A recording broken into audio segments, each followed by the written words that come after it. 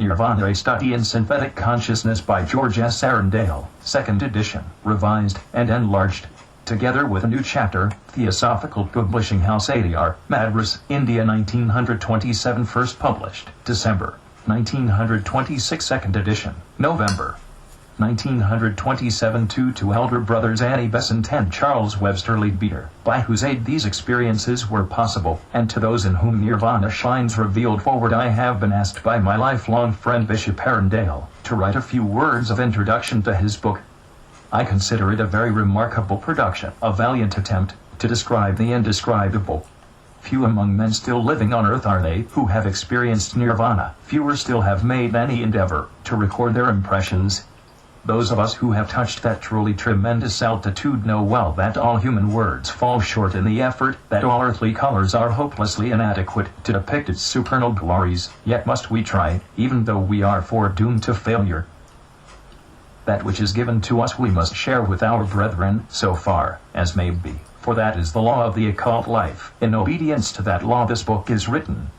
I have myself tried to convey in words something of that super-celestial atmosphere, as you may read in the Masters and the Path, but I think my brother Bishop has been more successful, and there is a living fire in his words.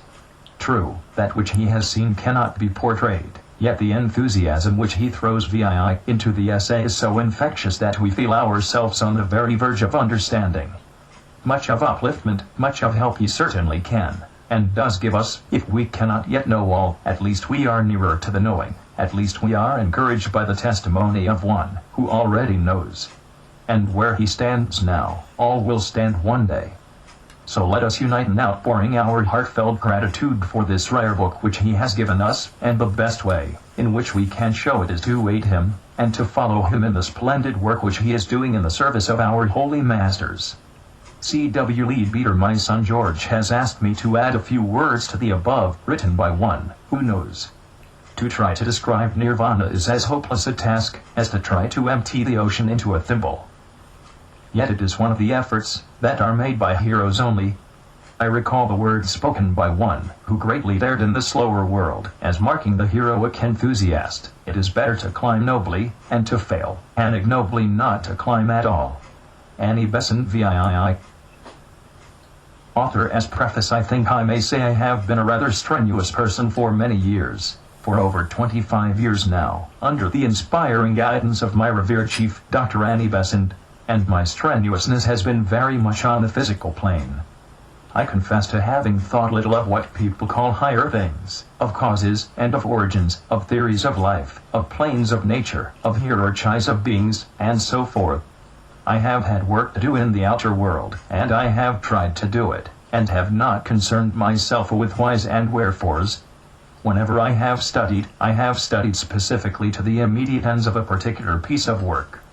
I have never studied for study's sake. I have never cared for wisdom for what wisdom is, but for what wisdom can do.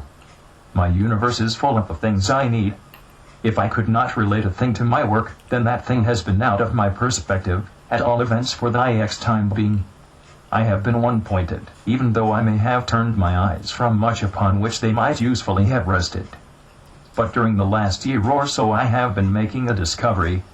I have discovered that however much I may have been strenuous on the physical plane, this physical plane strenuousness has been almost as nothing compared with my strenuousness on other planes. This is probably the case with everybody, but it came as a great surprise to me on the physical plane. I began at once to realize that I must cease to live in these plane-type compartments. I must begin to live on many planes simultaneously. I began to realize that the one life unites all planes and all things, and that in reality there is nothing which should be indifferent to me. Everything is related to everything else, and everything modifies everything else. Why, the far distant sun himself presses physically upon every part of the world, as science itself teaches us. So I brooded much upon this unity, both in and out of the body, and tried to live more from the universal and from the particular. The result has been, I hope, bigger living, more effective living. But I had no clear perception of unity, only a sense of it, a vague idea of it just sufficient to make life strangely and intriguingly different. Many years ago, it was in 1912, at Taormina, Sicily, I had my first glimpse of the fundamental unities.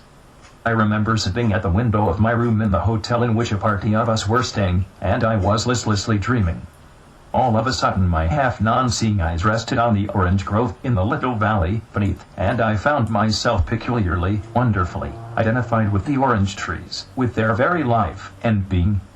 I was at my window, yet was I also in the orange grove. Indeed, I was the orange grove. It was almost as if my consciousness flickered between George Arundale as George Arundale and George Arundale as the orange grove. I was two entities, yet one.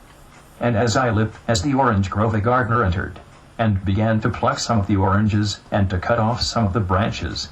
All these things the gardener was doing to me. I rebelled not as George Arundale might rebel, not with my mind and my will, but as orange groves apparently do rebel. I was conscious of discomfort, of loss, not exactly of pain, but of something next door's eye to it. I was the more discomforted because the gardener did not treat me reverently or affectionately, but as if I were inanimate with no feelings, with no capacity for sensation. Why could he not realize that the same life was in us both? If he had only had the attitude of asking my permission, of begging my pardon for his actions, of conveying to me that I could make others happy by sharing myself with them, I should not have minded so much. But he was callous, selfish, and treated the orange grove as a slave instead of as a comrade. He hurt me every time he plucked an orange or cut off a branch.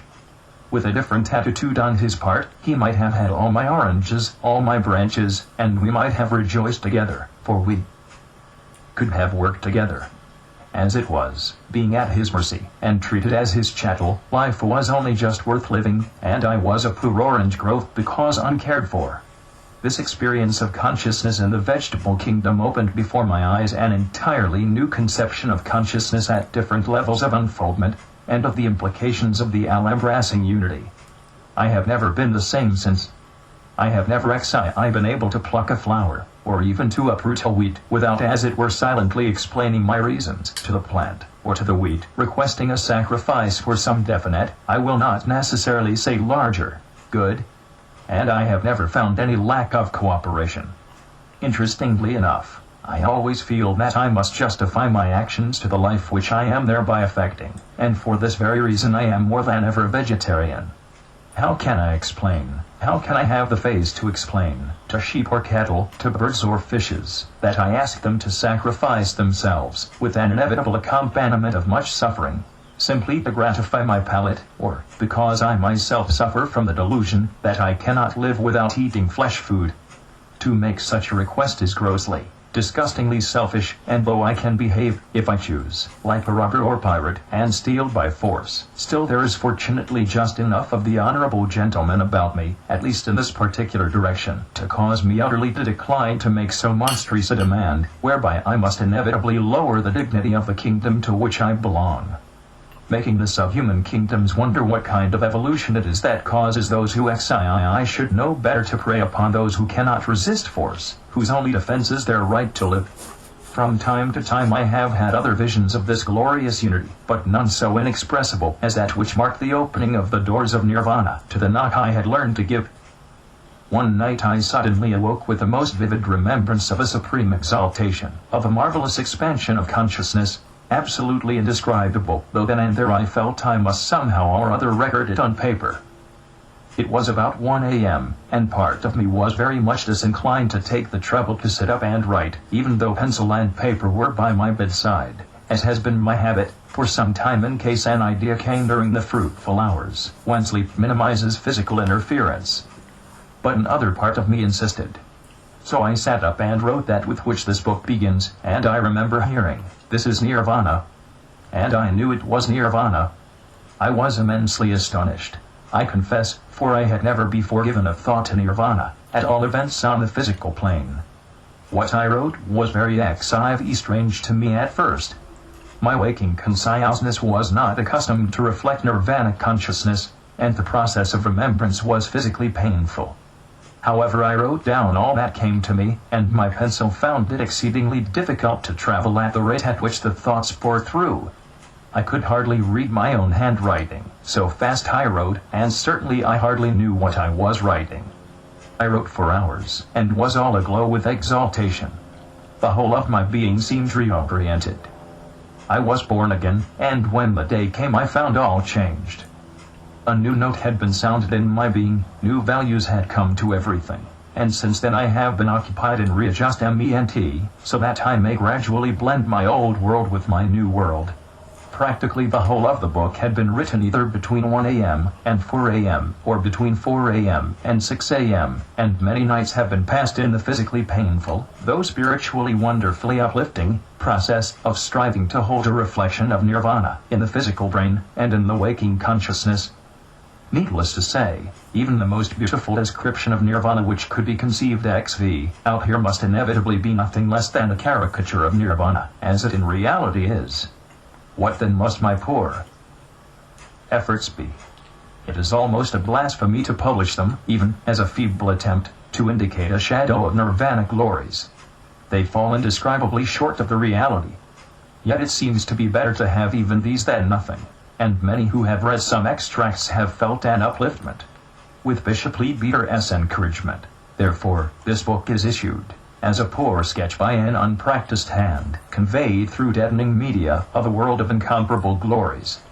I ought to add that even the glories I know can only be those of the very lowest subplane of Nirvana, and even then only a few of the glories of this subplane, for I have only just been born into Nirvana, and have yet to develop the senses appropriate to my new world.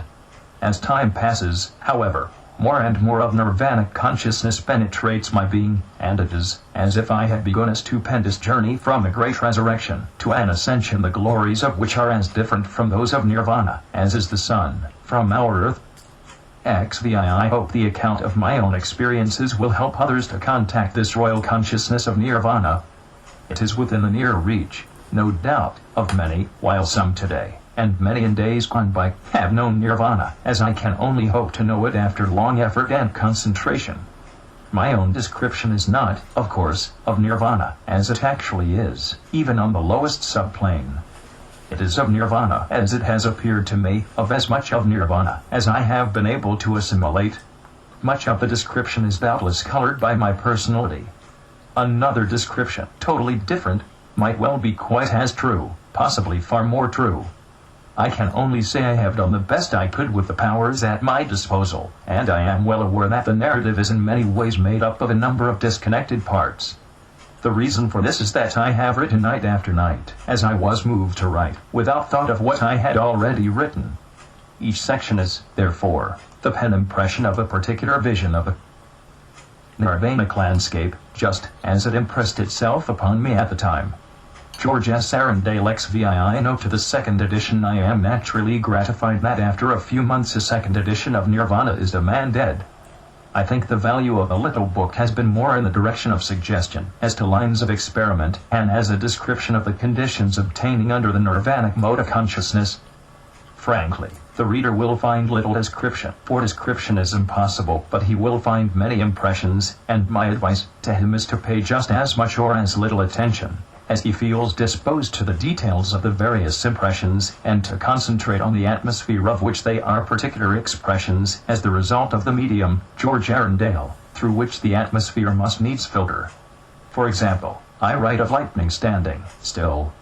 A reader might well exclaim, "Ah, I think I know what you mean. I should not call it lightning, nor lightning standing still. I should call it so. And so that would be the kind of filtration XI should get from that self-same atmosphere which we both sense, but which I should describe so differently. Let Nirvana help you to Nirvana, be your road what it may. All I can say is that I happen to take a route which I have described as best I could in the following pages. With this latitude open to every reader, there is one door I want to shut in his face, and that is the door of common sense. If you have nothing but common sense at your disposal, I am afraid Nirvana will mean little or nothing to you. To understand either body or Nirvana, distinctly uncommon sense is needed. Common sense will not help you in these regions any more than it will help you to understand modern physics since Einstein. Bertrand Russell tells us in his ABC of relativity that new kind of thinking must dawn upon our mental worlds as a result of the introduction of new conceptions and notions regarding physical things, even though these conceptions and notions be by no means yet entirely verified. He adjures us to start thinking in terms of these modern physical notions rather than in terms of the notions derived from common sense and embodied XX in traditional physics. That is exactly what has to be done by those who have contacted the outer fringes of Buddha and Nirvana. It is not common sense and the tradition of the lower worlds with which they are now concerned, but rather with an uncommon sense which is an extraordinarily refined sense, as yet extremely uncommon, but someday, to become common in its turn. Remember that the use of uncommon sense does not mean that we cease to be efficient in the lower worlds. On the contrary, we become far more efficient, for we build with stone, and not with sand. We live more truly because nearer to the real, even though in its sign ance, and common sense the outer world may laugh, ridicule, persecute, despise. Indeed, Bertrand Russell goes further than I should have dared to go, though by no means further than I should be prepared to go. In the following startling utterance taken from the same little book, it is possible that the desire for rational explanation may be carried too far. Every apparent law of nature which strikes us as reasonable is not really a law of nature, but a concealed convention, plastered onto nature by our love of what we, in our arrogance, choose to consider XX irrational.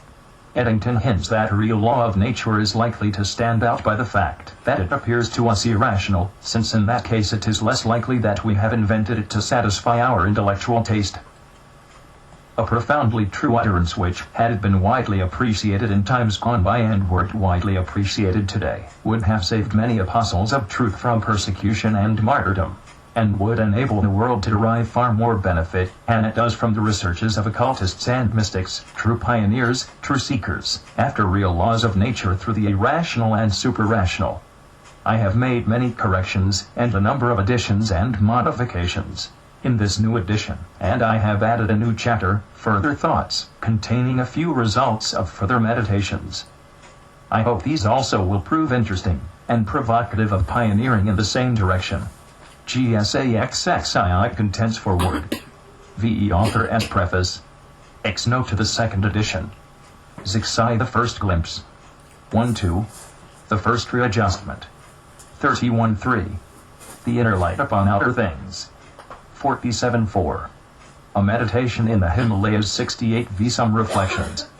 95-6. The Awakening of Nirvana. 111. 7. The Theosophical Society. 124-8. The Immanence of Light. 133-9. A Further Readjustment. 163x Further Thoughts. 188-11. Mother Light. 207-12. The Dangers of Nirvana. 220-13. The Glorious Desk 229 Envoy. 241 APPENDICESA. 243B, 248C, 250-60, 264E, 266 Chapter I The First Glimpse Magnificent The Morning Rose, in memorable pomp. Glorious as I had beheld.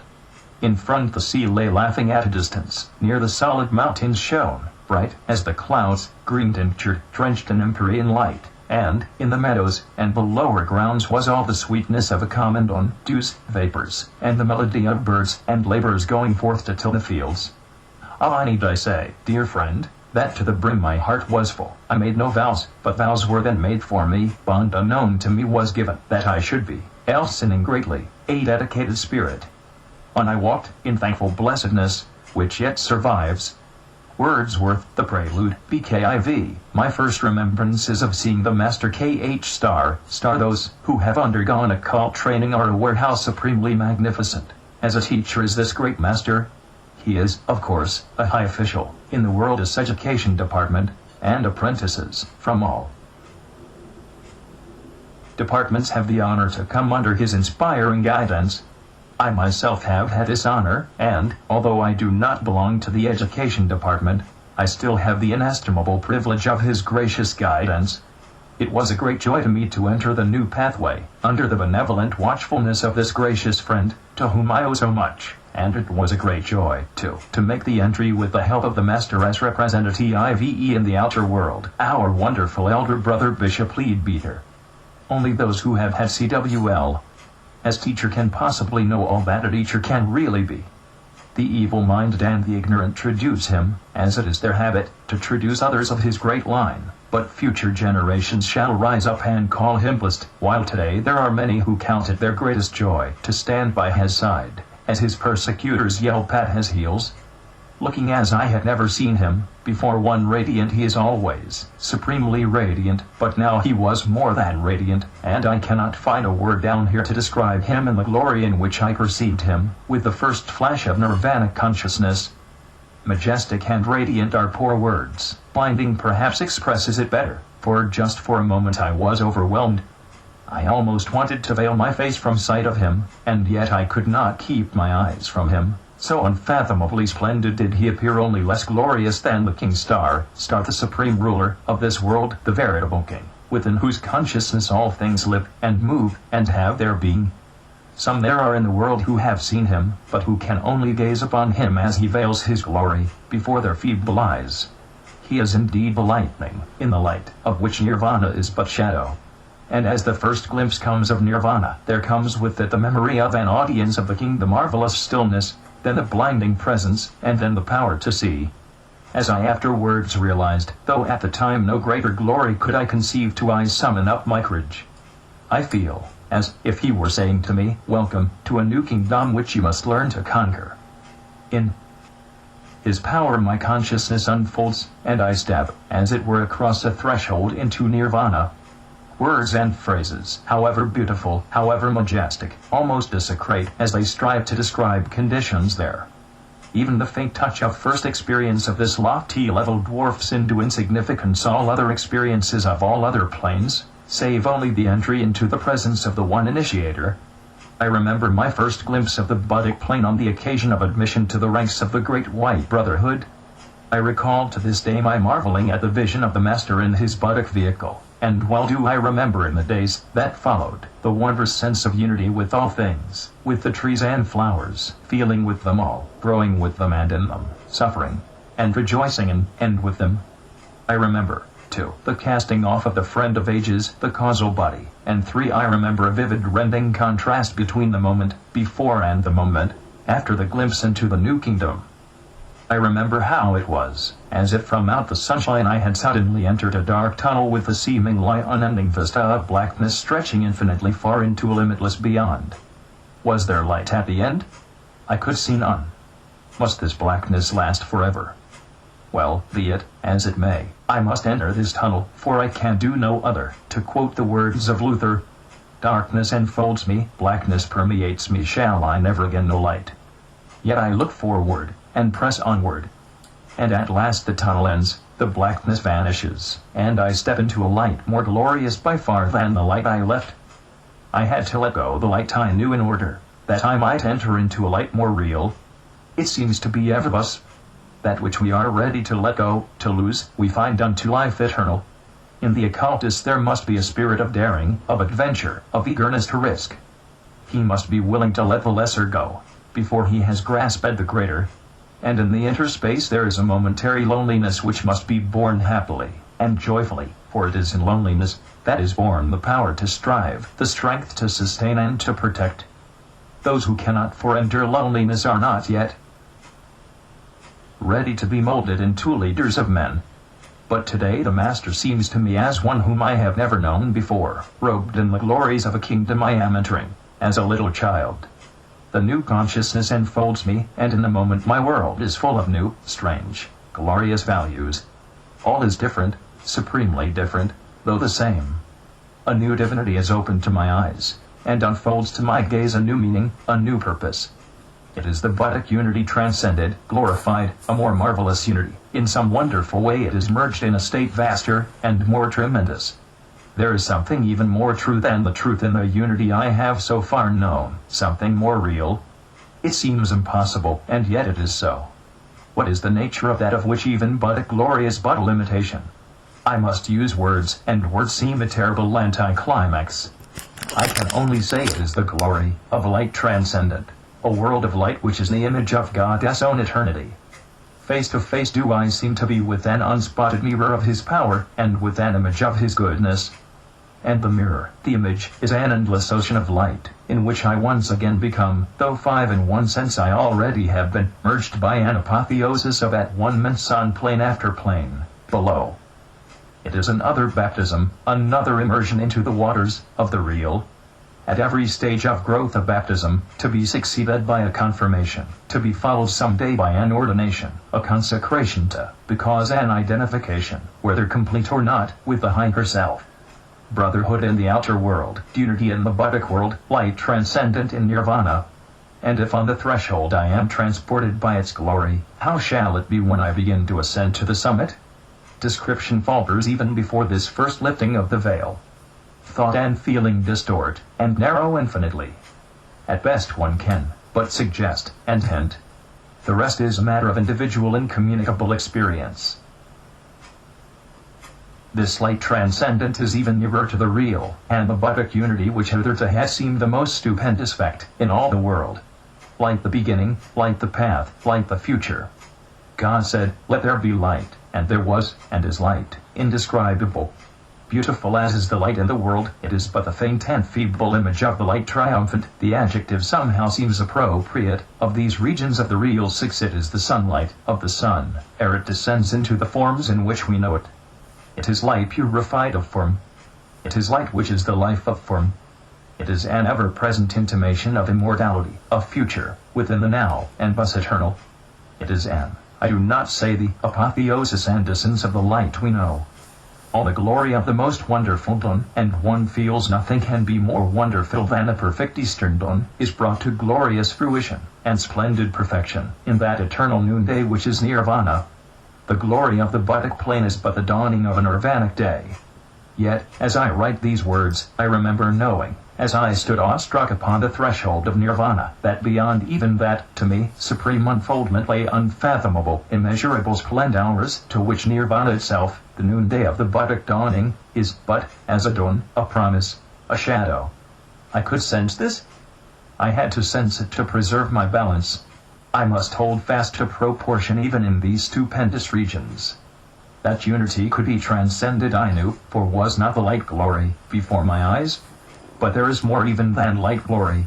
Some day in the far-off future I shall know a seven glory, that is even more than the glory of light. I call this light of nirvana the noonday of the buddhic dawn. But it is only noonday because for the time being it represents the utmost capacity of my consciousness. Same years ago the light of Buddhi was the noon. Today it is but dawn, glorious though it be. And there will come a time when the light of nirvana will be but dawn because I shall know another noon. It is because I live for the moment in the eternal that I can thus preserve my balance. I can perceive no ultimate noonday, even though I can perceive no other noonday than nirvana.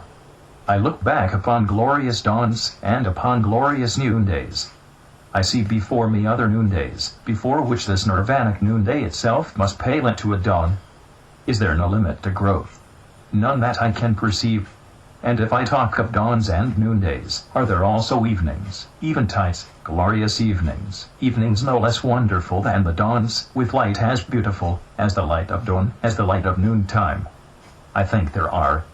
There are no nights, perhaps at least no blackness. But there comes from time to time a stillness, a hush, which is the silence of a consummation. There comes the hush, the silence, the stillness, just before a birth into a new region of light, just before a new dawn. It is not that the noonday light has lessened, but that a light more glorious still is beginning to shed its refulgence upon lesser light, so that it is as if a noontime had turned to evening by reason of contrast with the greater glory to be. And in that evening, in that hush which is the shadow of a greater glory, the neophyte gathers up reverently the powers he has gained, to use them in the conquest of the new kingdom of light, about to appear above the horizon. God is light, light is God. Man is light. All is light. A new meaning to the ancient Egyptian exhortations. Look for the light. Follow the light. Perceive and learn to be at one with the light of God in all things. I look upon the world. I see the world in terms of light.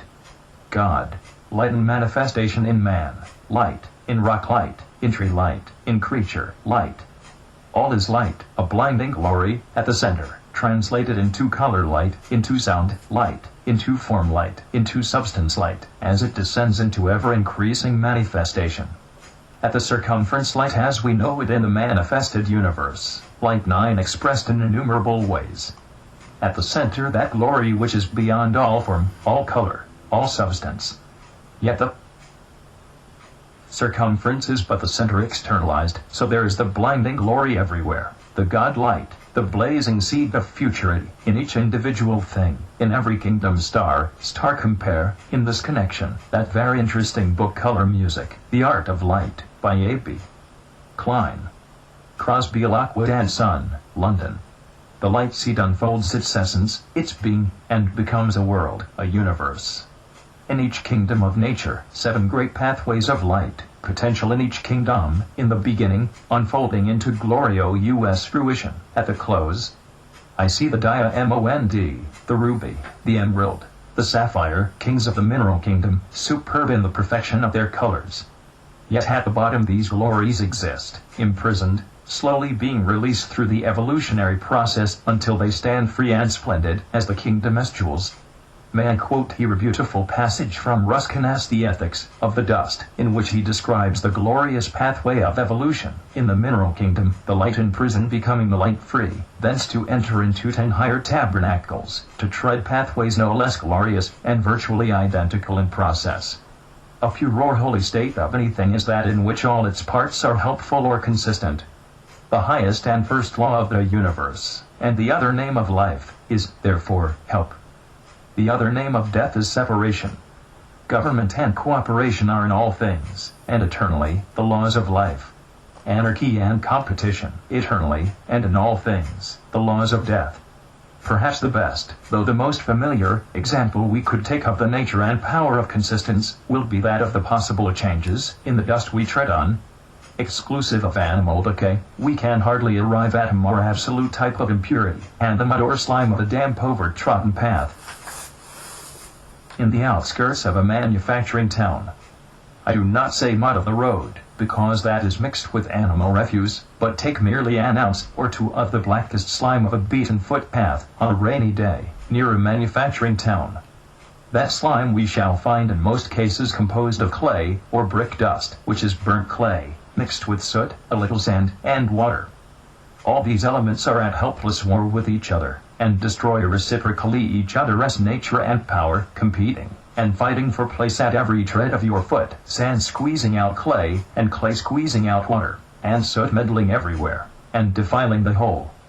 Let us suppose that this ounce of mud is left in perfect rest, and that its elements gather together, like to 11, so that their atoms may get into the closest relations possible.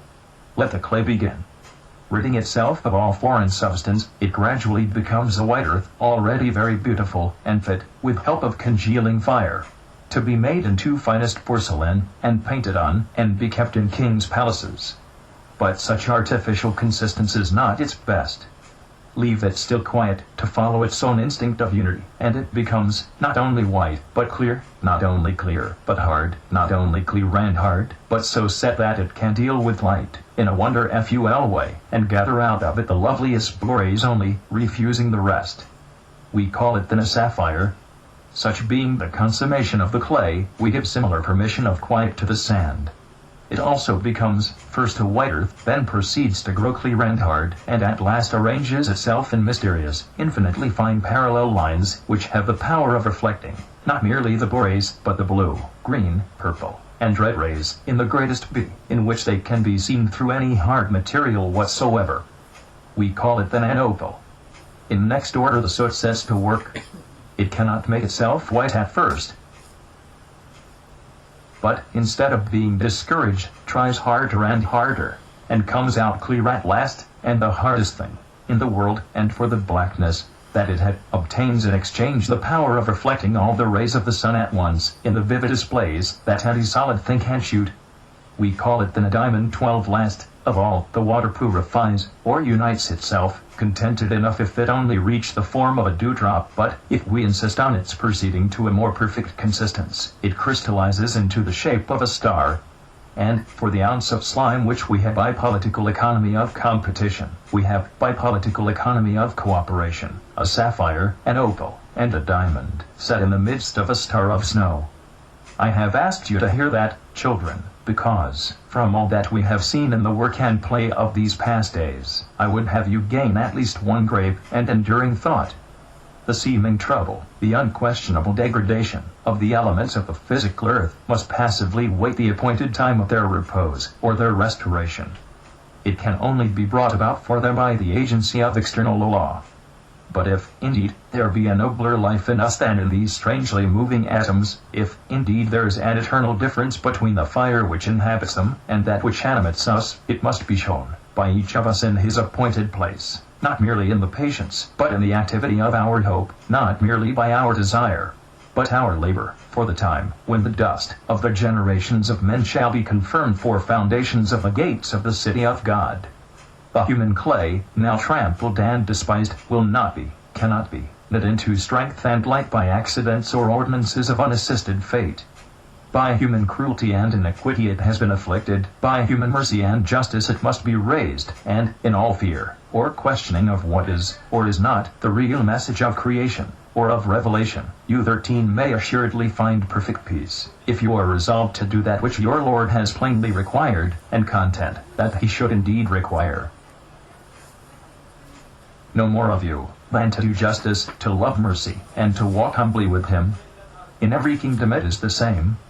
The free time after time realizing its imprisonment, because it has conquered its kingdom, and bursting its bonds afresh that is still mightier, and more splendid freedom may be achieved.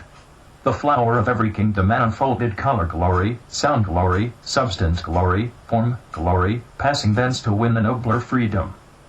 Of course, the word imprisonment is hardly accurate, for there is probably little, if any, sense of imprisonment, until the prison doors are about to be opened that the soul may enter into a bondage less restricted. Fortunately for us, we generally see our prisons only as we leave them. Until then a prison is an opportunity. Let us beware of so missing our opportunities that bondage takes their place, and a veritable prison house closes upon us. Another image in my consciousness is of a light nucleus, imprisoned lightning, charged with the spirit of divinity as a sun, below the horizon of the world, or of a kingdom of nature, or of an individual member of a 14 kingdom of nature, as the evolutionary process in each case begins. All is darkness and silently still. Life sleeps on the bosom of the infinite. Higher and higher ascends the nucleus of light, radiating ever upwards and outwards. Life stirs into activity, the world awakes. The dawn is at hand. A faint light glows, the rose of light, as tenderness softly touching the eyes of the sleeping world. From out the dawn in its tenderness comes the dawn in its iridescent vigor, a wonderful aurora of color, a veritable spectrum of light. And then all colors bend before their Lord and Master, merging themselves in him. The sun has risen, and passes onwards to the glory of a perfect day. The perfect dawn is the light which is body, but Nirvana is the light which is the day, not yet the eternal noontide, but a partial consummation of the dawn. Thus my image in terms of color light. But it comes to me in terms of sound light. First, the soft note expressing the divine essence, the keynote, or basic tone of the individuality, whatever it may be, the note which gives the individuality. Then the mystic chord, swelling, as it were out of the single sound, the nature chord of the individuality. And so on into an equally veritable 15 spectrum of sound, an aurora of music, a great and majestic symphony declaring in terms of music the new goal to be achieved. A hush of soundless silence in which the glorious music of an achievement is marvelously merged, so that the very silence has become more vibrant, the voice of the silence has gained articulateness. In the hush, sound stirs once more to greater ends, and as time passes unfolds from archetypal note to mystic chord, from mystic chord to magic symphony, and then again that silence, in which the symphony is blended, which it has enriched. Can you not hear your own growth in terms of color, in terms of music? Can you not hear the faint beginnings, can you not presense the mighty ends? I have heard the beginnings of Nirvana in terms of sound, in terms of color. And I seem to hear as if far away in deep distance the symphony of the achievement of Nirvana, as I can dimly perceive the apotheosis of that light which even at the outset is so hopelessly indescribable. Is there not a note which sounds the beginning of the birth into the mysteries of the real? Is there not a symphony which marks its fruition, a symphony gathered up into a silence and issuing forth therefrom, as the note of a new endeavor, the note of the baptism? Is there 16 not the note and symphony of the transfiguration, the note and symphony of a crucifixion, resurrection, of an ascension, and of consecrations yet beyond? And so with light. Lose yourselves, my readers, now and then at least in these reachings into the real, bathe yourselves in these true imaginings. So do you gain a glimpse and an understanding of the eternal and of the inevitable. Glory beyond those contrasts which seem in times so dark and dreary, but which thus serve to teach us of the sunshine everlasting. Out of sleep and dream I am awake, though to regions beyond I may still be dreaming. But the dream is true, for it is the vision of the final conquest of the kingdom of man, and the standing upon the threshold of the kingdoms of the Superman. Let me try to put my vision otherwise. I look upon the world, and I see our Lord the Sun expressed in myriad suns. Each monad I perceive to be a sun in many a tuary. The sun divine throws off spark suns charged with all his attributes. The process of evolution begins, and these sparks burst into color, or rather gradually unfold in terms of color, rainbows with sun hearts, or nuclei or centers. Goddess light thus imprisoned in form begins its long pathway 17 of transcending form, thus acquiring self-consciousness. Every atom of light is an atom of unconscious divinity, slowly but surely fulfilling the will of the sun, that it shall become unfolded into self-conscious divinity. Every atom is a sun unconscious, and shall become a sun self-conscious. And the sun, light, which is the light that is free, shines upon the sunlight, which is the light imprisoned, like the wanderer in the darkness, until the light within and the light without blend into a perfect whole, earth-like kissing heaven light, and becoming sunlight. Bathed in the lightning standing still which is Nirvana, I perceive the imprisoned lightnings in all things. I perceive the light which is self-savage, the light which is bright, the man evolved, the light which is glory, the Superman, the master. I see color everywhere in process of transmutation, of glorification, of transcendence. There is no blackness anywhere in the sense of a negation of light. God said, "Let there be light." And there was, and is light everywhere. His light shineth even in our darkness. And as before I might express my vision in terms of sound, of music, in terms of 18 gloriously growing forms. For, as time passes, I begin to perceive that while my first impression found instant expression in the word light, and specially in the phrase lightning standing, still, I now know that this light conception is but a quality of Nirvana, an aspect, a facet of the diamond sphere. In truth, Nirvana is an essence of things, and a flower of things. It is an alpha and an omega. I am gradually, though only very, very slowly, beginning to look for Nirvana in all things. I cannot say that I have found Nirvana in all things, but I think I have reached the point of at least knowing that Nirvana is there. I know, though I do not yet perceive. I may, perhaps, best describe to you this knowledge in terms of light, or it may be in terms of sound, or in terms of form. But Nirvana is beyond all these.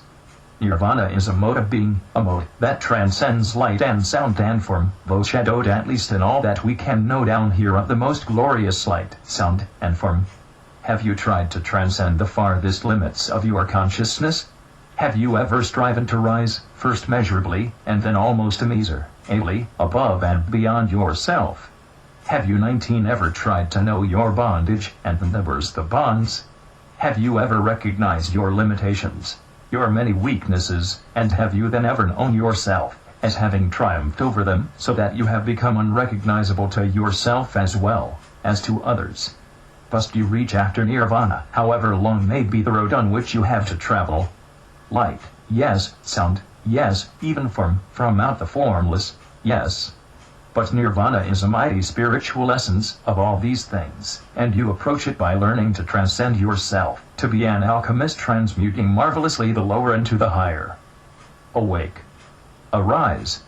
Know that Nirvana is your very being, and therefore realize yourself. Everywhere in Goddess workshop of the world, master painters, master singers, master sculptors, master builders at work. Sun, light the common material. sunlight fashioned into forms, color forms, sound forms, forms of every kind, but all sun, light. And we are apprentices to these masters of crafts and fashion, after them in our childish ways. Yet we, too, are someday to become master craftsmen, masters of the light in the future, as we are children of the light today. From darkness our 20 masters of the light lead us to the light, from the darkness and color divisions of unconscious divinity into the pure white radiance of divine self-consciousness. But as I hold nirvana consciousness in the valleys of my being, as I remember the summits, while living on the plains, I can for the time being transcend time.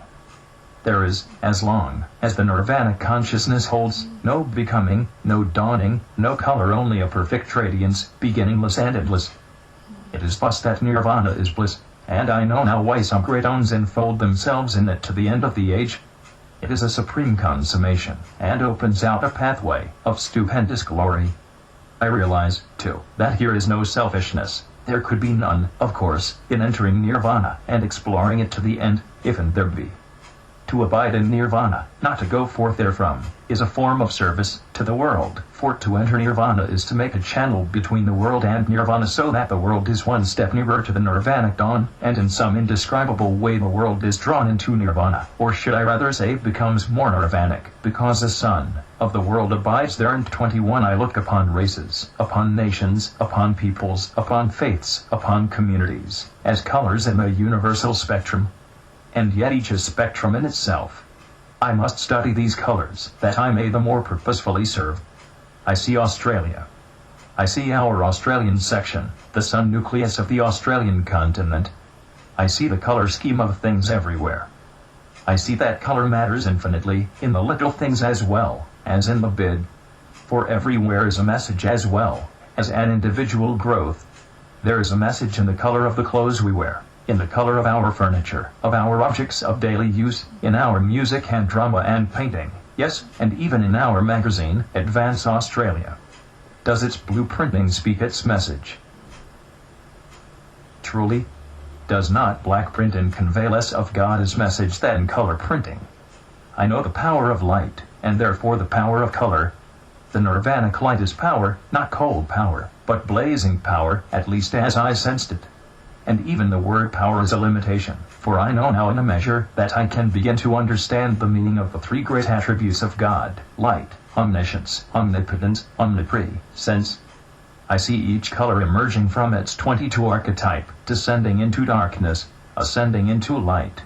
At first faint, dim, crude, changing from shade to shade. The swinging of the pendulum of growth between the colors of darkness and the colors of light. Gradually, slowly, the fiercer hues of the colors of discord and of hatred mellow into the splendid shades of love. I know the universes to be color schemes. One universe a rose scheme, another a yellow scheme, a third a blue scheme, and so on. What is our color scheme? Rose? Perhaps, and yet its heart is the blinding, glorious light containing within itself all light rates within the mighty octave of its being. And now, in the light of further experience, I can begin to interpret traces, peoples, nations, faiths, communities, in terms other than of light, of color. I hear them all building their respective symphonies, resolving, slowly I am afraid, their inevitable discords into equally inevitable harmonies. And these various music strivings go to the building of the great world symphony, the basic note and chord of which is present in variations in every subdivision of the world, whether large or small. I have written of our universe as possibly a rose universe. Is our Earth a yellow 23 subdivision of the general rose scheme? What is the note of our universe, and what is the Earth's variant thereof? This is a most fascinating theme for study, but, as I am at present only in the region of speculation, guessing, imagining, it seems hardly profitable to pursue the investigation further. The point is that entry into nirvana is an approach to the basic things of being, those things which are omnipresent, and, from one point of view, changeless. Nirvana is omnipresent. Nirvana is present in color, in sound, in form, in substance. Nirvana is the essence of them all, or should I not rather say a form of the essence of them all, a fundamental mode of the root of their being? I am living in light eternity. I descend into a color time. Time is the breaking up of light eternal into color, and there is the light of the past, the light of the present, the light of the future. Yet all within an eternal now. The world seems new with a new sacredness. The power of the light is in all things. Through our very physical senses we touch the light which is divinity. It lies about us and in us as we have variations round a music note, or music theme or motif, so is the world 24 an almost infinite number of variations upon the theme of the universal light. It is a symphony of light. It is also a symphony of sound, and no less a symphony of silence. It is a symphony of color and of form. And there are those who, hearing the archetypal symphony, seek to mellow the harsh notes and cruder colors and forms of ignorance so that the world orchestra, composed of all manifested life, as the musicians, may, under the baton, the mighty rod of power, of the world as supreme conductor, make music glorious, the archetype one with the actual. The process of evolution is a process of the individualization of light, on the way to re-universalization on the plane of self-consciousness. Music is light. Fire is light. The arts and the sciences are light and evolution growing under the laws of light. The scriptures tell us of the light. There is a great gospel of the light, whence comes every faith, and to proclaim which comes every Savior. Light is right. Darkness is wrong. We grow towards the light as do the trees and flowers. I see our Lord the Sun. In each of us is the heart the sun of our body world. Does the blood reflect his rays? Are not all things light terms, like Formula 25? What is Nirvana? The light divine. I am touching, perhaps only for a moment, its lowest reaches, its densest layers. All I have written is but of the light divine, in its lowest nirvanic aspect. I cannot conceive down here even this glory, but it leaves in me, as I return to earth, a new perception of reality. I have taken a step nearer to the real. There is a greater comradeship in the world than I had thought, a deeper identity, a more glorious origin, a more glorious way, and a more glorious goal. Round me everywhere, and at all times are God's sunshine messengers. Every color speaks his word and his voice. Every form breathes his purpose. I dust in the sunshine, yet am part of it, and looking upward to the sun I see the sign of my own divinity, and the embodied promise of my ultimate achievement. As is our Lord the Sun, so shall we all be, for he has willed it so. Light is language, thought, vesture, and vehicle. A flash of light conveys for us down here a whole philosophy. The whole of this pitifully feeble amount of nirvanic experience was doubtless within a single flash of nirvanic light penetrating my being, or rather perhaps stirring at last from age-long dormancy within me. 26 Light is the will of the sun, the wisdom of the sun, the love of the Sunday. It is written in books that Nirvana is bliss. Even from that outermost region, at the frontiers, I know Nirvana to be infinitely more. Just one glimpse and all things seem to be made new, within me and without me I remain, yet am wholly changed. And everything round me seems to be undergoing a process of revaluation. Even now, everything means far more than before. Every object, in every kingdom, seems in one way far more a shadow of reality, and a reality, for I perceive how feeble and inadequate must be all reflections of the light. I did not know, before, that they were so feeble. And yet, equally true is it that every object is far more real, far less of a shadow of reality, than I had thought. I see the present opportunity of form, and I perceive the shadows. I see the unfolding splendor of the light eternal, and I perceive the real. All other worlds are shadow worlds compared with this nirvanic world. And yet they are more real worlds because of this nirvanic world, for I now perceive the seal of God as purpose set upon all things, and I must reverence all things in far deeper measure than before. 27 Philosophers talk of pure being. I seem to be able to sense what pure being must be, not because I have contacted it, but because I have contacted that which is less short of pure being, and all other consciousness states I have so far experienced. At present, speaking, as a child in this new kingdom, Nirvana, to me is pure life, life which is light. Not that color has faded into this light. Color remains, but the spectrum of Nirvana is a glorification indescribable of the color spectra of the planes below. It is more light than color. Indeed, only, as I grow a little accustomed to the light, and my sensitiveness increases, beginning to adapt itself to its new environment, do I begin to perceive that within Nirvanic light are marvelous manifestations of color apotheosis, of color relationships, schemes, and interactions. For the moment, the sense of evolution is lost in the blinding glory of the light. As I become more at home in a home one never thinks to own until one enters at its doors, I shall realize, as I do not yet realize, that the eternal truth remains true, and becomes more true, that to enter the sunlight, which is another way of saying to love God, there is only one road, the service of that light which lighteth every man. At 28. Thus, with a new power which I shall learn to use, do I seem to enter upon a deeper service. We are children of the sun, sparks of this glorious sunlight. I look up into the sky and I see my King. Sun worshippers worship more truly, perhaps, and they know. I, infinite, somewhat ignorant and feeble, yes, even I, am a servant of the sun. As he shines upon the whole universe, so must I shine upon my world. I must be sunshine, even as he is sunshine. It is sometimes said that we cannot see God.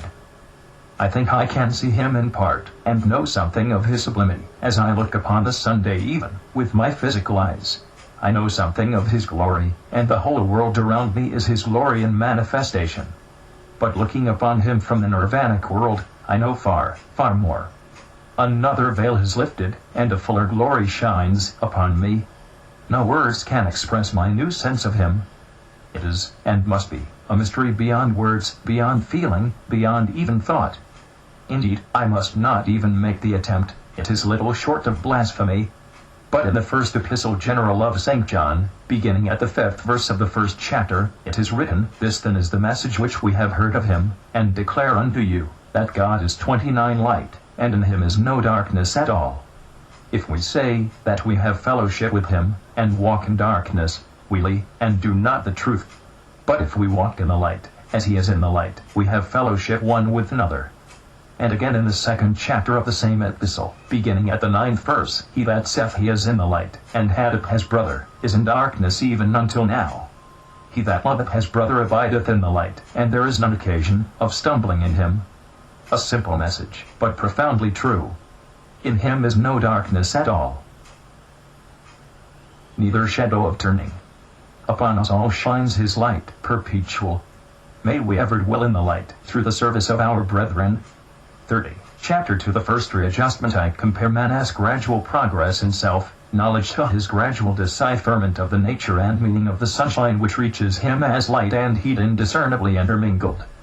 Myers, human personality, and the survival of bodily death.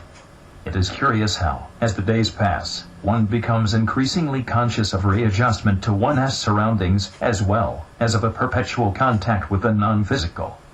My relationships with outer things have altered. It may be that the buddhic unity has itself become intensified, for more of reverence seems due to everything, to inanimate as much as to animate objects. Indeed, I see clearly that there is nothing which is inanimate. All is animate with sunlight. All is alive with sun sound, with sun form. Even the minutest microcosm is a perfect macrocosm in miniature. The 31 pebble on the beach, the speck of dust, the least animate insect. God is not original. Having made his pattern, he never departs from it.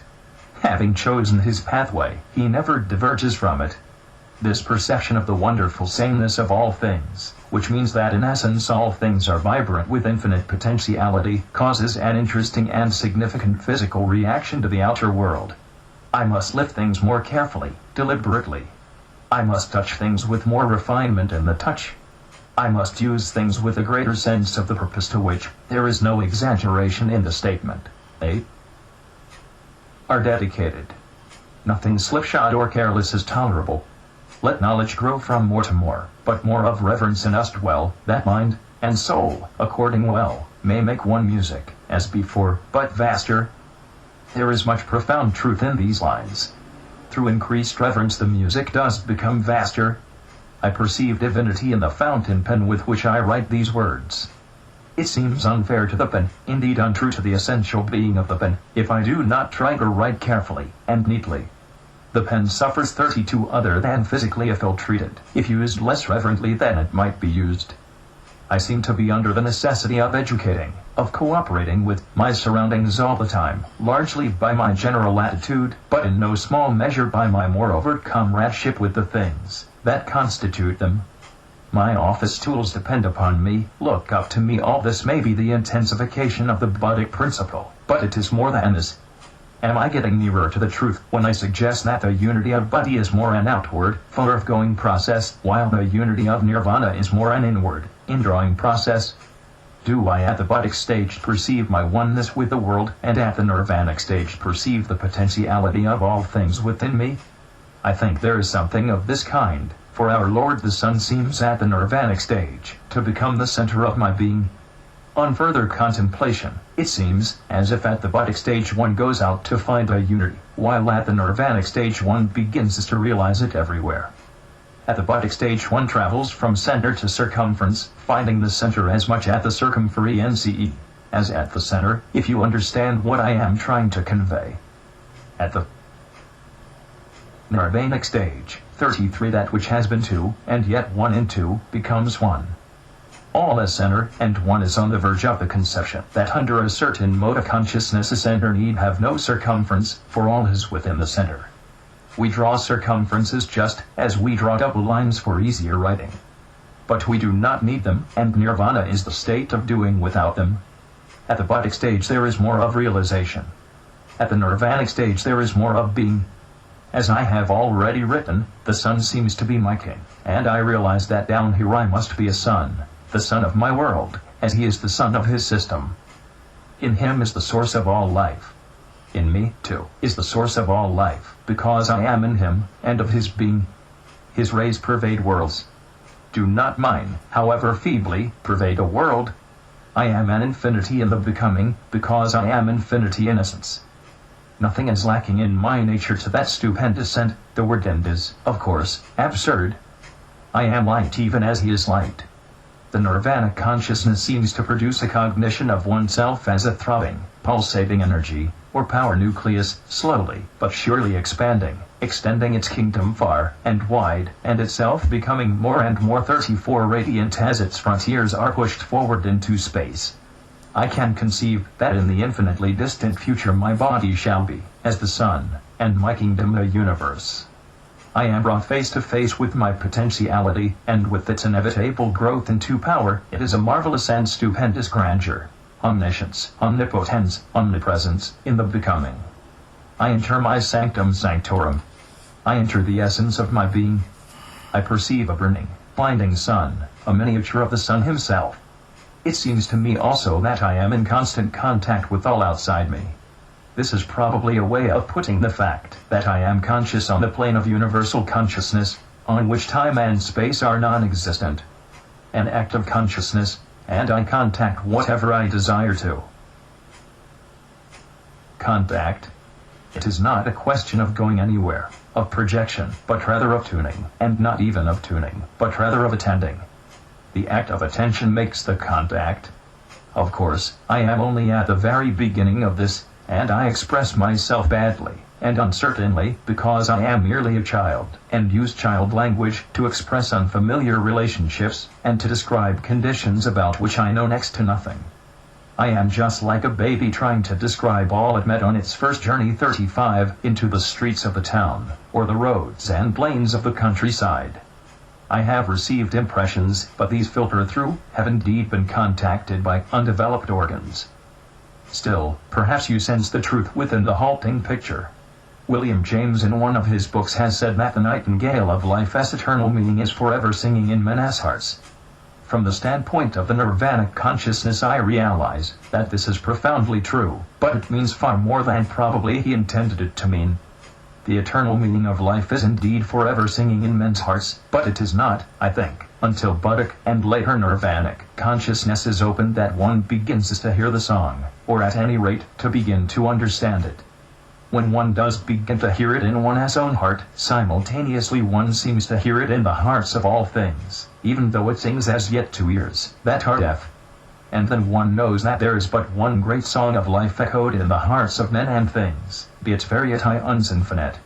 Such knowledge is it that brings one to a realization of the nature of universal consciousness.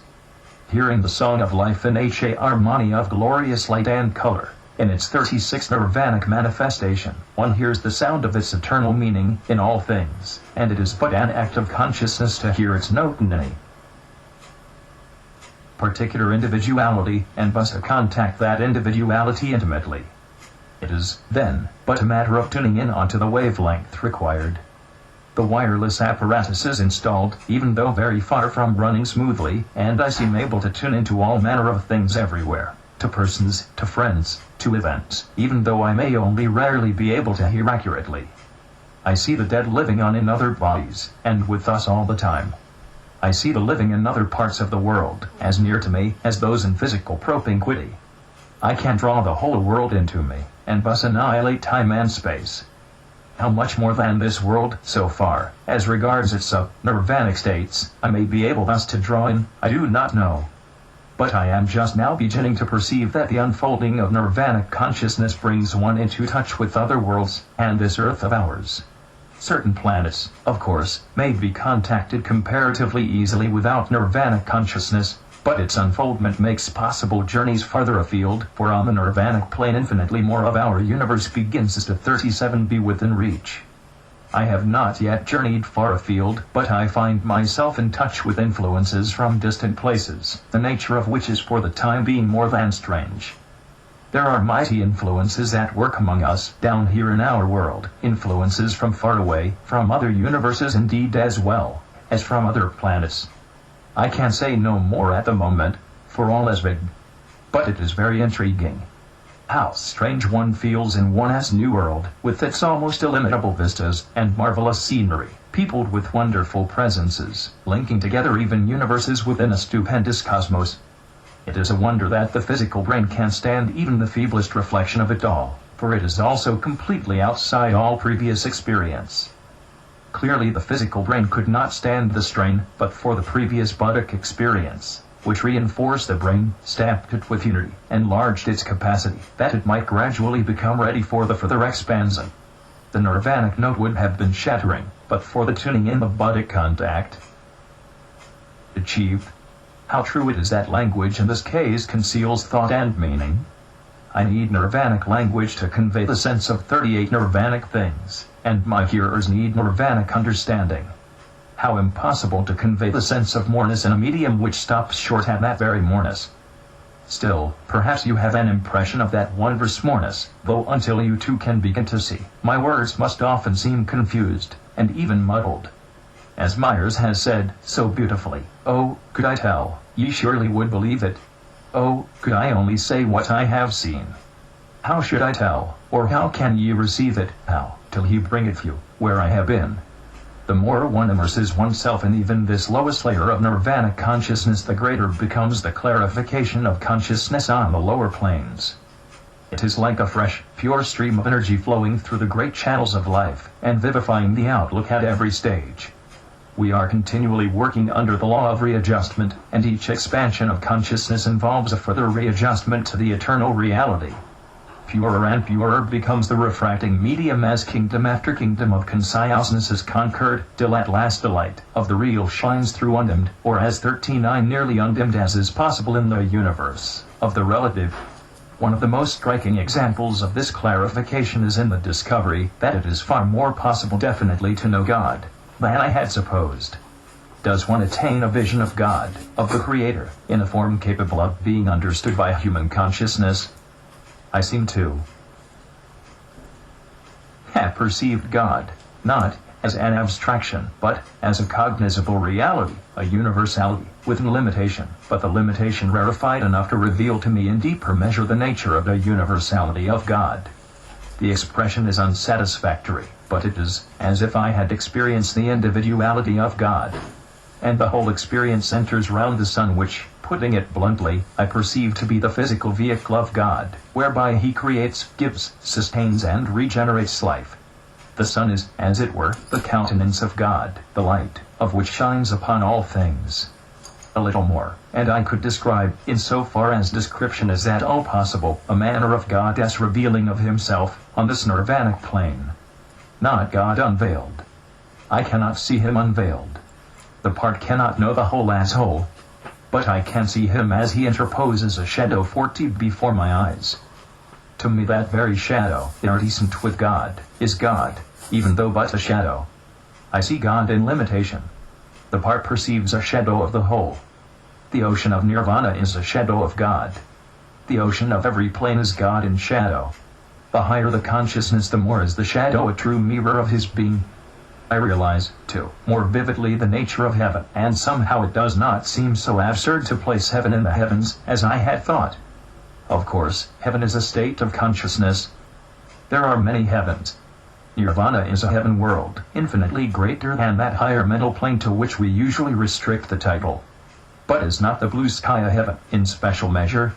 If I free myself from the bondage of earth and body restrictions, and bathe myself in the sky, above the clouds, do I not experience a peace, and a sense of the all-power, the all-wisdom, and the all-love of God, which inevitably decreases, as I return to the physical level? I seem also to be able to some extent to apply eternity to the terms of time. Do I not contact in some degree the eternal mind, or, should I say more truly, a cosmic mind, and then cosmic emotions and a cosmic physical 41 plane? What is the difference between these cosmic states and their denser counterparts? The first word that comes to me to express the difference is majesty. Mind stripped of all time mentality, of all constituents of the mental plane, as we know it. Mind filled with the spiritual counterparts, the archetypes, of the constituents of our mental plane. The cosmic mind is an archetypal mind which reflects itself in the objects of the mental plane. It is not absolute mind, but the nearest approach to absolute mind that I can so far conceive. The positive and the negative, the subject and the object, have disappeared, and there is pure mind, without the contrast between I and not I, since the one is merged in the other. The same experience obtains on the plane of the emotions. On this cosmic plane I contact cosmic emotion, which impresses me as being power in motion. I have since often looked at a physical plane storm, and have seemed to perceive in it a likeness to the plane of cosmic emotion, always assuming that the physical plane storm is supremely purposeful and stormy to great and well-defined ends. Cosmic emotion is power in motion, in spiral swirl, in vast pulsation. Again, as in the case of the 42 cosmic mind, I cease to sense the pairs of opposites. There is no fundamental division of love emotions and hate emotions. They are mutually merged in archetypal emotion. I contact pure emotion, pure feeling, but not absolute emotion, or absolute feeling. I sense the difference because I perceive a beyond, though I do not know the nature of that beyond. These two cosmic states are reservoirs which feed their corresponding lower planes, and I see how the pairs of opposites down here emerge from a unity, within or above, but I feel sure that this very unity itself is but relative. Further still, within or above there is a still deeper unity, compared with which the unity I now contact is a world of diversity. I perceive an apotheosis of death. There is no death, only change, and always change with purpose, change to a greater end. Death is recreation, renewal, the dropping of fetters, the casting aside of a vehicle which has ceased to suffice, the taking off of an overcoat. Death is in very truth a birth into a fuller and larger life, or dipping down into matter, under the law of readjustment. Progress always, and progress towards unity. We come ever nearer to each other, and to the real through death. If only we could realize this. 43. I see that death is a form of happiness, and that only our distance from happiness prevents us from realizing the gift of happiness which death confers. We grieve because a friend has gone into the next room, and there seem to be no doors between his room and ours. Yet there are doors, and we might open them if we would, and keep them forever afterwards wide open. Grief is ignorance and often selfish. The more we know, the less we shall grieve, for true knowledge is eternal happiness. I turn for a change to myself. I somehow know that my aura has undergone, or is undergoing, a process of readjustment. Wherever there is an expansion of consciousness, there is a modification in the aura. What modification is being brought about in my own? It seems as if it were being irradiated with nirvanic light. It has an electric intensity it did not before possess. The colors are in process of rearrangement, apparently in rings, like the rings of Saturn. Possibly, indeed probably, this process began before, but the entry into Nirvana consciousness has given it a great impetus. The silver light threads of Nirvana seem to interpenetrate the whole aura, enriching and purifying the colors, and encircling, interpenetrating my whole being with the web 44 of light. The aura scintillates with sunlight. The aura sparkles in the sun. I have perceived since these words were written that not only does the aura undergo a light modification, including a rearrangement of the color scheme, but that the music of my being has undergone a beautiful enrichment. I feel myself to be music. True, all is music, and has been from the beginning. But at last I am beginning to understand my music, and to be able to watch myself at work, in the workshop of sound, assembling the notes I need for the symphony I am dedicated to express, for the sound universe it is my destiny to create. Physical plane Henry Ford assembling a motor car is but a reflection of innumerable spiritual Henry Fords assembling the universes, of which they shall be the sons, in the color workshops, in the sound workshops, in the great laboratory of evolution. The process is at work all the time, but only, as we contact Buddy, and later Nirvana, do we begin really to know what we are doing, and thus to do it more expeditiously, and with more effective skill. Each center, there are many centers, glows with a new life, and the new promise. Am I in the springtime of a new cosmic year, of 45 which the summer of spiritual maturity is the fifth, of the great initiations, to the threshold of which sooner, or later I shall come, conquer this kingdom and you stand on the threshold of the next. The seed of my being has thrust its light shoots through the soils of lower planes, and a bud is opening to the sun, in the pure Nirvana care. Some day this bud will become a flower of earth as humanity in the garden of God. Every root shall grow its bud as it sends up its light shafts, through the unreal into the real. As heaven light kisses earth light the bud takes form, and slowly expands into the flower. I seem to see, as this imagery comes to me, the flower of earth as humanity, the Lord Buddha, a flower of indescribable splendor, a radiant lotus form of golden light. Chapter 3 The Inner Light upon Outer Things. The atom is a sun in miniature in its own universe of the inconceivably minute. Annie Besant and C.W. Leadbeater, Occult Chemistry. As the glow comes before the fire, the dawn, before the sunrise, so must the glow of dawning perfection slowly, but surely steal over us, body after body, as a sign that the sun, within is learning to shine as shines so gloriously the sun, without. We need to be set on fire, so that we may gradually become one with the fire eternal. We cannot know God as He is until we've become all fire, even as He is all fire. Open your hearts, then, to His sunlight, that your whole being may someday burst into flame, and thence into many flames, flames of power, of wisdom, and of love. In each one of us the spark is ready, the spark of divinity 47 waiting to become a fire. Nothing can extinguish this spark, however dimly it may glow. At last the time must come for its emergence into flame, and thence into that fire which till then has slept in the world of the potential. We are set ready for the lighting. Let us concentrate upon ourselves the rays of our Lord the Sun, through the burning glass of aspiration, and of service, and time. The sure and certain molder of this burning glass is God's witness, that the spark shall thus become the fire. May our service and our aspiration glow with the warmth of understanding, the warmth which stimulates with the light of wisdom, the wisdom which clarifies with the burning of power, the burning which purifies.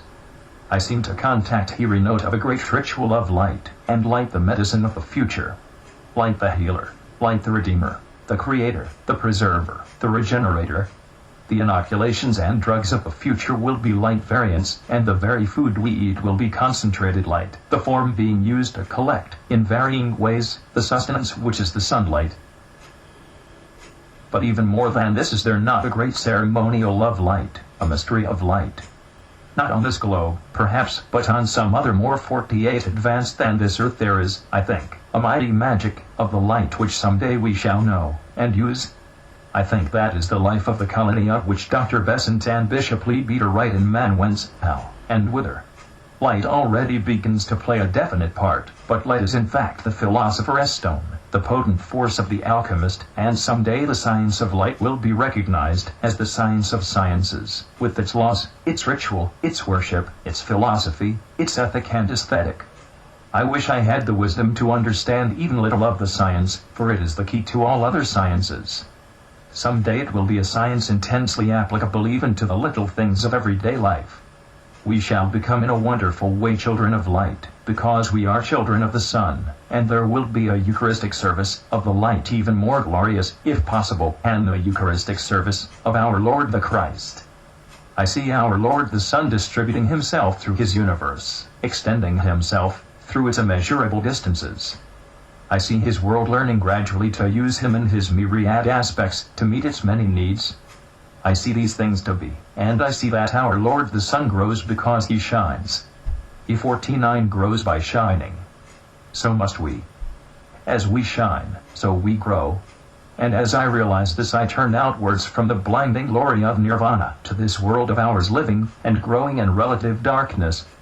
Light sparks everywhere, glittering and scintillating as do the lights of a seaside town, when viewed in the night from passing ships.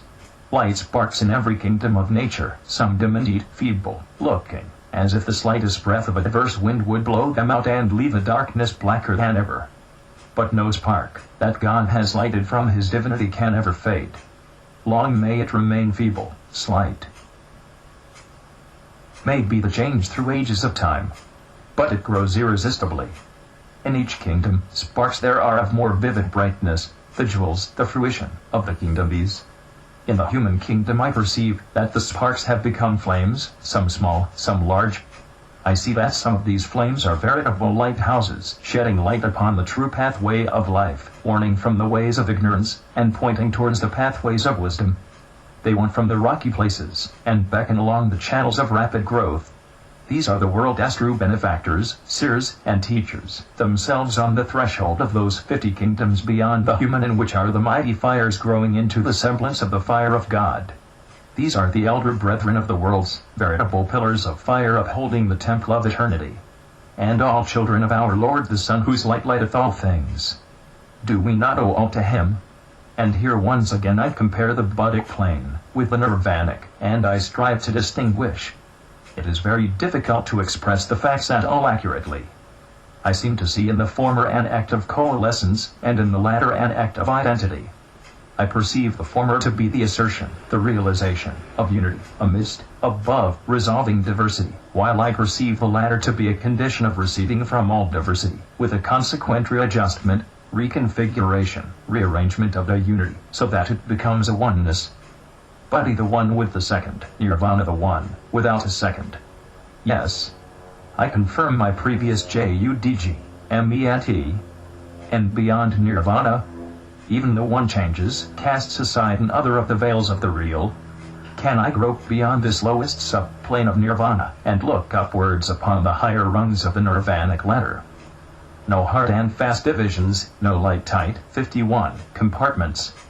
Is there not perhaps an intensification of the oneness? For even at the bottom I find that any qualification of the oneness, however true, is a limitation, a negation, of nirvanic reality. Light.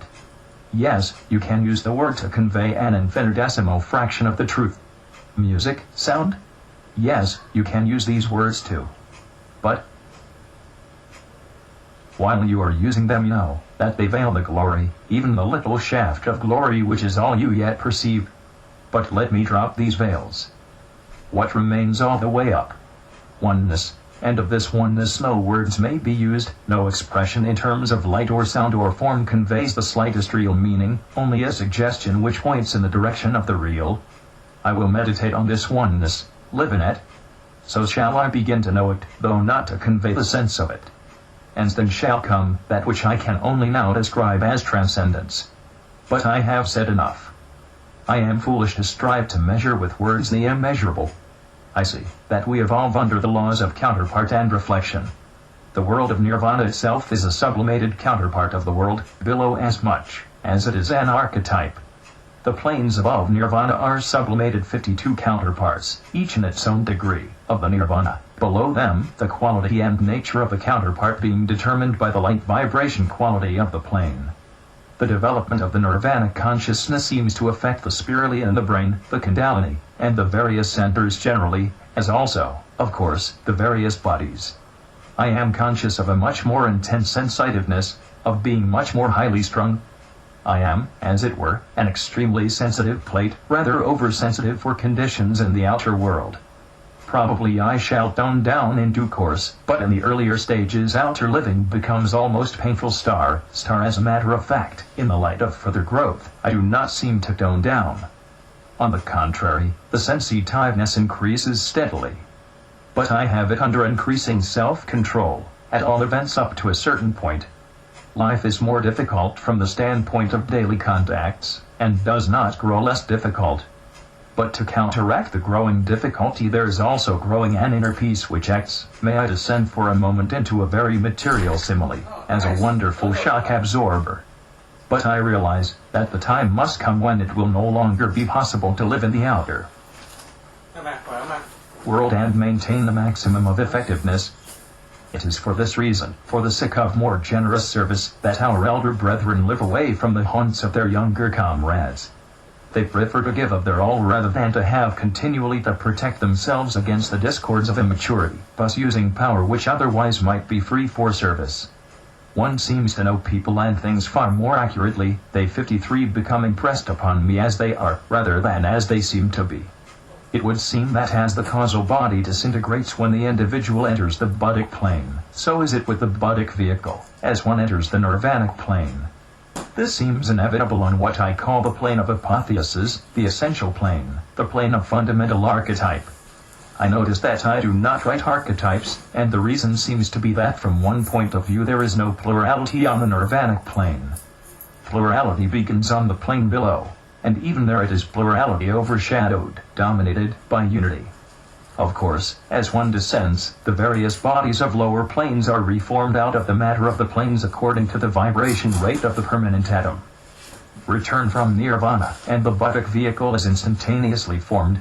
Return from the buddhic plane, and a causal body is immediately ready for use, though not, of course, the age-long friend which reintegrates no more. Why cannot anyone enter nirvana? It is a question of time, of course, and a question as to how the time is occupied. Entry into nirvana involves an expansion of consciousness, and the lesser expansions must precede the greater 54. It seems to be a matter of sense of reality. It is not enough to know what is called truth. One must know something of what is truth, which is generally quite another matter, and the truth of things cannot be learned from books or speeches, except in part. These help, as does also experience. But in some way one must not only discover truth through experience, but also through reaching out into that which is beyond experience, gradually making experience of that beyond. Similes come into my mind. Think of one of those curious puzzle pictures which they give to children. Each puzzle has a title, and one works to that. This piece fits in here, that piece fits in there. Gradually the picture forms, and becomes complete. So is it with life, and with the various planes of consciousness. For example, an individual entering into buddhic consciousness obtains a general idea of buddhic principles, and gradually the experience fulfills the principles so that they become built into his very being. The buddhic picture becomes well recognizable. Buddhi has ceased to be that which it was at first, an empty circle, an unexplored vastness. He has traveled throughout the buddhic world, has populated the circle, the vastness, with experience 55, after experience at ascending levels, until he reaches the summit, and looks up to new planes, or planes of being leading to mightier summits still. The individual is ready, therefore, for another picture, that of nirvana. But one cannot begin on another picture, until the former is on the road to completion. It is no doubt possible to imagine the stages ahead, and the effort is very useful and helpful. But one must be strenuously working at the pictures one has already in hand, deliberately, and with the realization that in each case the principles must be fulfilled in practice. The physical body picture, the emotions picture, the mind picture, all must be on the road to completion, and each of us who reaches this stage must be hard at work on them all. Then only is it possible for us to be allowed to begin something still further. We speak of theosophizing our lives. The word theosophizing covers our duty, be the center of consciousness, where it may. But at each stage we must build into our lives the essence of our highest achievement. If the causal body is the highest active principle, we must see to it that we are in all things true to the experiences of which the causal body is the custodian. We must live from that body. If body has been 56 contacted, we must see to it that the spirit of that unity ensouls each thought, each feeling, each word, each deed. So with Nirvana, and so beyond and beyond. And we must remember that nothing short of truth suffices. Our conception of truth is not enough, however good it may be, however useful to us it may be. Facts, not theories, are required. Not, perhaps, absolute fact, that is still beyond us, but relatively pure facts, at all events. I seem to see the water of the emotions fructifying the seed of the mind so that it bursts into being. Similarly, I see the water of the mind fructifying body, and the water of body fructifying the nirvanic seed. But the water must be pure, otherwise the seed remains potential. When the potential within the seed becomes active, it sends out light rays of its own quality which contact, summon to its aid, the corresponding rays of light, without, and another light body is in course of formation. Up till that time the light rays from without passed through the vehicle, hardly, if at all, affecting it. But now they find response to their stimuli, and an interaction in the light body comes into being.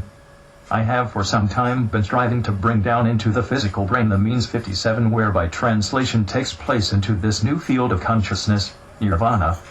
So far as I can contact the process, it depends upon the CAPACID to respond on the part of the embryonic atom of Nirvana consciousness within myself. I seem to notice that these embryonic counterparts of the corresponding conditions without pass through stages of what I must call prenatal development, the birth into consciousness synchronizing with that expansion of consciousness which is the veritable initiation itself. There is the period of sleep, unconsciousness. There is the period of stirring, restlessness, the dawn of consciousness. Then there is the period of awareness, something less than awakening, yet a capacity intermittently to vibrate to corresponding conditions without. And finally there is the awakening itself, when the embryonic atom is not merely a nucleus, an embryo, but a vehicle, a body. The sun shines, and takes unto himself the world, a universe. This is initiation. I presume that at the fourth of the great initiations the stirring of the life within the nirvanic atom, due to Buddhic and other impacts, is marvelously vitalized from without by a treat act of unification, on the part of the one initiator or his deputy. A great 58 expansion takes place. The vehicle is formed whereby entry is gained into the kingdom now to be conquered.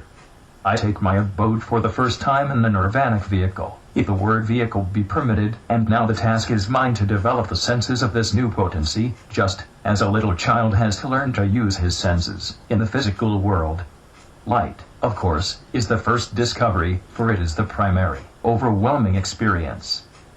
I have spoken of lightning standing still. Entry into the nirvanic world is, as into lightning, blinding, penetrating, drenching. One plunges into a sea of vibrant, vocal lightning. One cannot sink, but one has to learn to swim. One does not sink, because the light within makes one buoyant. It is impossible to conceive entry into this kingdom without the warrant of the awakened light within, but were such a conception possible I realize that the only result would be annihilation. And this shows me the relatively irresistible power of this lightning light. I have striven to describe its glorious beauty. I might now try to describe its awful power. Scientists speak of the mighty power within the atom, and of the tremendous consequences could it be released. God tempers the light, or we should be 59 destroyed.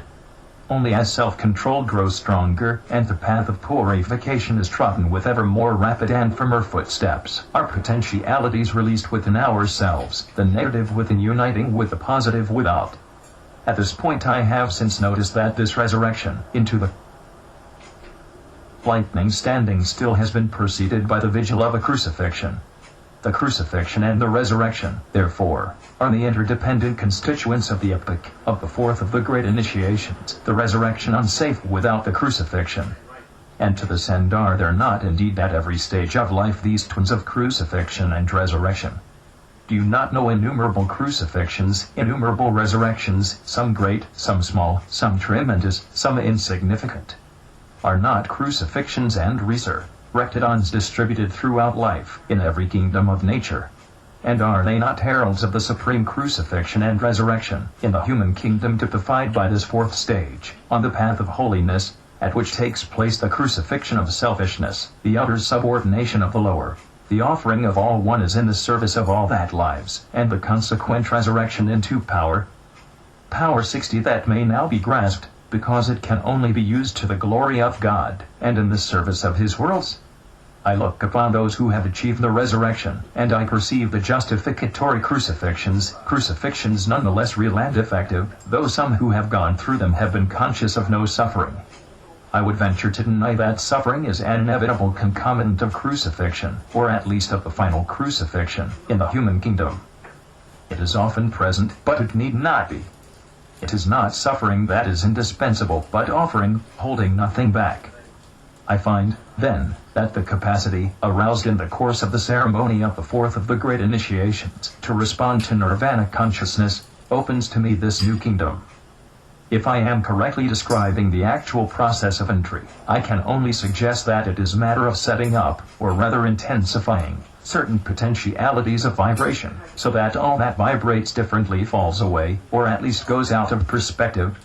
Do these other rates of vibration, which we may call the lower bodies, either retire into a kind of body, formula, or, if they remain actually corporeal, do they lose for the time practically all save the elemental life? I start vibrating at the 61 Nirvana crate, and find myself in the Nirvana consciousness.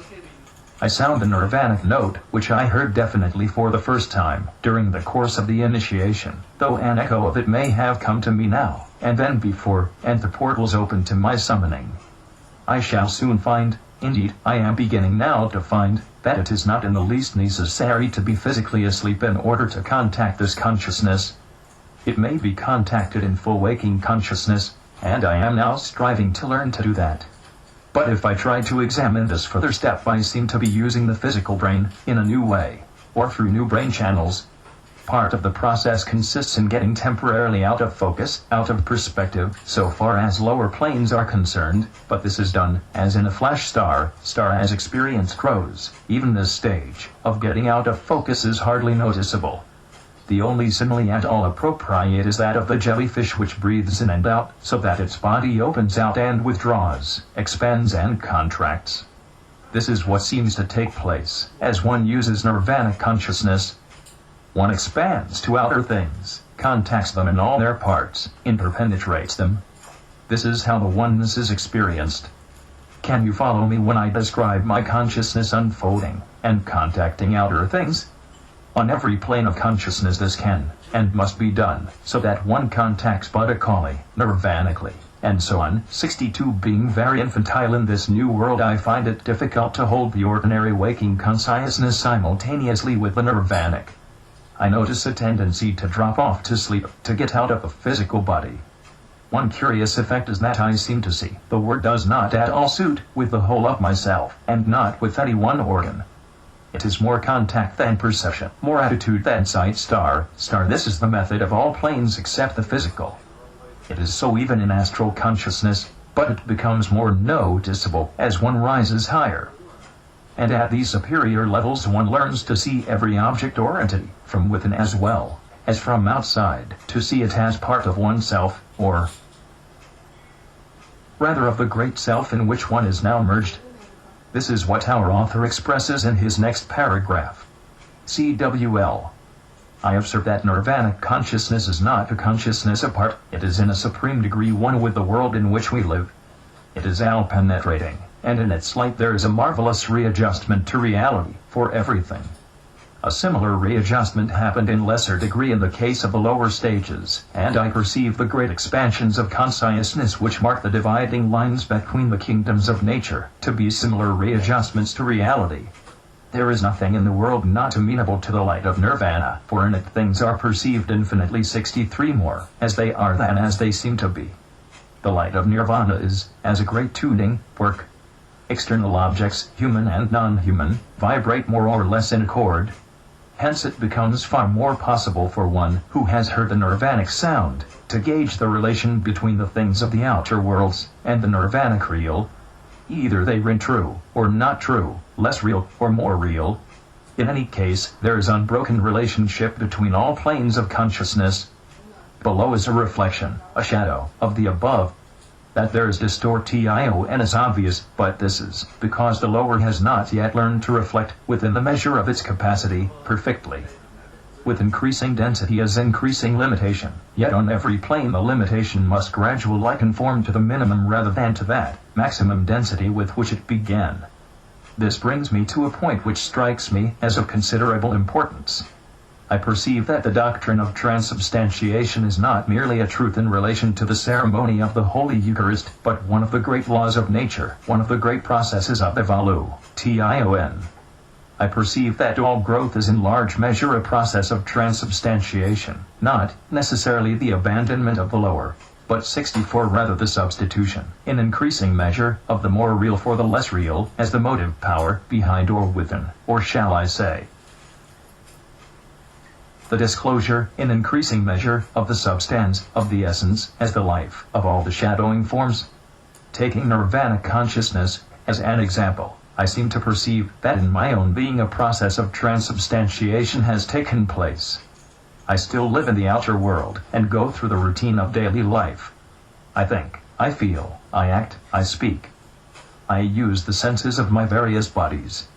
To outward appearances I am not at all changed. I am as much recognizable as George Arundale as ever, and the mere superficial observer will detect no changes. Yet a transubstantiation has taken place. The old background has given way to, has become merged in, a new background. A greater reality has been substituted for a lesser reality, as the ensouling power of my being. In the case of the bread and the wine, of the Eucharist, there appears no change of outer form. Yet the consecration causes in each the substitution of the Christ principle for the lower principles normal to these two substances. A supreme reality has been substituted for a relatively insignificant reality. 65 The unity of all life makes this possible, and indeed not merely possible but inevitable. The whole of life is a process of gradual transubstantiation, and in the Holy Eucharist we are given a striking reminder of this essential fact. Unfortunately, we do not generally realize that the ceremony of the Eucharist is an epitome of the whole ceremony of life. Life is a constant process of substitution and transubstantiation, these being specially marked and sharply defined at every one of the great stages on the path of holiness. The expansion of consciousness that takes place at each of the great initiations is nothing less than a transubstantiation, and the same is true of all lesser expansions of consciousness.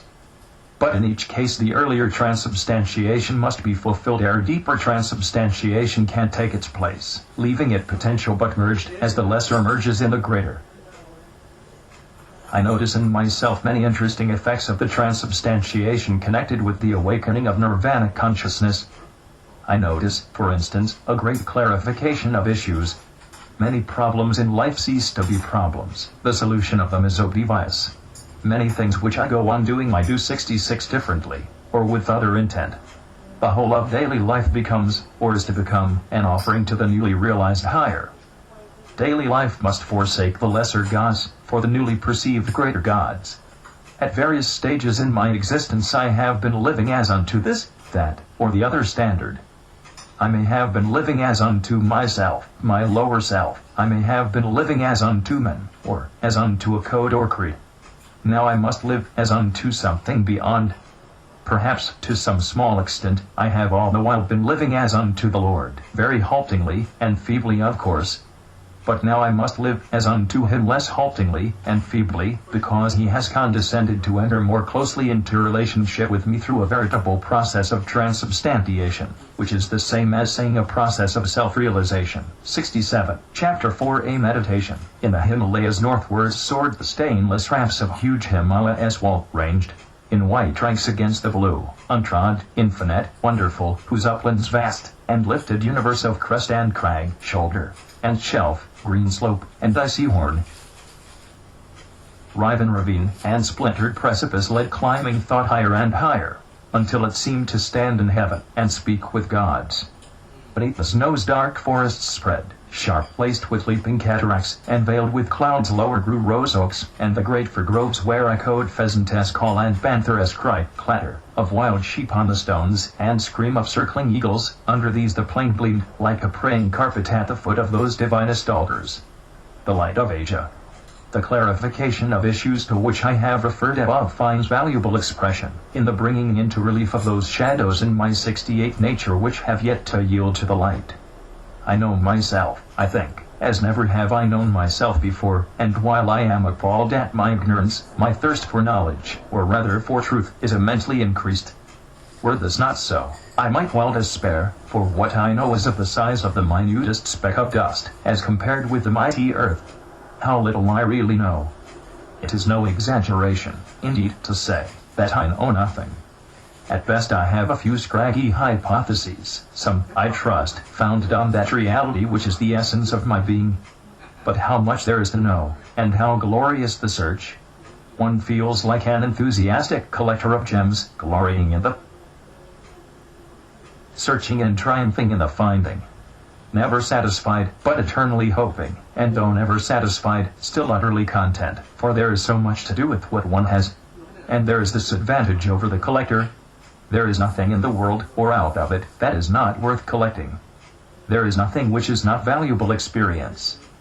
There is nothing which does not contain a useful lesson. So the circumstances of life are of little importance. What matters is our power to extract from them the nectar, whereby we grow. The Aqua Vitae 69. I here perceive once more the sharp difference between the quality of Buddhic consciousness and that of Nirvana consciousness. The former discloses the unity, while the latter expresses it. Buddha declares unity, points to it everywhere, discloses the thread of unity running through all things, and so unveils truth. In Nirvana we begin at one ment with the constituent elements of this unity, this truth. Buddha discloses the plan. In Nirvana we begin to be the plan. This is a very partial statement of the facts, but perhaps it will do as a broad, rough suggestion as to the general line of difference. Through Buddha the consciousness of truth unity begins to become established.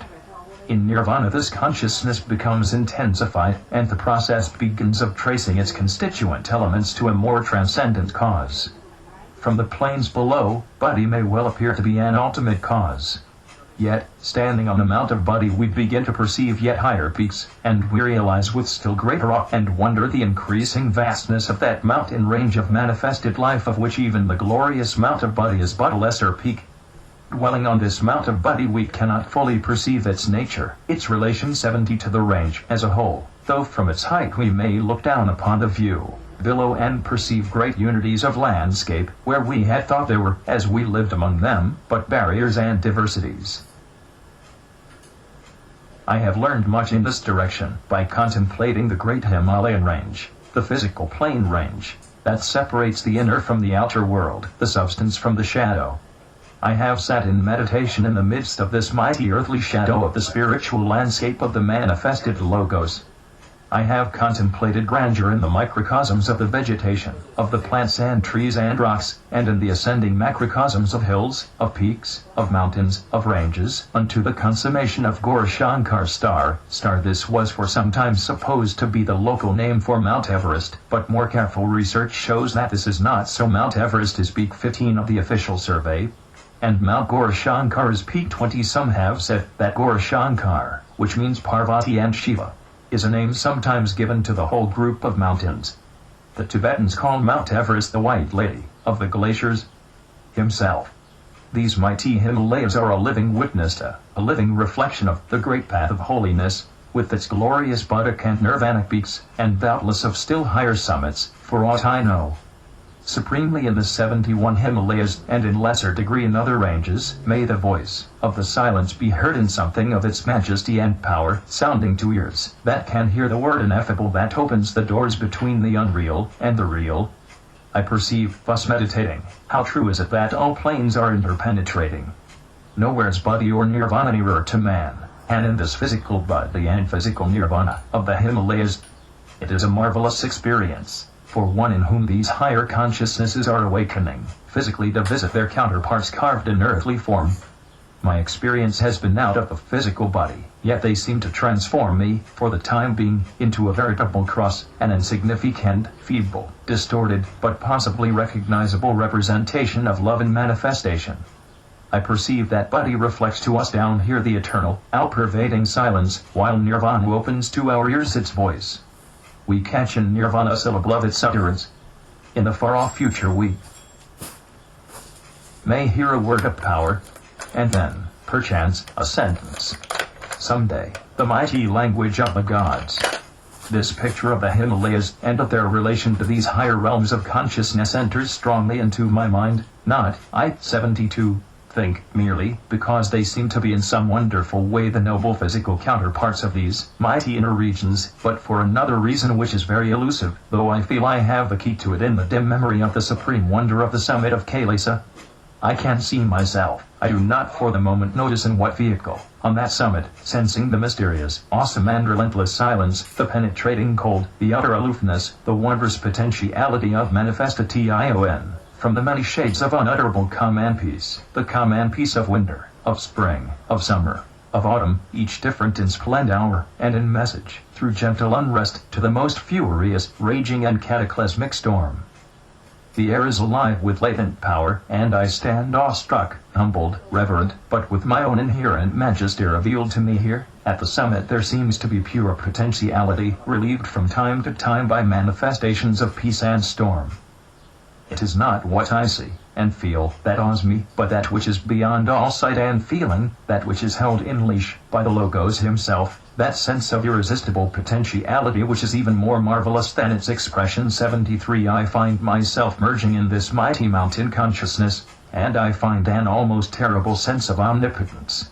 It is almost overwhelming. It would be quite overwhelming did I not suddenly understand why the experiences accorded to me. I realize the intention to be to disclose to me the splendid inevitability of the triumph of evolution. Swept up into these vortices of glorious majesty, I know at once that the supreme freedom is to attain the unattainable, to be free to accomplish even miracles. But how can the unattainable be reached? Surely there is a contradiction. No, for the unattainable is only unattainable in time. There remains eternity, and to eternity all things are possible. It is indeed necessary for mankind to be impressed by a sense of limitation, or time would not achieve its lesson purpose. Madness lies on the road of those who would discard limitations of which they have not learned the truths. Their growth is within such limitations.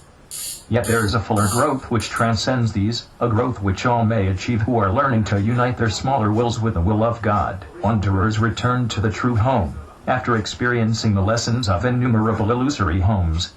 Thus is a freedom 74 achieved which, by its essential omnipotence, enables all limitation to be transcended, for who shall say to God, "Thou shalt not"? And are we not all gods, in the becoming? But only, as we have learned to will as God wills, can this supreme apotheosis of freedom be placed in our hands. Even in the outer world that which is unattainable to some is attainable to others.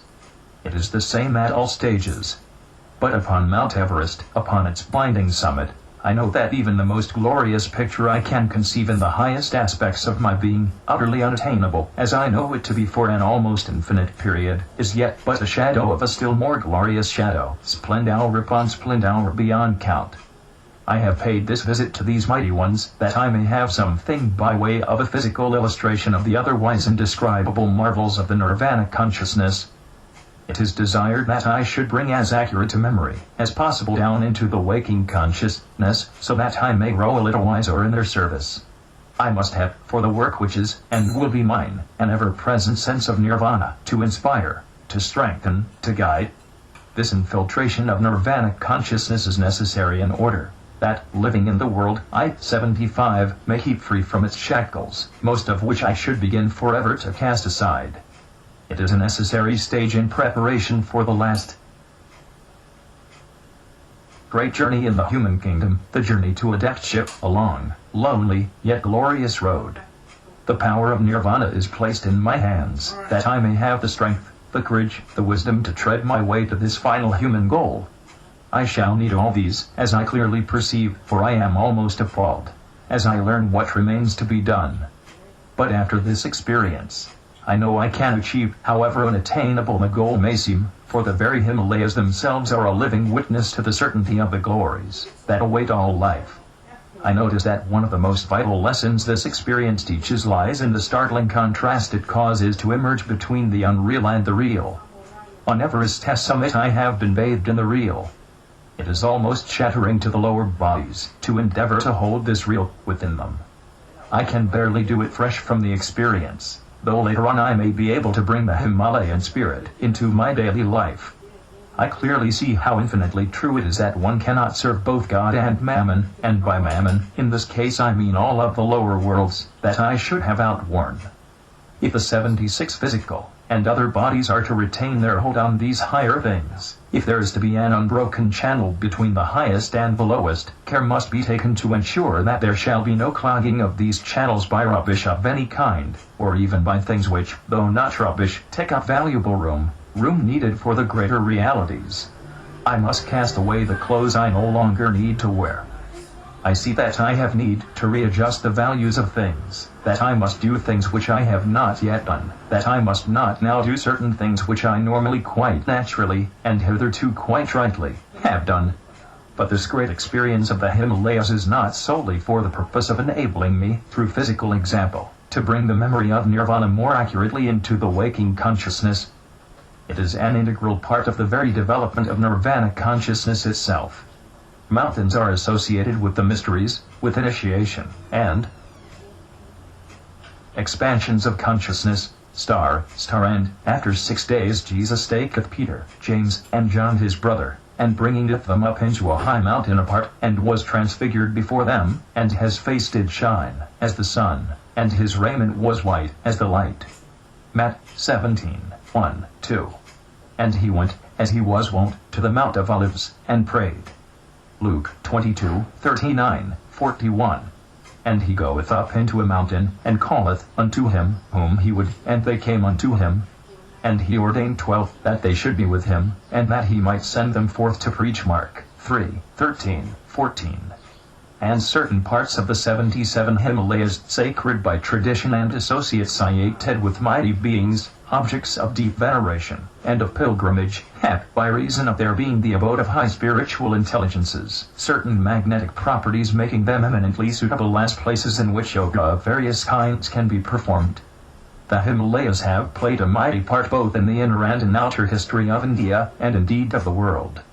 This part they still play, these age-old watchers of the growing world, these monuments of physical grandeur. Their physical grandeur is a noble setting for the soul as awakening, and it seems to me that within such regions forces are available upon which to draw for the development of the newly unfolded consciousness. The Himalayan regions afford the purest physical reflection of those inner grandeurs which in so many other regions can find but gross distortions. Everywhere is interaction, and 78 experiments conducted in these surroundings, no matter on what plane, are the more fruitful for the play upon them of Himalayan magnificence. In almost every country in the world these massive archetypes have their humbler counterparts, where may occur some of the lesser gropings of the soul. The lesser unities may well be sensed in the lesser ranges, and in such sanctuaries of peace, on plain and hill, as are still immune from the polluting encroachments of mankind. It is still possible, even near towns and cities, to experience initiations into wider consciousness, and wherever hills and mountains are, there some of the deeper mysteries of life may be explored. But the Himalayas are perhaps reserved for the greater transfigurations, the greater crucifixions, the greater resurrections, and maybe for the greater ascensions too. But I must return from these glories to the point from which I had to diverge, the clarification of my individual nature. I see, as I have never seen before, the qualifications for the road which I have to travel as one marked out for the pathway of the staff star C appendix D. Less clearly, yet quite definitely too, I perceive the nature 79 of the qualifications for other roads. It is as if there were set before me at this fourth great stage a stupendous choice of pathways. I may not travel on a specific pathway until I have looked upon all pathways. A great one leads me, as in a picture gallery, along them all by turn.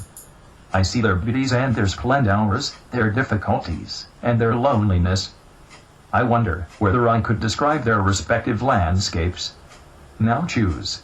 There should be no hesitation, no doubt, no uncertainty, for has not the choice been made at the very beginning of my being? Yes, but at this supreme moment I must reign true to myself, or the conscious choice may have to wait a while. And as I choose unerringly the only road for me, just for the moment the road itself fades out of sight, and there is disclosed to me the splendid hour to which it lets. I gaze at myself as I shall be, sooner or later. I gaze at myself, born, baptized, transfigured, crucified, resurrected, ascended. I know the glory of the service of the staff, and I am immeasurably content, and at peace. Long ages may pass, ere I reach this splendid hour. Yet it is to come, and beyond it doubtlessly yet other splendid hours. More than enough the splendid hour I dimly sense in remembrance with the future thus unveiled for an unforgettable moment. Sharply there comes to me the nature of the equipment for the journey. First, desirelessness. Second, impersonality. Third, truth. Above all others, those who aspire to service in the staff must be supremely free from attachment. And this is one of the hardest of the qualifications. A member of the staff belongs to no work, and to all work, to no place, and to all places, to no person, and to all. He desires that which for the time is given him to do, but behind this desire is desirelessness. He dedicates himself to duty, yet to no specific duty. A piece of work is given to him. He does it eagerly. But once it is finished, or he is taken away from it, he concerns himself no longer with it. He can never be so wrapped up in a particular piece of work that it obsesses him. He is a freelance, a jack of many trades. He is a king's messenger, to be sent here and there in the world and out of it as the will of the king may determine. He can never say, "This is my work." He can only say, "This is just now my work." He is an adaptable person, though probably not an expert. He has a chameleon-like capacity for adjusting himself to his surroundings, be these people or places, angels or 81 men, this world or any other world. The universe is his home. He knows no other. In his world of great desirelessness he nevertheless wills strongly to do the duty of the moment. Thus he passes from desire to desire in life of uttermost dispassion. Then impersonality. The work he does is not his work. It is more than likely to be that of someone else, for whom, for the time being, he deputizes. The specific work of the staff seems to be coordination. If I am asked what my life's work is, my reply is that I do not know, nor do I care. I can only say what my work is now. That is enough for me. Other officers may be able to answer in terms of nation, race, or world. They may be consecrated to specific purposes, but members of the staff seem to be more in the nature of liaison officers, on general coordination duty, with emergency activity as required. It becomes of the highest importance that members of the staff should hold themselves definitely aloof from identification with any particular duty. They must be ready to drop a piece of work without an instant's regret, for it is just as much their duty to drop work as to undertake it. This demands a high development of impersonality, all the more difficult to achieve, at2 perhaps, since for so long a time we have been concerned with growth through personality.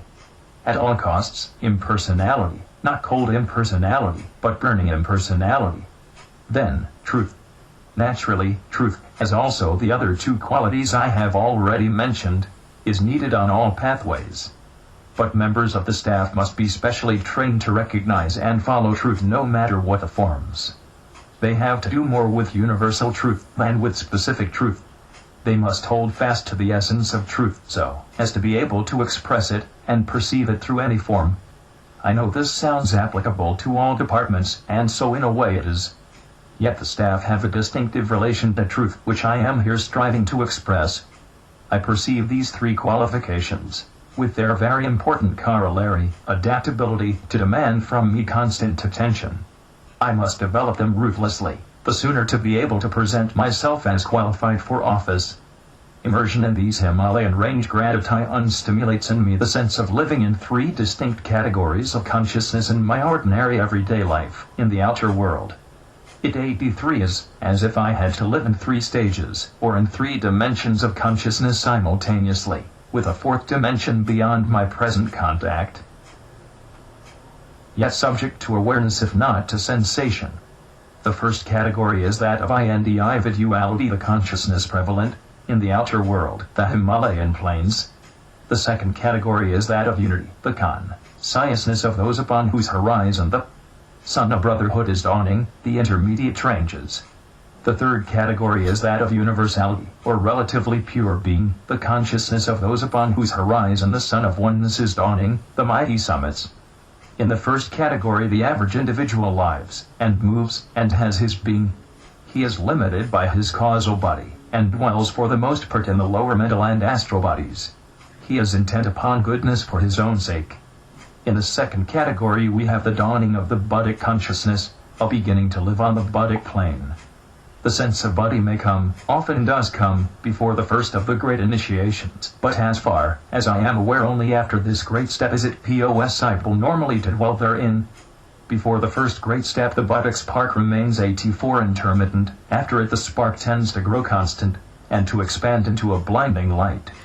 At this stage the individual is intent upon the good of others.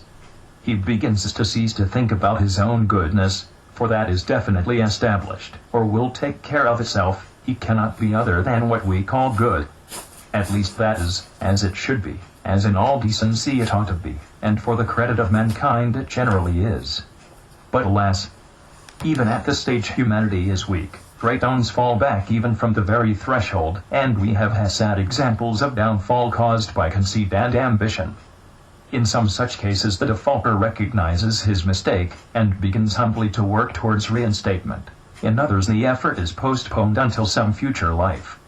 But always the fallen initiate must eventually come back, however terrible may be the cost in suffering and delay. At this stage he is preoccupied with the welfare of others, that he may fan in them to brighter flame the spark of their divinity. In the first stage, the individual aspires to live according to the outer law. He is satisfied with revelation, whether general or specific and individual, and shapes his conduct in accordance therewith. This is 85 goodness. Even where revelation has ceased to satisfy, and the demand comes for knowledge, it is less for service, and for the sake of knowledge. But in the second stage, revelation has definitely ceased to satisfy, and the demand comes for truth, and for experience, less for its own sake, and for the power it gives to serve. This, I conceive, is more than goodness. It is the dawning of identification with the real, as distinguished from that recognition of the real which marks the later periods of the first stage, as conformity to the conventional marks its yet earlier periods. In the third stage, while experience continues, it begins to be transcended. There is no question of experiencing, all is a matter of being, while service has become natural. I wonder whether I shall be at all comprehensible if I say that there is a subtle distinction between experience and being. Experience demands subject and object. Being is the unified sublimation of both. Experience may all the time be taking place, but being may also be taking place. The phrase is, of course, unfortunate when the individual is free of the realms of being, a freeman of these heavenly cities. In one sense, truly, all 86 experiences being, and all being is experience. But there is a difference, a qualitative difference, a difference in fineness. Experience is being on a lower level of manifestation. To return to our three categories, in the first stage, service is to the smaller self, and is very short-sighted and clumsy. As time passes, it becomes more intelligent and far-seeing, and the demands of this smaller self are seen to depend for their satisfaction upon harmonization with the demands of other small selves. As the second stage is entered, the happiness of the smaller self is seen to depend upon the service of others, and sacrifice grows more and more complete. In the third stage there is an apotheosis of sacrifice in a marvelous self-realization, which for the time seems complete, yet in course of time is realized to be short of completion. Will it ever be complete? It is enough that it satisfies and inspires. To reach a passing satiety point is a protonto completion, and more satisfying even than completion, for it foreshadows the imminence of a still deeper satisfaction, a still more wonderful, however fleeting, completion. It is a completion that leads on, that becomes, as it were, a point which shall expand again towards fulfilling itself in a mighty circumference. The 87 brightest light is but the shadow of a still greater brilliance. I have said that I feel I have to live in all three stages. I must not lose the stage before on entry into the stage beyond. The former must merge into the latter, for I must live to a twofold purpose, that there may be unity between me and those at that particular stage, and that God may fulfill in me his own divinity. Nothing may be lost, nothing thrown away. There is nothing with which we have done utterly and forever. There is nothing which is not the life of God. I must be remembering these three stages, and must live in them all for service. I must be able to understand completely. More than ever before must I be one with all that is. No longer may I feel repulsion, or feel shocked. I must understand. The more I know of the plan, the more must I realize how all fits into the plan. So, beginning to live from the third stage, I must still be intensely alive in the other two, not fettered by them, but helping to lead others through them. To sense the marvels of Nirvana consciousness is not to grow aloof from one's fellow men, but to gain power to serve them, and all other kingdoms more wisely, and effectively. 88 I want to dwell at greater length upon the third stage, the stage of the dawning of the Son of Being. I have already described Nirvanic consciousness, which is included within this stage, as light, with our Lord the Sun, as the universal heart of light as well as the physical heart, in a specific place. Yet if you dwelled mainly on the light idea, so that it dominated your conception, you would have only a very negative conception of Nirvana consciousness, a very physical and limited conception. I use the word light less to express the blinding glory, though this is marvelous enough, than to express an almost miraculous process of readjustment, an emergence of new values, of new light, upon the path. Every expansion of consciousness involves a readjustment, at first overwhelmingly wonderful, stupendous, but later realized to need slow, steady, careful development, a renewal of every single life constituent in terms of the readjustment, so that the latter may be fulfilled, and the way become ready for a further advance, a wider expansion of consciousness welling up from the unfathomable depths of reality. The opening of the doors of Adi into the Nirvana consciousness is like the shaking of a kaleidoscope. 89. The existing life picture, and even the tiniest element contributing to its making, disappear, and a new life picture is formed, perceived to be a partial apotheosis of its predecessor, another stage towards a picture still more perfect. I perceive this Himalayan experience to be in the nature of a kind of magnetic bath, or readjustment process. Immersion in the Himalayan atmosphere, not merely the physical, but also other atmospheres, is a baptism into reality which can take place only in the Himalayas because of the physical conditions obtaining there. This baptism is not only a descent of power, but a harmonization of vehicles to the end that intercommunication may more readily take place. The physical body lying asleep at the Manor, Sydney, Australia, is linked magnetically with Himalayan conditions, and becomes itself the plains of a microcosmic Himalayan range, of which one of the peaks of consciousness is the Nirvanic. It is as if I had descended a great mountain in this range of my being, one of the lesser peaks no doubt, yet of mighty stature, towering far above all other summits I have so far gained. I perceive Mount Everest before me, but the summit on which I stand today 90 was itself Mount Everest for me until one conquered it. The very physical body now knows in relationship with the subtler vehicles, has undergone a marked change, because communications have been made with consciousness territory hitherto unexplored, and out of reach. This densest body may be likened to the plains at the base of the Himalayas. At one stage, the dense mists of ignorance almost entirely separated from all but the lowest hills in closest proximity. It seems to be a world in itself, self-contained, with just the slightest rising beyond. Slowly the mists recede, farther off a mightier upward sweep stands disclosed, and the plains beneath are seen to be but the lowest stages of a great landscape, drawing their life from heights above, some beginning to be known, others only surmised, some unknown. Still further recede the mists, clearing away, vanishing, and disclosing step by step loftier and loftier summits, until the whole Himalayan range stands revealed. The plains beneath are no longer a world in themselves, no longer a world with a range of hills beyond, no longer a part of a great landscape, but the base of a world towering into the sky, a base depending for its 91 life upon that which comes from above. These plains are but the feet of the Himalayas. They live from the Himalayas. Their heart is in the Himalayas. Yet upon the Himalayas shines our Lord the sun, in whom they live, and move, and have their being. Without him, even they, would crumble into dust. Without him, plains and mountain grandeurs would die, and cease to be. So is it with my body. It is but the base of my being. Elsewhere is my heart. Elsewhere is the sun of my being. As I have ascended the Himalayas of the world, so am I ascending the Himalayas of my world, mighty peaks of which are the Buddhic and the Nirvanic. Consciousness.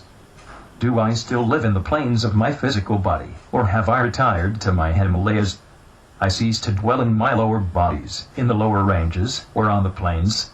I have built myself a habitation on a mighty mountain top. From there I live.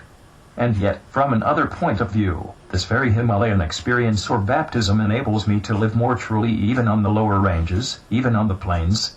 A correlation has taken place. The plains and the lesser ranges have been coordinated with the towering summits. The world of my being has been welded, 92 united, into a mighty whole. I live everywhere in infinitely fuller measure, though my heart is in the Himalayas, and in them do I renew my strength. On the lesser ranges, on the plains, I live in a world of reflections. I know them to be such, for I have seen the substances they reflect, or at least the truer reflections. To those who see naught beyond the reflections, these are the substance, and they live in them as such. But those of us who have traveled upward, inward, know them for what they are. I can never forget the lesson of the Himalayas, even though to greater enlightenment the whole experience is but a symbol rather than a journey. It matters not. If it be but a symbol, it is the symbol of a journey. If it be a journey, the Himalayas remain the symbol of its traveling. I am living in new terms, in new similes, if you will. I am linked to the Himalayas.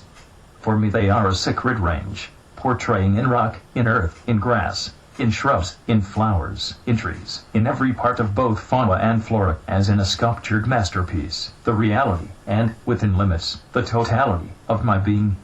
Have I knocked at the door of the great Himalayan Brotherhood, a brotherhood linked far more definitely to the very 93 Himalayas themselves than would, to ordinary vision, seem possible?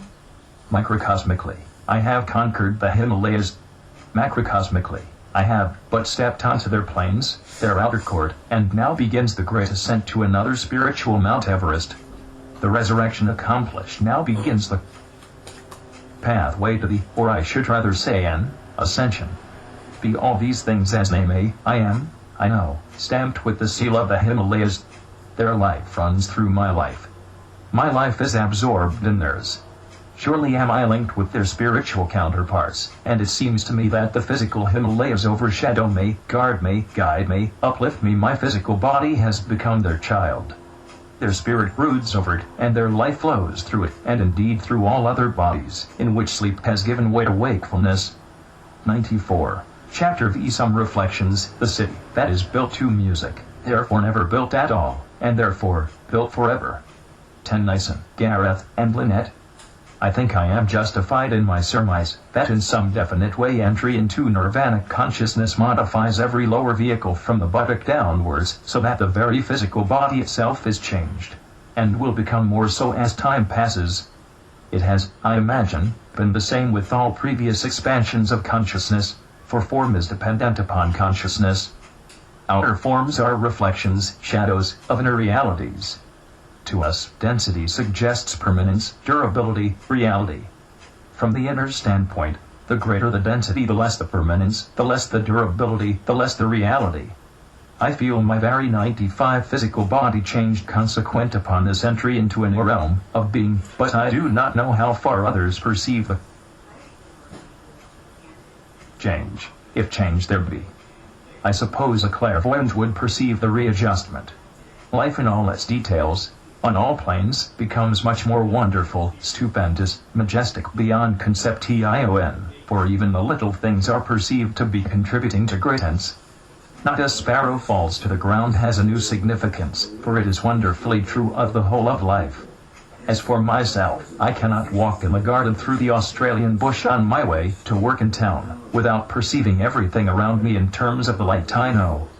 the growing grass, the trees swaying in the breeze, the birds singing in the air, and flying from tree to tree, the insects crawling on the ground, the very earth I tread in all its varied forms of rock and mold, the water trickling down the hillside, the very air I breathe, all as imprisoned splendor, sacred to every sense I possess. I am more in tune than ever before with the purpose of life.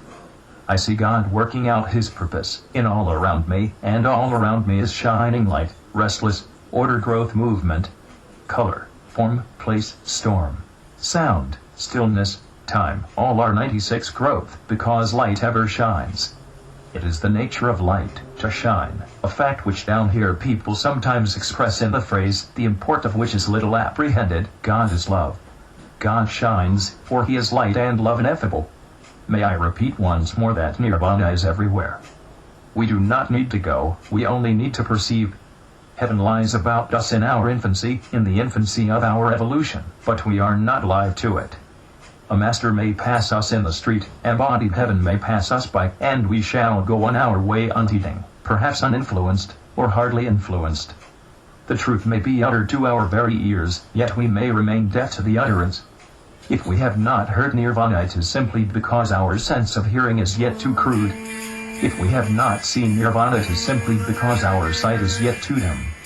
Nirvana lies about us. Do we stop to consider what weakness is in us, what lack of growth veil from us the vision splendid? Nirvana is in the very air we breathe, in the very sights we see, in the most trifling circumstances of our daily lives. So, too, is body. So near, and yet apparently so far. Is it not worthwhile to strive to refine our senses, that these glories may become 97 unfolded to our sight, to our hearing? How? There is but one way, a way most simply put in at the feet of the Master, embodying the words of a great teacher, as taken down by a pupil. Begin to live the precepts therein set forth. It is enough to begin, and soon we shall know these heavens. Let there be none who, knowing of the way, are too foolish, too lazy, to tread it. I have said elsewhere that to preserve my balance in the midst of the new and blinding splendors I had to know that there was more beyond even these. I am now beginning to perceive that equally must I remember the existence of the less. Only thus shall a true balance be preserved. I must not ignore time, because I know something of eternity. I must ignore the darkness, because I know something of the light. I must not ignore diversity, because I know something of the unity.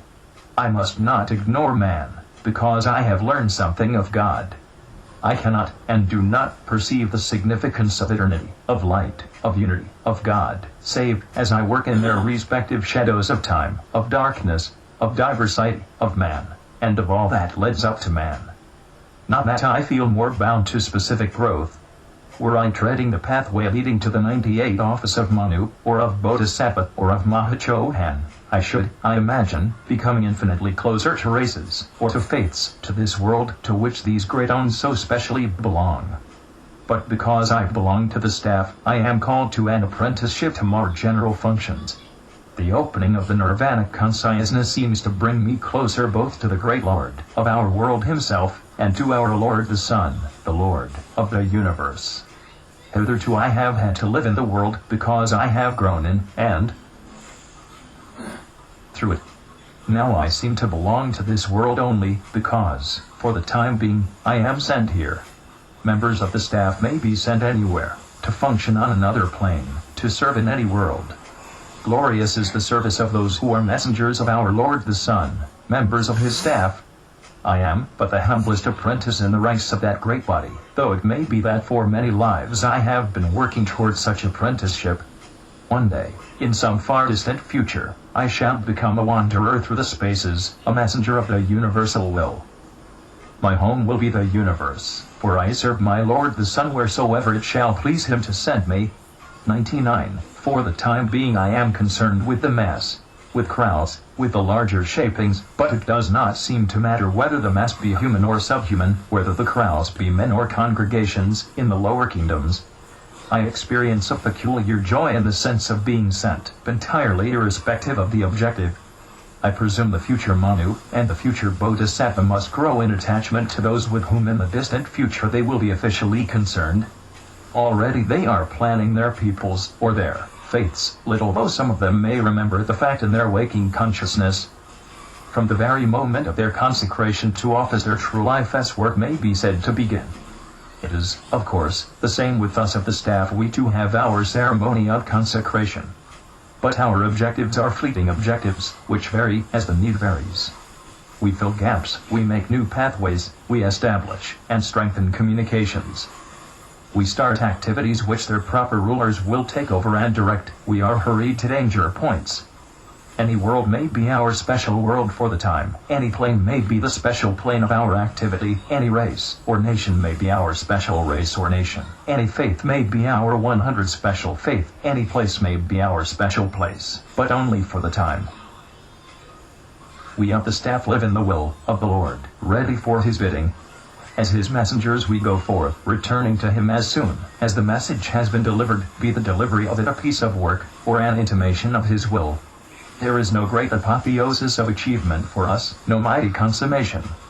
We may sow seed, or carry seed to the sower, or till the soil. We have no concern with the greater harvests. We shall go elsewhere, perhaps long before fields in which we have labored are ready for the reapers. I have said above that we of the staff live in the will of the Lord, but truly all live in the will of the Lord. How then can I express the difference between one kind of living and another? The only comparison I can make is with an army. There is the commander-in-chief. He has his generals and his staff, his officers and men. All live in the will of the commander-in-chief, for all are carrying out his will. But you will at once see the difference between the work of the generals scattered over the area of the campaign, and that of the staff, who go out from headquarters, convey the orders, carry out the specific duties entrusted to them, and 101 then return. The staff are the commander's personal representatives, the generals his agents. In some ways there is less responsibility upon the staff and upon the generals. The generals are given an objective, and possibly a general plan, but they must work out the scheme themselves. The work of the staff is in some ways far more specific, but needs great adaptability. A member of the staff must be able to go anywhere, and do, with reasonable efficiency, anything. Above all, he must live in great detachment from his work while wholeheartedly doing it. A most interesting revelation lies in the realization of the way in which the great company of servers, see Appendix D, from ourselves upwards, forms a wonderful center of light, one of the suns of the world, of which our Lord the Sun is the heart. The company of servers, viewed in the deeper insight afforded me by this expansion of consciousness, becomes one unity through the ages. I do not know quite what language to use, but it is as if this company might be likened to a film roll, part in action on the screen, part completed, part yet to come 102 at any particular time. Such and such members are active on the physical plane, others not yet engaged, yet active on other planes, and here is where the film simile fails. For from one point of view the whole company is active all the time on one plane or another, to the common end. There seems to be no particular past, present or future. There is as much future in the company as present or past. It may be that some have yet to join its ranks. Yet they are already of the company, from a certain standpoint, and are born upon its strength. There is, of course, variation in strength of functioning, but the company of servers is a type apart, to which monads seem to be attached ab initio, however long it may take for the type to be expressed in the outer consciousness. It is a kind of predestination, the monad having taken the resolve. This center of light formed, as I have said, by the company of servers, is a process of expansion of world consciousness. It is a world, chakra, growing in light intensity. It is not, of course, the only center. There are many others, hidden as well as outer. Among the former is the true Rosicrucianism, among the latter the great centers of light such as Adyar, 103 Sydney, Aman, and Huizan, such as Ojai and Benares, and other centers of lesser light magnitude. Whenever such a center comes into being, an expansion of world consciousness takes place. It is as if the whole world were passing through some kind of initiation, and the world gains an added radiance, distinctly perceptible to in her sight. Another fact of great significance is that to be a pupil of a master, even to be a member of a master's school of trading, involves a very beautiful partial identification with the master's light. From the very moment that an individual is connected with the Master, his light, to some extent, shines through him and in him. At sunset the connection is made indissoluble, but even then the extent to which the connecting wires can bear increasing transmission depends upon their strength and purity. There may be a feeble glow or a radiant brightness. The Masters have explained to us that those of us with whom they have definite and special links are in a special measure not only their representatives in the outer worlds, but also representatives of our Lord the Sun, consecrated to shine for him, and in his brightness, in the outer darkness. Surely this is a 100 for great and wonderful privilege for us, bearing a solemn and heart-searching responsibility all the more stupendous, when we know in some slight degree who and what he is. As he causes his light to shine alike upon the just and upon the unjust, the saint and the sinner, the poor and the rich, the weak and the strong of all faiths and nations, so must the sunshine of our own power, compassion, and understanding reflect his glory upon all. We must be all things to all men. We must be in the outer worlds a faint reflection of that which makes Nirvana so glorious a witness to the love of God. As the sun is all things to his universe, so must we little sons be all things to ours. It is not what men do to us that matters. It is not what circumstances are to us that matters. All that matters is what we are to them. Circumstances and people may frown upon us, but we can only smile. Circumstances and people may persecute us, ridicule us, despise us. We can but give our goodwill in return. We must be all good things to all men. A hard task for those who have been accustomed to return evil for evil, an eye for an eye, a tooth for a tooth, a blow for a blow, an injury for an injury, a frown for a frown. But we have learned otherwise. We have 105 ceased to have the power to injure. We can no longer hinder, we can but help and serve, for this is all we care to do. The taste for satisfying the lower nature at the expense of others has departed from us. We can no longer feel hurt. We can no longer feel annoyed. We can no longer feel shocked. We are concerned with what we can do for others, not with what others do to us. That is their business. Let those who know something of the great hierarchy strive to understand more clearly what that hierarchy is, and of whom it is composed. Let each member of the society meditate upon these greater suns in the firmament of the world, unifying himself to the utmost of his power with their radiance. Let each member feel this radiance surging through him to the outer world, lifting him into a divine and clear-cut, overflowing ecstasy, as it floods his being. Let us learn to reflect, as occasion demands, the varied glories of the seven rays. The members of their staff of workers must be able, no matter to what ray they may individually belong, to become channels for any color, in the great spectrum of the rays.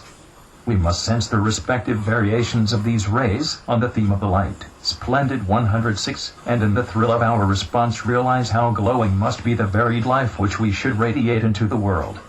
But may I say here that it is utterly immaterial to what ray we belong? From one standpoint, each of us, everything, belongs to all the rays. As for the dominant ray, the less we bother about it the better. I have noticed that most people who talk about their rays are very little on any ray. While we speculate about ourselves, we remain small, for we are the center of our circles. When we forget ourselves, and are lost in the work, then we shall cease to speculate and wonder, for we shall know. Leave yourselves alone, and devote yourselves to others. I notice, as a fact of very considerable importance, that each individual is a reflection, however feeble, of the light to which he belongs, or on which he happens to be working. Every teacher, whoever and wherever he may be, simply because he is a teacher, becomes in some degree an image of those who serve the teaching ray, though too often this image is distorted and barely recognizable, sometimes even worse than a distortion. As every Christian priest is a humble representative of the Christ, so is every teacher a humble 107 representative of one of the great heads of the teaching department of the world. This privilege is his because of his office, and apart from all question of his worthiness. To be a teacher is to be a representative of the great teachers. The responsibility cannot be escaped any more than the privilege. The same principle holds good in all departments. Those who rule, the statesmen, the politicians, all engaged in statecraft, are humble representatives, worthy or unworthy, of the great rulers. They may desecrate and degrade the office, yet the office remains, however besmirched. The same principle holds good in all subdivisions of departments. All this is in compliance with, in expression of, the great unity of all life. One thus becomes able to see the real in every one, however much the unreal may interpose. One perceives the truth despite the camouflage. Every teacher, by virtue of his office, is a Christ in miniature, but how little most of them realize their possibilities and responsibilities. Many teachers are careless and perfunctory, many are incredibly cruel, yet upon each of them, as a teacher, the Christ light sheds its glory, however blankly unaware of this privilege he may be, however little the 108 glory may shine through, be the windows of his soul open or closed. He is part, for the time being at all events, of the heavenly teacher, the embodiment of the teaching principle in life. Applying this fact within a more circumscribed area, we realize that those who are members of a church dedicated to some special teacher are part of his body corporate, and must partake of his essential nature. For example, those who are in communion, through the dedication of their church, with St. Alban, are thereby linked to him, become members of his family, and may draw upon his life. He is the father of that church family. It becomes very much worthwhile, therefore, to acquire all available authentic information about St. Alban, his lives, his line of work, his special characteristics, and so on. As members of his church it becomes easier for us to contact him, and to develop in our own natures the glorious qualities existing in his. There is very much more in the dedication of a church to a saint than appears at first sight. There is also very much more than appears at first sight in becoming a teacher, or a politician, in taking an office of whatever kind which involves responsibility to the outer 109 world. And not only is the link made with an elder brother, it is also made with his angels, and with all other grades attached to the same department. The fact that we belong to this earth links us in a wonderful degree with the earth life, makes us representatives of the earth spirit, of the earth consciousness. It would be well if we related ourselves more definitely to the larger life around us, so that we might become more effective instruments, less obstructive channels. Have you ever meditated on the life force you draw from our very globe itself, from its various constituent elements of earth, air, fire, water, and so forth? Interrelationship, interaction, everywhere. Our very existence modifies the world and qualifies it according to our natures, just as we ourselves are creatures of the earth, its children. 110 Chapter 6 The Awakening of Nirvana Day. Faster and more fast o' night as brim, day boils at last, boils pure gold o' the cloud cup as brim, where spurting and suppressed it lay, for not a froth flake touched the rim of yonder gap, in the solid grey of the eastern cloud, an hour away, but forth one wavelet, then another, curled, till the whole sunrise, not to be suppressed, rose reddened, and its seething breast flickered and bounced, grew gold, then over, flowed the world. Browning trying to describe what I must call down here the nirvanic body, the only word that comes to me in substitution for body is radiance. One might describe the buddhic body as a star raying forth its glories. But transition to nirvana seems to spread my star out so that there is neither center, nor 111 circumference, but only dazzling radiance.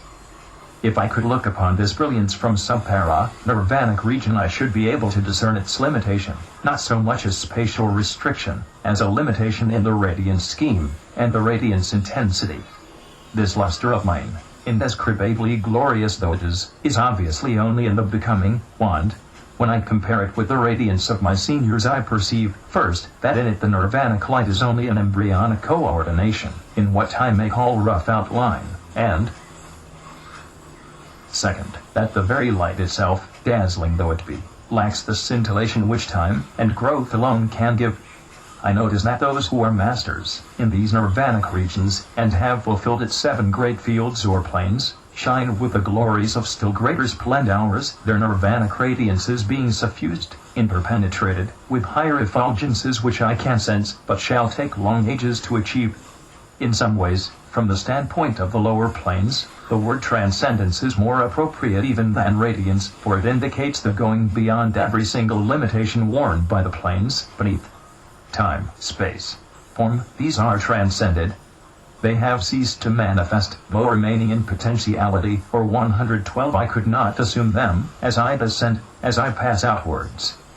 I am well aware that such transcendence suggests an annihilation of all that on the lower plane seems to make life real, the ego, the personality, the individuality. If these are gone, what remains? Is Nirvana, after all, the annihilation which some philosophers have thought it to be? My answer is that all these things, however substantial they may appear down here, however much they may seem to be our ultimate foundation, are themselves but reflections of a nobler substance, themselves rest on deeper foundations still. Individualized divinity exists in Nirvana, and doubtless in Paranirvana too, even though its reflections as time, space, form, and as the lower individualities we know as ego, personality, and individuality are unmanifest potential. We have to learn that individuality does not necessarily demand description in terms of time and space and form, as we know these in the outer worlds. There is individuality in other terms, in terms of nirvanic time, nirvanic space, nirvanic form, the archetypes of lower time, lower space, lower form. I find myself tempted, as I experience more, to speculate that individuality, the condition 113 to which we cling so furiously in the lower regions, becomes far less precious and vital, as we pass beyond the more maivic planes. There is something that matters far more than George Arundale, a something of which George Arundale, at his very best, is but a feeble reflection. Inevitably, we personify. Even Theosophists personify. Many of us probably think of the Logos himself as some king or person. We cannot bring ourselves to think of the disappearance of individuality, for we then come face to face, because our experience stops short, with annihilation, and evolution will then have been in vain. So far as I am able to judge, much disappears which in our lower bodies we would fain cling to, just as it is a wrench to lose the causal body, as we enter the buddhic plane. But the loss of this body troubles us not at all on the buddhic plane, and the loss of the buddhic body troubles us not at all on the nirvanic plane. Why? Because we approach more and more closely to the root seed of all bodies, which is none of them, but out of which each body proceeds, as the root seed sends downwards its shoots of life. Already, at the buddhic level, the monad, for the first time since individualization from the animal 114 kingdom, occupies, at all events for a moment, one of its dwellings. At the nirvanic level, the tendency of the lower bodies begins to become more permanent, until at last the monad and its lower vehicles are one. Before this, the ego himself has, of course, led the way in occupation, shedding at last what to many has seemed a strange indifference. But the monad himself replaces his temporary substitutes as these higher regions are ascended, and takes the place of all that hitherto has seemed so utterly indispensable. George Arundale at his best is but a shadow of that which sent George Arundale forth. George Arundale may come, or go. He ceases to matter, and I am learning, as I make Nirvana my home, to treat George Arundale even at his best, as but a means to an end, a tool which has had its day, may still have its day, but can quite well cease to be at any time. This is an amplification of my earlier experiences in Nirvana, but I am by no means sure if I have made myself intelligible. In any case, there is no loss, but always gain. The latter remains even though I cease to use it. We do not kick away the rungs by which we have ascended. And as the lower planes are to the subtler planes, above, so is the nirvanic plane to the planes, above it. It 115 must surely be the densest region of the series of regions that stretch beyond it. Even I can perceive that the lowest subplane of Nirvana is dense, inappropriate, as the adjective seems in reference to light, as compared with the higher subplanes. I can only repeat that individualized divinity exists as definitely in Nirvana, as, indeed more definitely in Nirvana, than it does down here. When we transcend our time, our form, we do not subtract, we add. It is as if an individual living in a small cottage were to become the king of his country. While the cottage remains his world, kingship would seem a limitation. He would be lost in it. But when he is ready for kingship, when he has ceased to be his cottage, and only uses it, then he loses nothing by becoming king, even though the cottage time, the cottage space, and the cottage form may have been transcended. He can even live in the cottage, if he so desires, at all events from time to time, but he is no longer limited by it. Has he lost his individuality by becoming a king? The difference between the kingly individuality and the cottage individuality is as the difference between individuality in Nirvana and individuality below. Becoming king, he has added to himself 116, however much the cottage may have been subtracted. To the cottager there is a subtraction, to the king there is addition. Let us follow for a moment the simile of the king. Consider the difference between the king and the cottage, the greater power of the king, his greater splendor, his wider vision, his deeper understanding. The king lives in a time and space and form different from those of the cottager. He can do far more in his time. His time is fuller, more potent. His area of movement is far wider. He contacts so much of which the cottager remains necessarily ignorant. His form is so different from that of the cottager. He has many forms, he has to be many things to many people, he has many functions in his state, all depending upon his kingship. Many things he does which the cottager does. He eats, drinks, sleeps, works. But he does all these things differently, and to greater ends. The cottager may live to eat, but the true king eats to live. The king lives in another world, though both he and the cottager may be in the same world. One set of values and standards for the king, another set, even with regard to the same things, for the cottager. The things precious to the cottager may have 117 little value to the king, just as the things which the king cherishes may mean nothing to the cottager. The cottager looks upon the world with the cottager's eyes. The king looks upon the world with the eyes of a king. The cottager, as the poets so often tell us, would not exchange his lot with that of kings, because he would not be happy in the wider sphere. He knows but limited happiness. But the king, the true king, would have little hesitation in exchanging his lot with that of the cottager, because he could be as kingly in the cottage as in the palace, as kingly in the cottage state as in a nation state over which he rules. The greater can limit itself far more easily than the less can expand. The king can be kingly anywhere, and that is all that matters to him. He depends upon himself. The cottager depends upon his world. It is this transition from dependence upon outer things to dependence upon the kingliness within that marks the upward growth. From living in a world, I become a world. And someday I shall transcend even this. I should like at this point to emphasize the fact that on entering Nirvana we absorb it far more than Nirvana absorbs us. It might be thought that, once bathed in the glories 118 of Nirvana, an individual would practically become its slave, leaving it with difficulty, effecting a veritable annihilation of the lower worlds so far as regards any joy of living in them. It might be thought that he would become Nirvana absorbed, ever longing for its bliss, never happy until and unless immersed in it. My own experience is different. It may, of course, be that as I become more familiar with Nirvana I shall become more absorbed in its star. As a matter of fact I do find that I am becoming more and more absorbed in Nirvana, but this is just the same as saying that I am becoming more and more absorbed in life. Not by any means only life in this world, but equally life in all worlds, life in all planets, and suns and stars.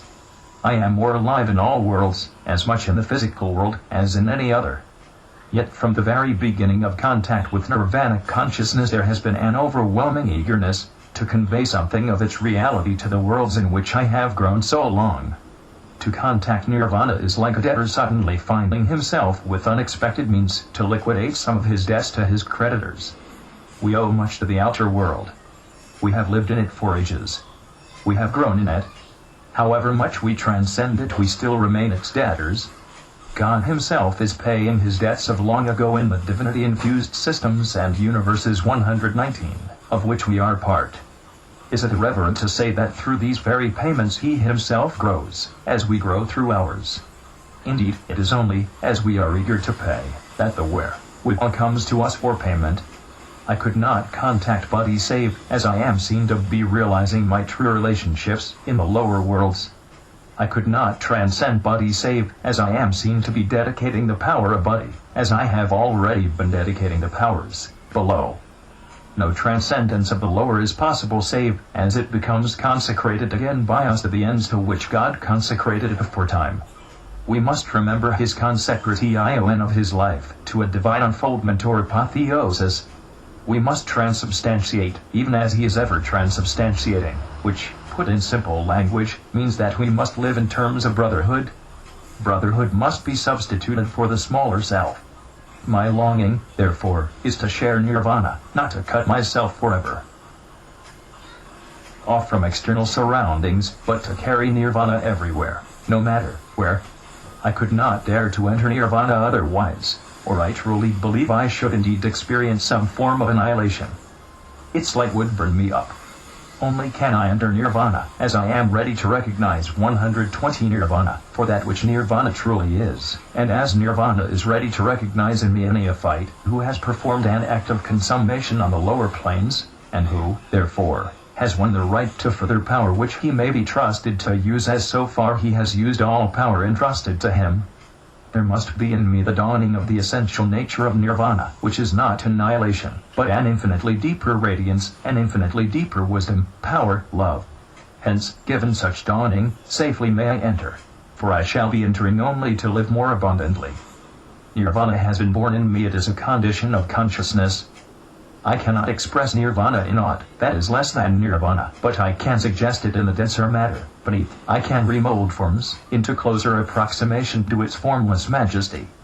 I can remember Nirvana, and I can live my daily life as unto Nirvana, pointing to Nirvana. And this is what I must do, for I can only know Nirvana myself, as I lead others towards it. But when I say I must lead others to it, I ought to make it once more clear that Nirvana is already in them. As I have already said, Nirvana is not somewhere in space. It is a state of our consciousness, of the consciousness 121, in every individual. What I have set forth in these pages is waiting to be set forth either in similar or in other terms by all. Time is, of course, needed. The seed does not become the bud at once. But it is only time that is needed. A short time for the wise, a long time for the ignorant, a short time for those in whom the sense of the unity of life is growing strong, a long time for those who have still to learn many lessons in the outer world. Let none, however, imagine that in any sense perfection is needed for entry into Nirvana. It is not a state of perfection. I am able to reach its lowest stages, even though there are still many fetters which bind me to the human kingdom.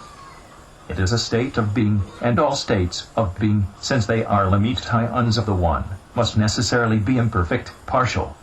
That it is a state nearer perfection than all lower conditions of consciousness is, of course, obvious.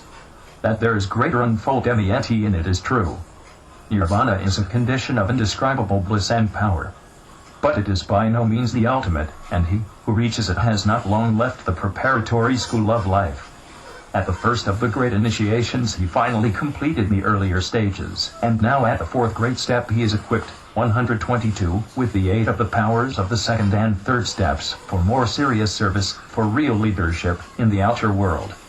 He enters Nirvana with fetters still about him, still with certain limitations and weaknesses, incompletions. Side by side, if I may use the expression, there dwell together the Nirvana consciousness, and all the other modes of consciousness of his being. But the lower modes tend to merge in the higher mode, for his attention is towards the light.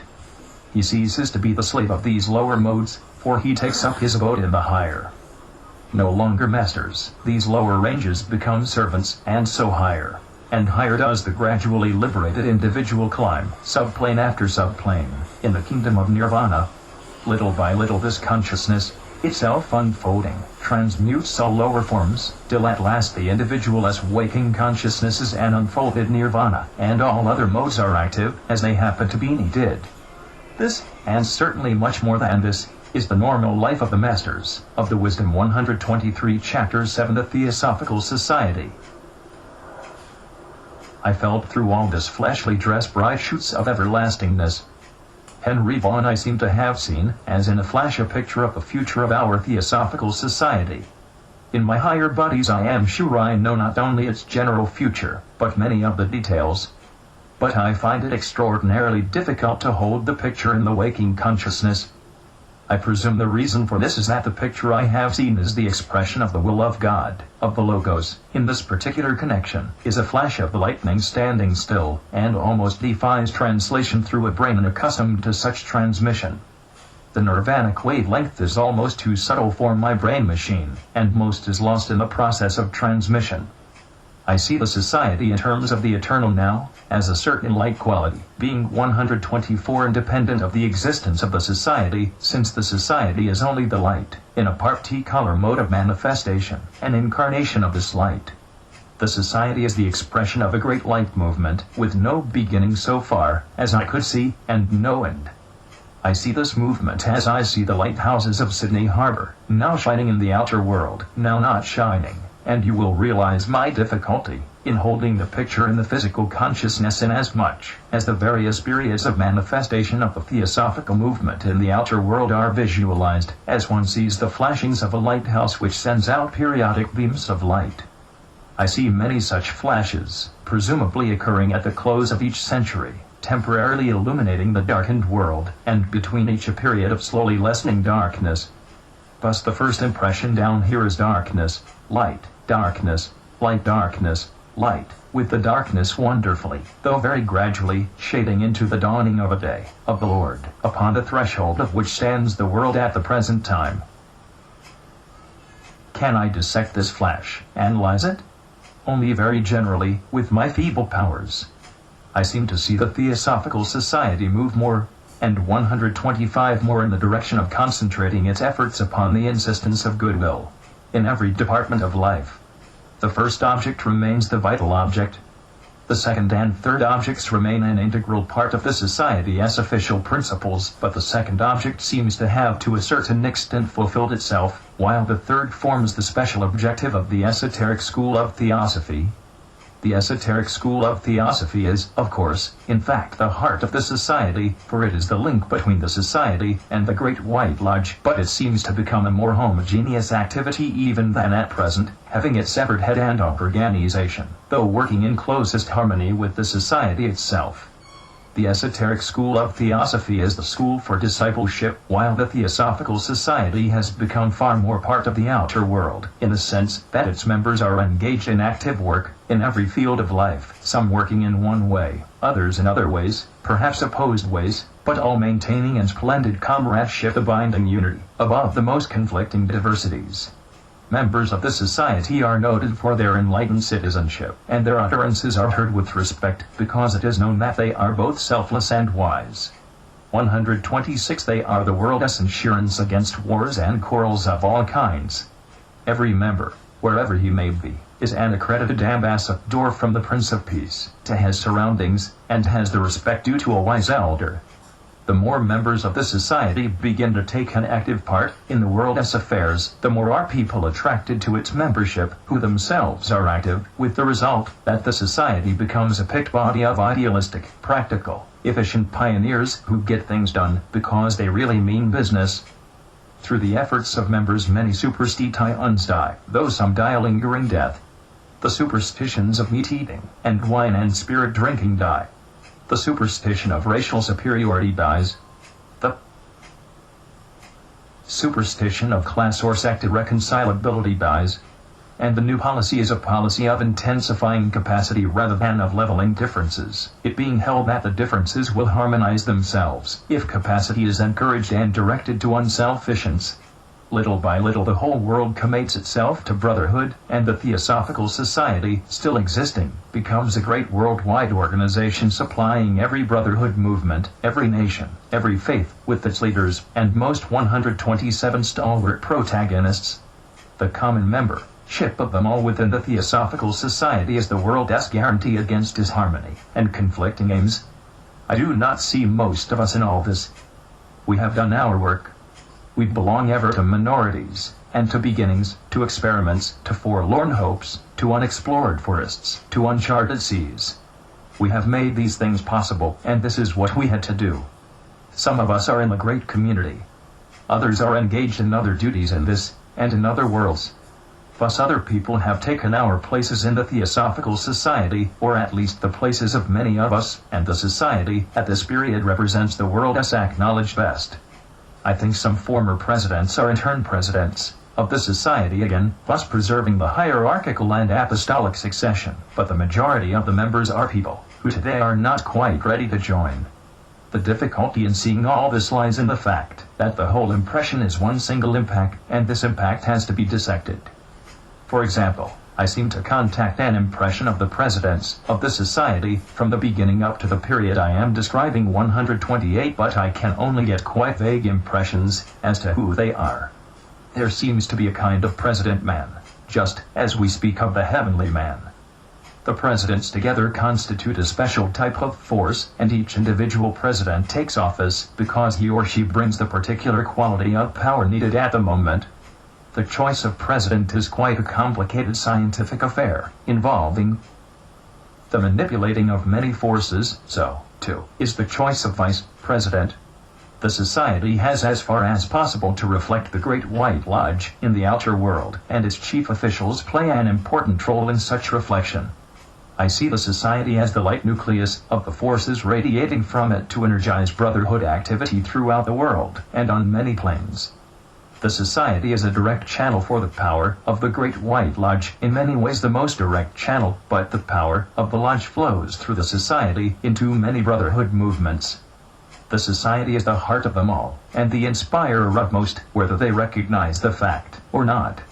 I see in the picture our society leading the way to brotherhood more and more directly. The society begins to become an acknowledged 129 power in politics, in religion, in education, in industry, in social life generally. More and more, members of the Theosophical Society take practical and active part in the world's affairs, and as time passes some of them occupy prominent and responsible positions. The society stands behind brotherhood in all phases of life, and while it is not committed to any special form of activity or belief, and there are members belonging to various kinds of organizations and modes of thought, still the common membership causes a strong comradeship even amidst diverse and superficially antagonistic activity, so that members of the society are always able to bring together opposing factions when the opposition becomes injurious to the community as a whole. Lodges of the Theosophical Society tend to become community centers, self-contained, on the outskirts of towns, but with centers of activity within the town. See Appendix C for a more detailed description. In this way, the various lodges become practical examples of brotherhood, which the world admires, thus causing a great increase in membership. The members begin to become the society's best advertisement, which all are not today, and the outer world, for this very reason, 130 gravitates towards hygienic and humane living.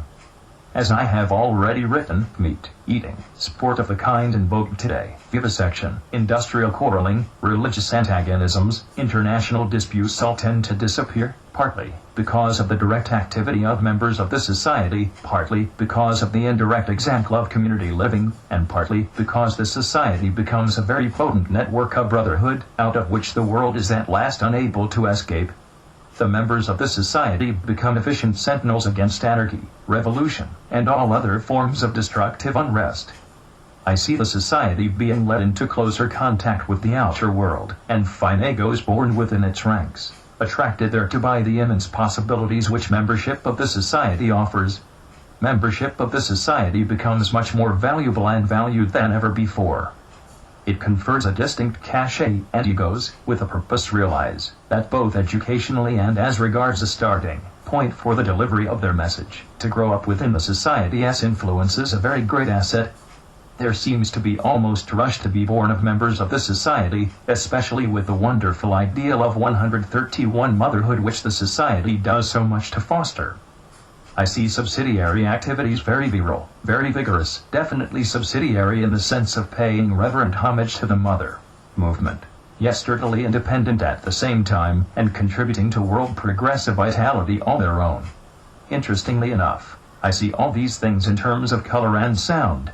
Liberalizing and unifying movements are at work in every religion, through the instrumentality of the Theosophical Society, and I see other movements in other faiths taking their place side by side with the literal Catholic Church and the Hindu movement, both very powerful organizations within a great league of religions, and activity which takes the place of the world religion, for which the world was found, and still remains. Not ready. 132 Chapter 8 The Imminence of Light. Paris, March 7th. It was dark, and rather cold. I was gloomy, and walked, because I had nothing to do. I passed by some flowers placed breast high upon a wall. A jonquil bloom was there. It is the strongest expression of desire. It was the first perfume of the year. I felt all the happiness destined for man. This unutterable harmony of souls, the phantom of the ideal world, arose in me complete. I never felt anything so great or so instantaneous.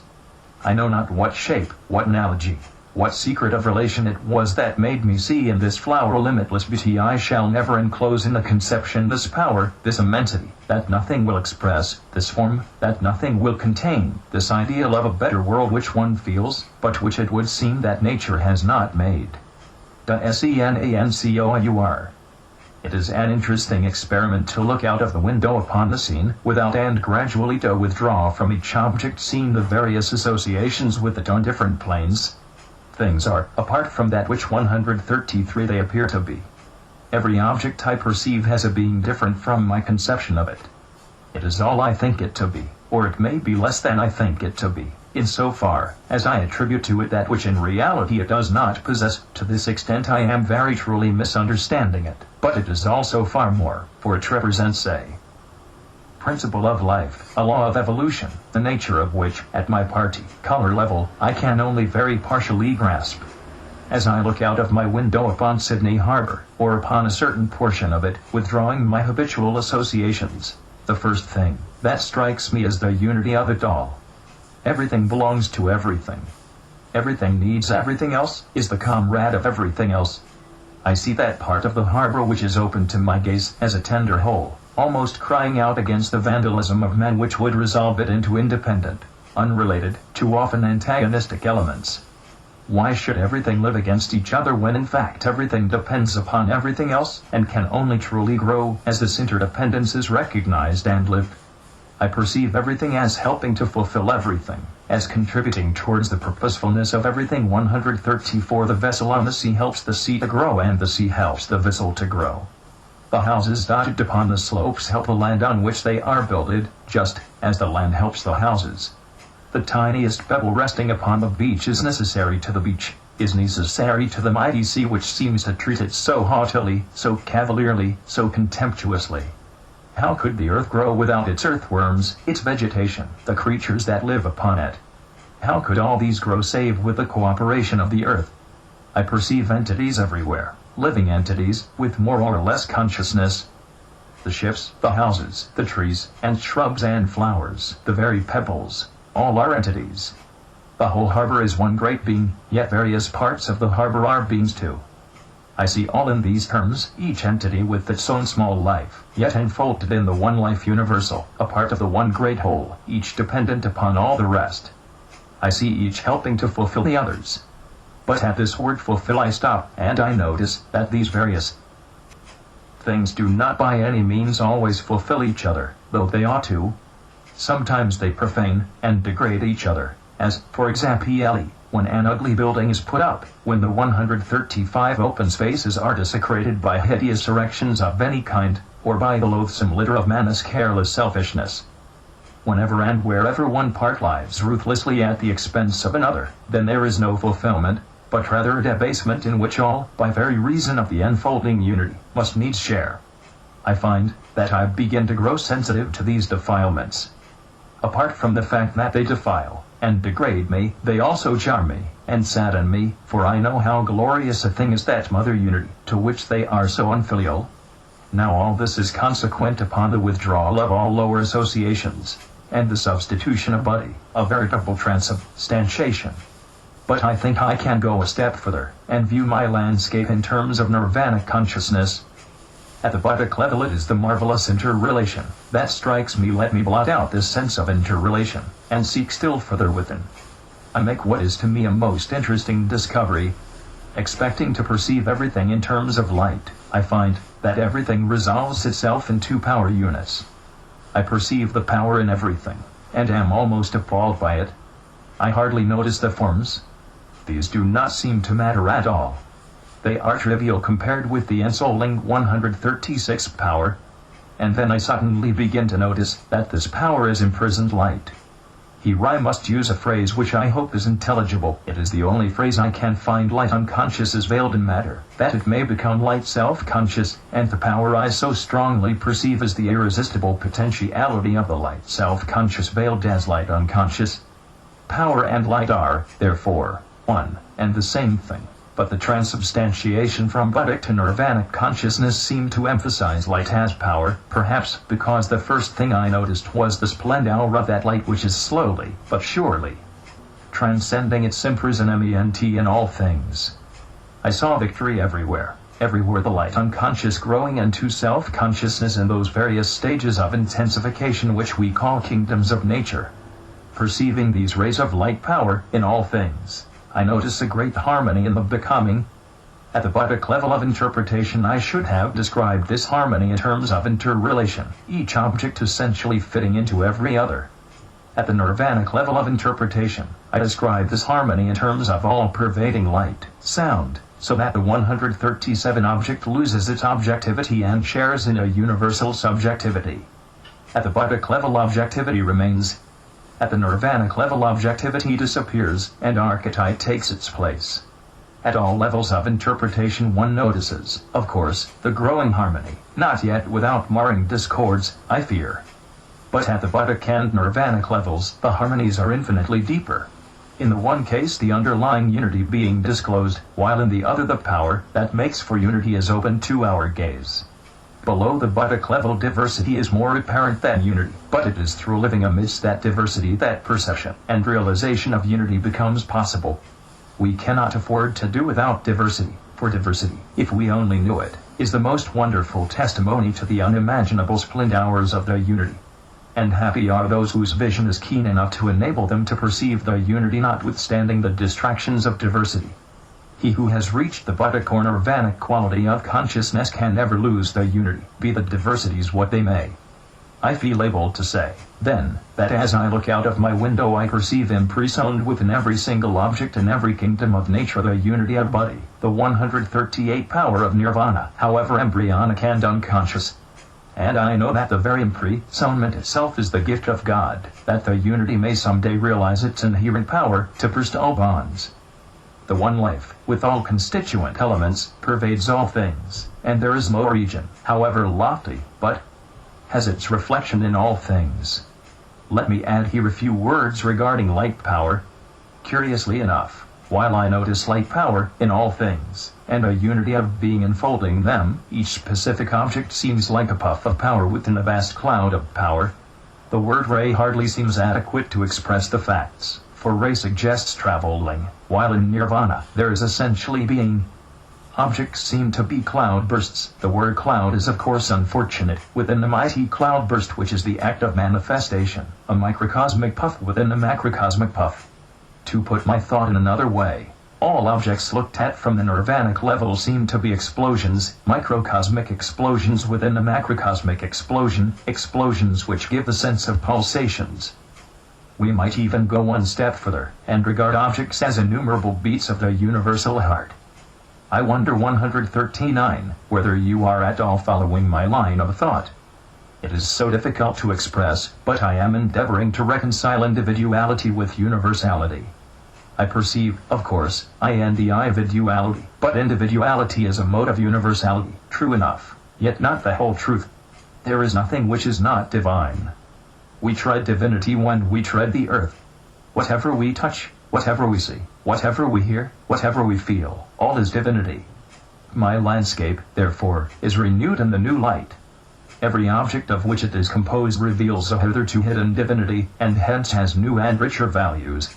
These objects, the ships, the little boats, the ferry steamers, the buildings, the lamp posts, the shops, and the objects for sale in them, the trees and flowers, the furniture in the rooms, all are now instinct with new meaning, and therefore with new purpose, with new interrelationships, with a new message, with a new appeal, with a new comradeship. In each there is much more relativity, yet no less individuality, than before, and, what is more, I seem able more definitely to discern the extent to which each reproduces, or distorts its archetype, For there is nothing without archetype 140. It may be that in terms of eternity there is no distortion, but in terms of time there often is, and we have the task of readjusting the distortions which are noticeable from the point of view of the time world. Hence I am now more able to judge what is out of harmony, and what is harmonious. Each object is a personalization of light, sound, the personalization being the translation of light sound in our lower worlds. Each object is a sun in humblest miniature, a tiny star, a world, a universe. Each object is a microscopic harmony. But each object, too, may have its elements of darkness and of discord, in which its true light and sound values are thwarted. It is interesting to me to listen to and observe objects, and to endeavor to sense their respective sound and light formulae, their various vital notes and mystic chords. I am just at the beginning of this, and can at present say no more. I realize, 1, that the Nirvana I am begin an ing. To know at the fringe is itself not merely a reflection of para-Nirvana, whatever para-Nirvana may be, but also a reflection of a cosmic Nirvana, of which it is the direct representation. 2, that this very Nirvana is the reincarnation of the Nirvana realized by our Lord the Sun on his own upward path, in a 141 period prior to the being of our system. I realize that every plane has its cosmic archetype or counterpart. I should like at this point to advance the theory that countless ages ago our Lord the Sun traveled more or less the same pathway that evolution is treading today. Step by step he ascended, bond after bond was burst asunder, until the spark became the fire, the heart of which is that physical orb we call the sun day, and, as the ascent was made, the sum total of the experiences on each plane was, as it were, memorized in terms of potentiality, so that as he grew he built into his being the seeds of a universe, like unto the universe, of which he was then a growing fragment. He became life self-conscious, but was composed of life, in innumerable layers below self-consciousness. I, George Arundale, am partially self-conscious, but I am composed of life, of microcosmic universes and worlds, more or less unconscious. The process of growth is a process of internalization, of inbreathing. The process of fulfillment is a process of externalization, of outbreathing. It is this function which our Lord the Sun is performing, so far as this universe is concerned, and the outbreathing, the externalization, consists in fanning 142 into flame the innumerable sparks built into himself, during the course of his own evolutions, myriads of eons ago. Our Lord the Sun is doubtless also internalizing, but of this I know nothing. We, too, sons in the becoming, are building into ourselves the material of which someday we shall be sons, upon which someday we shall shine, as the sun shines upon us all today. Where we are, he has been. Where he is, we shall be. Every plane is thus an externalization of a potentiality which itself is the gathered fruit of experience and consummation. Our own contacts, in whatever manner, with the various planes of nature are not merely for our personal growth, but that in a future beyond time there may be in us the potentialities of a universe, that as our Lord the Sun is to all his kingdoms, so may we become to ours. Having become centers, radiances, transcendences, having breathed in, after the great outbreathing, there will take place, once more an outbreathing to circumferences, or in other words, a manifestation. As our Lord the Sun breathes, in mighty life-giving breaths, so shall we. Such seems to be the law of all being, at least of all which we can conceive, for to us being is pulsation. It may be that 143 there is being destitute of this quality, but this does not seem to be the case in the schemes we know. Though we naturally postulate in manifestation as an apotheosis of inbreathing, and call it pure being, still, ourselves manifest, we cannot conceive of the unmanifest without the potentiality, the seed of manifestation. We therefore postulate great in and outbreathing, and while the attainment of a self-conscious divinity may be the apotheosis of inbreathing, we look for a succeeding outbreathing, as night follows day. Having in my own nature begun a transubstantiation of consciousness, the Nirvana consciousness slowly beginning now to be my positive substance instead of negative as hitherto, I proceed to follow up the process by an endeavor in the direction of effecting a similar transubstantiation in regard to the outer world. I say an endeavor, for it is just the halting and feeble beginning of a wonderful transformation leading in the distant future to the consciousness of the adept. First, I obtain a general impression of the world viewed nirvanically, and immediately all ugliness disappears, the pathway merges in the goal, processes are perceived in terms of their results. I idealize, and therefore realize 144 as a general statement. I may say that nirvana is a consummation, an apotheosis, an archetype of world conditions. It sounds strange, perhaps, to bring into juxtaposition the words consummation and archetype, yet nirvana is both. It is both seed and flower, seed in all things, flower in a few, flower in all things someday. In the outer world I am living amid innumerable conditions, circumstances, and events. I invest this outer world with nirvana. Somehow I seem able to do this, and I perceive the real. The real in the becoming, which is the outer world, has become the real, for I have touched it with the magic of the eternal now, which is the time of nirvana. Immediately I perceive a new significance to the phrase God is love. He is infinitely more than love. He is ourselves. And every circumstance of the world, in every kingdom, and on every plane, is a fulfilling of God, however we define this word, an unfoldment of himself, of his nature. We are of his very substance, and the Holy Eucharist, whether in Christianity, or in any other faith, is a veritable remembrance of this supreme truth, a sounding of its ineffable note, amidst the discords of growth, and becoming 145 I substitute God positive for God relatively negative, and the world stands self-explained and justified.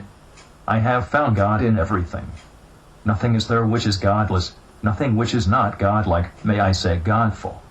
I can conceive an entirely different system of evolution, in the course of which growth takes place without friction, without the swinging process, if I may so call it, between the innumerable pairs of opposites, good and evil, right and wrong, and so forth. But I realize that the methods and processes enjoined for our own particular evolution are perfectly adapted to such ends as I am able to grasp. Whether they are the shortest possible cut to these ends I do not know. One presumes that what is best has been chosen, and it is futile, not to say presumptuous, to speculate further. May I at least say that life is essentially lazy, takes the line of least resistance, never does with trouble what can be done with ease, the most elaborate complications being in all cases the simplest available means to reach the desired end. Life is marvelous, but it is more than marvelous. It is simple, and you, and I grow near to life, approach God, as we substitute simplicity for the confusion, fuss, and elaborateness of 146 that modern artificiality which is called civilization. When I am able to say, not merely as a pious belief or hope or yearning, but as an experience, that God is love, I have effected a transubstantiation, that is to say, I have emphasized reality. The world thus becomes far more real in every circumstance of its being. Essentially, of course, all is real, for all is God. But there are, if I may say so, gradations of God, from the unconscious to the self-conscious. The transubstantiation I effect is to substitute comparative self-consciousness for unconsciousness, or, to put the process another way, to assert the self-conscious in the unconscious. I realize here how useless words and phrases are, for in the light of nirvana there seems to be no difference between the two. But if I have to try to explain out here, I can only say I assert the real in the midst of the unreal, or I know the unreal as the real. Hence, nirvana interprets, in the dark places shines its light. Elsewhere I have written of the new values nirvana gives to things, of the readjustment nirvana effects. Let me here put this fact in another way. I am beginning to live in a new world which is 147 nothing more than the old world realized. I am beginning to realize everything, so that nothing seems out of place. Everything seems inevitable, gloriously inevitable. I have used that phrase before with regard to the future, but it is equally true of the present. We cannot do without a single circumstance of it. I feel that this must sound very strange in view of the terrible condition in which the world finds itself today. Yet nothing is terrible unless we linger when we should proceed. Nothing is terrible until we cling to it long after it has served its purpose. Nothing is wrong until we have outgrown it. Evil is but a worn-out garment we still wear, and it is worthwhile to remember that what one has done with and should cast off may well be a new suit of clothes for another. In world terms, truth grows, however much there may be truth absolute and eternal, and we must grow with truth. Truth unfolds, and we must unfold with truth. We cannot, must not, wait. We must not be sluggards. To stagnate is to decay, and the only really terrible thing in the world is the decay which is stopping still, for that is the beginning of falling back. 148 other decay of a noble kind there is, which is but the reverent putting aside of that which has served its purpose. It is the former which is dangerous. Against it the whole world must be on guard, lest it repeat the bitter experience of the past. In the light of the Nirvana consciousness I perceive, as I have said, the real, in all things. The changing world has become a world changed, and I know that nowhere's any waiting inevitable. There is nothing so hardened that it can no longer move. Strange as the statement may sound, the great word self helped to loosen the hardnesses, though I am not prepared to say that they could not possibly have been relieved in any other way. In any case, the very coming of the world teacher is proof that the world has the ears to hear him. Does not his moving among mankind effect a transubstantiation for the whole world? A marvelous tangible real will thus be substituted for the infinitely lesser reals with which the world has for so long had to be contented. He takes their place.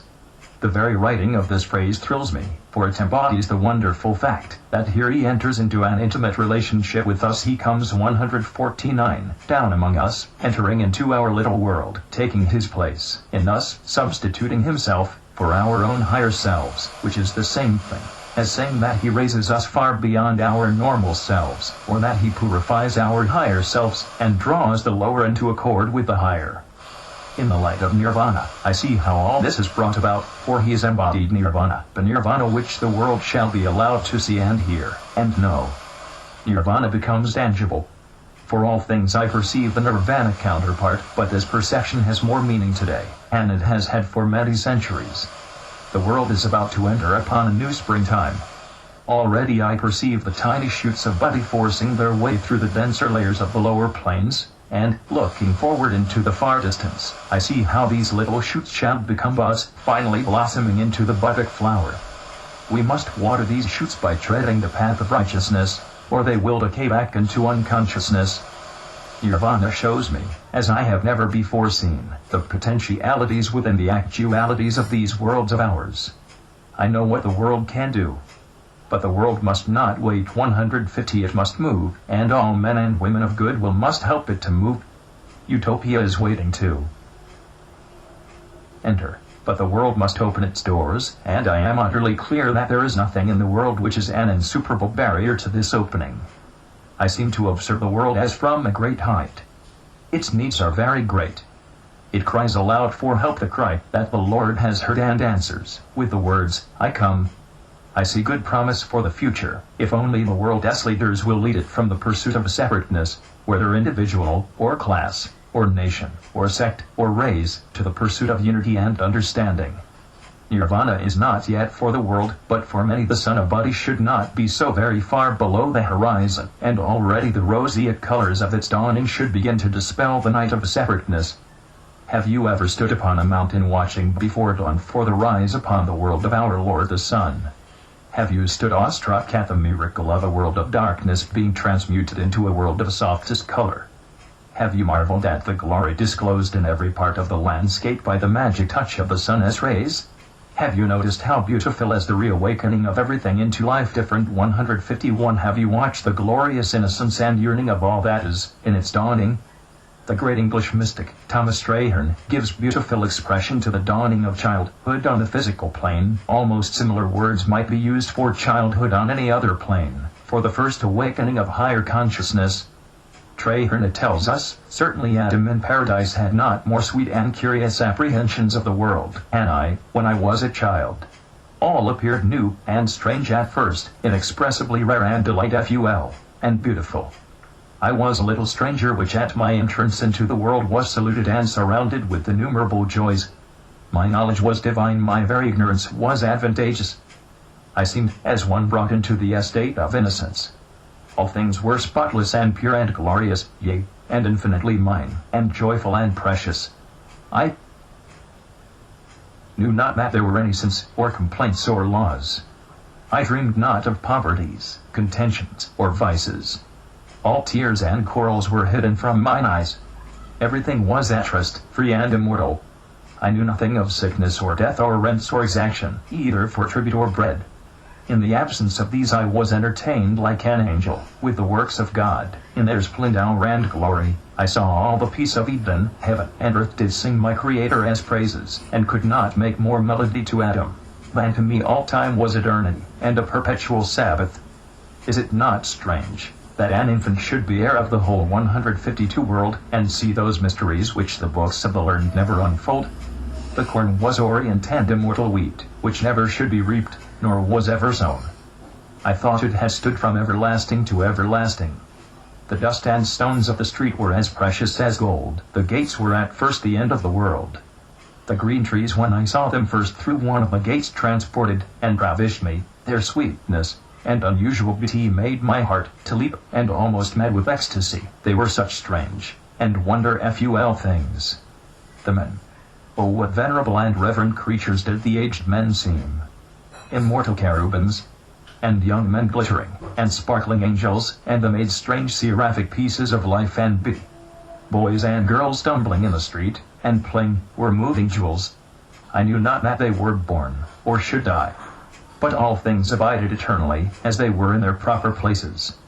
Eternity was manifest in the light of the day, and something infinite behind everything appeared, which talked with my expectation, and moved my desire. The city seemed to stand in Eden, or to be built in heaven. The streets were mine, the temple was mine, the people were mine, their clothes and gold and silver were mine, as much as their sparkling eyes, fair skins, and ruddy faces. The skies were mine, and so were the sun and moon and stars, and all the world was mine, and I the only spectator and enjoyer of it, so that with much ado I was corrupted, and made to learn the dirty devices of this world, which now I unlearn, and 153 become, as it were, a little child again, that I may enter into the kingdom of God. Is it not at the dawn that we perceive the beauty even in the things that otherwise we should call ugly? So have I stood upon the mountain of Nirvana. So stand I still, and watch the world once more stirring into body, as the Lord Christ dawns again upon it. Only stirring, perhaps. How long before the awakening? Ah, who can tell? Yet we may be thankful that dull sleep has given way to dreaming, and that out of that dreaming comes a stirring upon the threshold of awakening. I see, of course, that this is not the first of such. Many suns have dawned upon us, and step by step the world has grown. There have been the great and glorious dawns, as when great saviors have illumined us. There have been the lesser stirrings, as in the periods of Renaissance, as towards the close of every century since the 12th. This brings me to a further perception of the Theosophical Society as one of these mighty stirrings which the saviors alone can give. I see the Theosophical Society as the living witness of that budding consciousness which the world has yet to know, but towards which 154, in part consciously, yet for the most part unconsciously, it yearns. The Society is, as it were, the touchstone and nucleus of body, in the outer world, reflecting body or brotherhood, pointing the way to brotherhood, in its three great objects, awakening brotherhood, in the world in innumerable forms, subsidiary to the supreme archetype, as disclosed in the first object. Those who are beginning to be ready for body inevitably turn towards the Society as its physical plane symbol and expression. Their faces are turned towards the dawning. In the Theosophical Society they find its herald, and they add their voices to the voice of the dawn calling the world to awaken to a newer day. I perceive the Society itself to be an Himalayan range, with its people plains, in the outer world, with the lesser hills of the esoteric school, and with the ascending peaks and ranges of discipleship culminating in those lofty supermen who constitute its inner light and life. I see what the Society has to become, a channel for body, for the budding consciousness to the outer world. I see that while the true standard of righteous living is elsewhere than among mankind, yet the Theosophical Society reflects that standard, and 155 that our movement is intended to become a world within the world, a world from out the future, dwelling in the present, as a living example of a partly realized ideal. The Theosophical Society must become a world, state in miniature, and its members citizens thereof. That which we exhort the world to do we must ourselves be doing. In every field of life our buddhic consciousness must be growing active. We must stand for brotherhood in daily life, in religion, in politics, in industry, in education, in international relations. I have sought to convey a glimpse of what this means in the Australian section, A Vision, see Appendix C. For that which I have written there of Australia I conceive to be true of every section, and of the whole society. Our precepts are valuable, for they constitute an unveiling of truth which the world has forgotten, or needs to know. But example founded on these precepts is far more valuable, for it is better to see Theosophy, than to hear it, as it is better to live it than to see it. If we could only live our Theosophy, in the world, accustoming the world to suffer gladly, the time might come for the world to be ready to suffer gladly our masters, to live 156 their Theosophy, in the world. But to a world yet in the twilight the sunshine can come safely only by degrees. Let the Theosophical Society be the dawn heralding that glorious day, when in the very outer world itself the mighty circle of brotherhood shall be complete. Within the society, there must be no such problems as those which disfigure the world. Within the society state there must be comradeship in all things, be the diversities of custom, opinion, or outlook what they may. The Theosophical Society is greater than its members, for is not the shadow less than the substance, the sunshine less than the sun. Never, for an instant may we forget that our primary allegiance is to the society itself, apart both from any of its members, or from any of the beliefs which they may hold. We must learn to recognize that no identification by the ignorant, of certain specific doctrines, with the society as a whole, makes such identification a fact.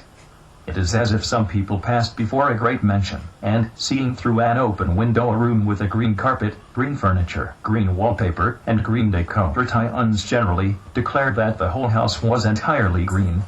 In the mansion of the 157 Society are many rooms, each with its own color, but all within the house, and belonging to one community, though some members of the community live in one room and others in another. The society is a great receiving station for brotherhood from the inner worlds, transmitting it now specifically in the shape of definite truths, now generally, as vitalizing force. Through the latter brotherhood spirit in mankind is stimulated, and finds expression according to individual temperament and place in evolution. All are welcome to membership in whom brotherhood is stirring, no matter what form it takes. The society stands for brotherhood unqualified, encouraging all movements, all individuals, sincerely dedicated to brotherhood, be their objectives what they may. It is doubtless possible to define brotherhood. Each individual should be able to define it more or less satisfactorily to himself, and on every plane of consciousness there is a definition appropriate to the plane, as I have suggested in my definitions of Buddhic and Nirvanic consciousness. But the society offers no definition. It asks from each his acts of brotherhood, leaving him to define it, as he will, and, as he can. 158 I have had to write this, because it seems to follow from my Nirvanic meditation, upon the society. Standing, as the society stands, for Buddhi, in the outer world, it is, as it were, a kind of halfway house, between Nirvana, and all that is beyond Nirvana, between the ideal such as we can grasp, and all that may be beyond outgrasping, and these planes of nature upon which normally dwells the outer world. The halfway house must by no means become an obstacle to the passage of the sunlight of Nirvana to the planes of the outer world beneath, even though in traveling through the denser medium the rays must needs grow less intense. We must never forget the fact that the society is but this halfway house, is merely a channel for that of which brotherhood itself is a modification, for there is more than brotherhood before us, though we may have yet to obtain brotherhood. Thus only can we hope to keep unsullied our great ideal. I notice particularly that the problems of our outer life are non-existent in Nirvana. Nirvana may have its own problems, it has certainly none of ours. I do not know 159, whether I am able to distinguish between a problem looked at in the light of Buddhi, and looked at in the light of Nirvana. In either case, every circumstance that contributed to the making of the problem becomes resolved, or transmuted. It ceases to be a problem, for the problem constituting elements have disappeared. These elements are the products of the separative forces of ignorance, and can find no place in the higher worlds. The selfishness which is the root cause of them all has burst its bonds, having no further cause for being. The world needs to be full of problems upon which we may exercise God's gift of choice, discrimination. But less and less do we need to choose deliberately as choice through experience becomes automatic, instinctive, or, let us say, intuitive. In body we reach the unity. In Nirvana we are the light which is the heart of unity, the essence of its being. The world thus becomes in many ways a far simpler and easier place in which to live. The solutions of the problems are so obvious, however hard it may be for the world as a whole to accept them, and not only are they obvious, but simple, easy to bring about, provided we are big enough to grasp them firmly. Therein 160 lies the difficulty, of course. All that leads to light is right. All that leads to darkness is wrong. It is no longer a question of creed or color, or race, or nationality. All is perceived in terms of greater or lesser light. Let there be light, we echo. More light, we exclaim, with Goethe. The growing consciousness of Nirvana intensifies the light of our being. The very world itself is the brighter for the entry of one of its children into Nirvana, and darkness of whatever kind grows increasingly unnatural.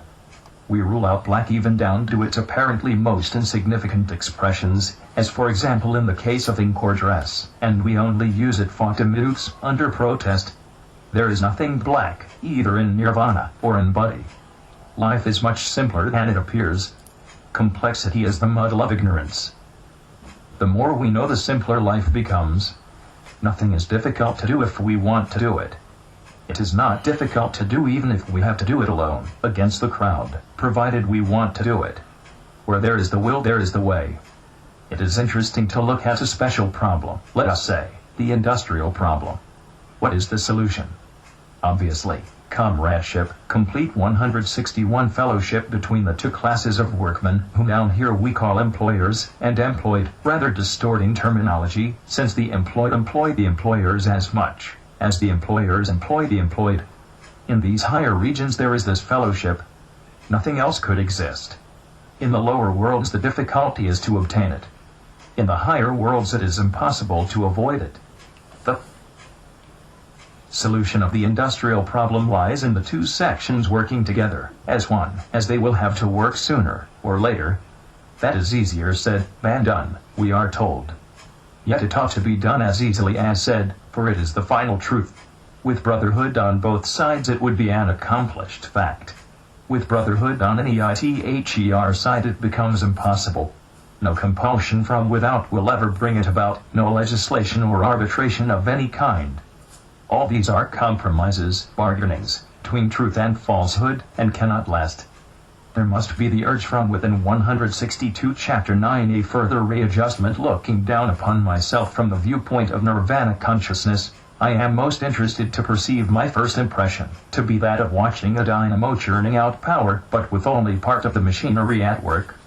I see enormous potentialities still to be unfolded, only certain powers being actually in operation, and even these only partially. I am amazed at the possibilities, I should rather say at the certainties, of the future, but I think I am even more amazed at the fact that I am an integral part of our Lord the Son himself. I notice, I think, an unbroken line of connection between the Son and myself, as between the Son and all things. This connection is to all intents and purposes a physical connection, for, although the connection is a light connection, yet that very light is composed of particles, and it exercises quite 163 appreciable physical modification upon my physical body as well as upon my other bodies. Light has weight, mass, momentum. I am therefore a nucleus of force within larger nuclei of forces within the heavenly man, within the Son himself, even as he is a nucleus of force within a still larger system. From one point of view, therefore, the whole system of which the Son is the heart is a solid body with every part as closely connected and interrelated as the various parts of our physical bodies. Hence, I am a solar system in miniature, with a central sun, with planets, with all the appurtenances, in embryonic miniature, of the solar system, as we know them. Do I reproduce in myself the movements of a solar system? Do parts of me revolve round a central part of me? Does the central part of me revolve? At all events the whole of me revolves, for at least I revolve with the world of which I am part. But if I do not mistake, there are these various revolutions. I seem to see myself as a coordinated mass of intricately revolving worlds, reminding me of numbers of Catherine wheels in a fireworks display. I seem to see the various great centers, chakras, revolving in coordinate motion around a central heart which does not seem to be the heart chakra, but a 164 chakra invisible, perhaps the monad, if we can at all call the monad a center. If it does not sound flippant, I should like to say that I see myself as a kind of glorified fireworks, part of still more glorified fireworks, with the universe as a supreme display of fireworks on an unimaginable scale. But these fireworks are continuous and do not splutter out. What astonishes me more than anything else is the potentiality, marvelous beyond words, of even the minutest fragment of myself. I gaze upon the heavens with their myriad constellations, and I see all these reflected in each and every atom of my being. There is enough potentiality in each and every atom to build all I see around me, an atom universe, as it is with its central nucleus, round which revolve its constituent planets, is an epitomized universe, containing within itself every single element needed for the development of every plane, and all kingdoms of nature. This may sound an absurd exaggeration, yet it is true, obviously true, for every atom is imprisoned sun life, that life which brought our universe, with all its wonderful complexities, into being. Look into the heavens and perceive God's glories. Gaze at yourself and it is as if you 165 were looking at a reflection of these vastnesses. Indeed, you are looking at their reflection. There is as much an astronomy of the human body as there is an astronomy of the stars, and from the nirvanic level of consciousness it is clearly possible to perceive the essential identity between the astronomy of the microcosm, myself, and that of the macrocosm, the heavens. I certainly perceive Nirvana, potentiality in every single atom of my being, and I perceive the fact that the center of my system is awakening into nirvanic potentiality, so that the atoms of my own being may be clearly distinguished from those of one who is not developed to this extent. Further, the emanations from me, my radiations, my pulsations, my puffs, shall I say, acquire perceptibly added brilliance on this account, as they did at all lower stages of expansion of consciousness. Pursuing this fact to its logical conclusion, every good thought, good feeling, good word, good action, goodness being, of course, a relative term, adds its own brilliance both to the individual as a whole, and to his radiations.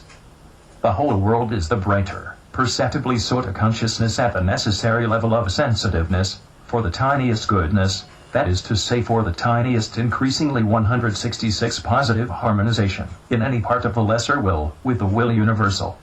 I perceive that the awakening of nirvanic consciousness at the center means a raising of the level of consciousness in every part of my being.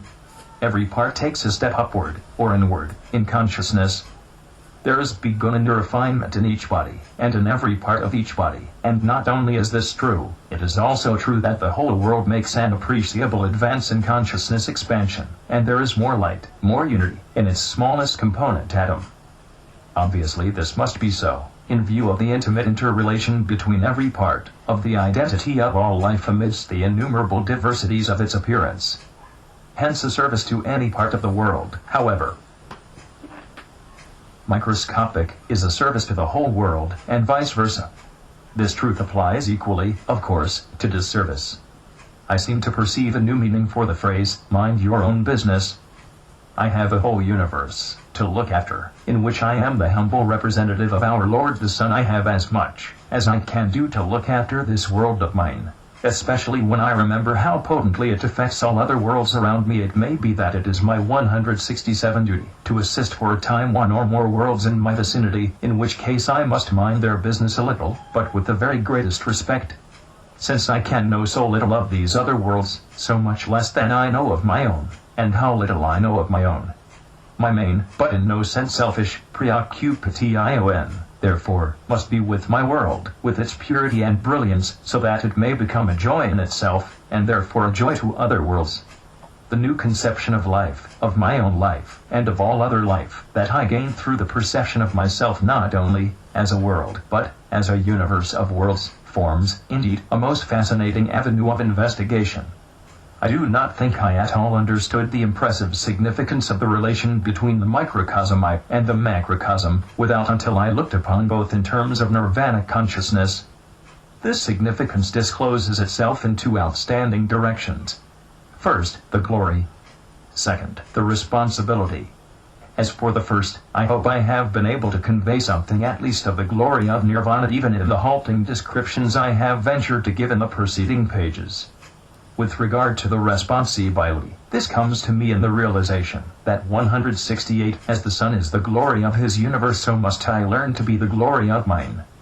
Indeed, I am a sun in microscopic miniature. I am the sun of my being. I am the humble representative of our Lord the Sun. I look up towards him.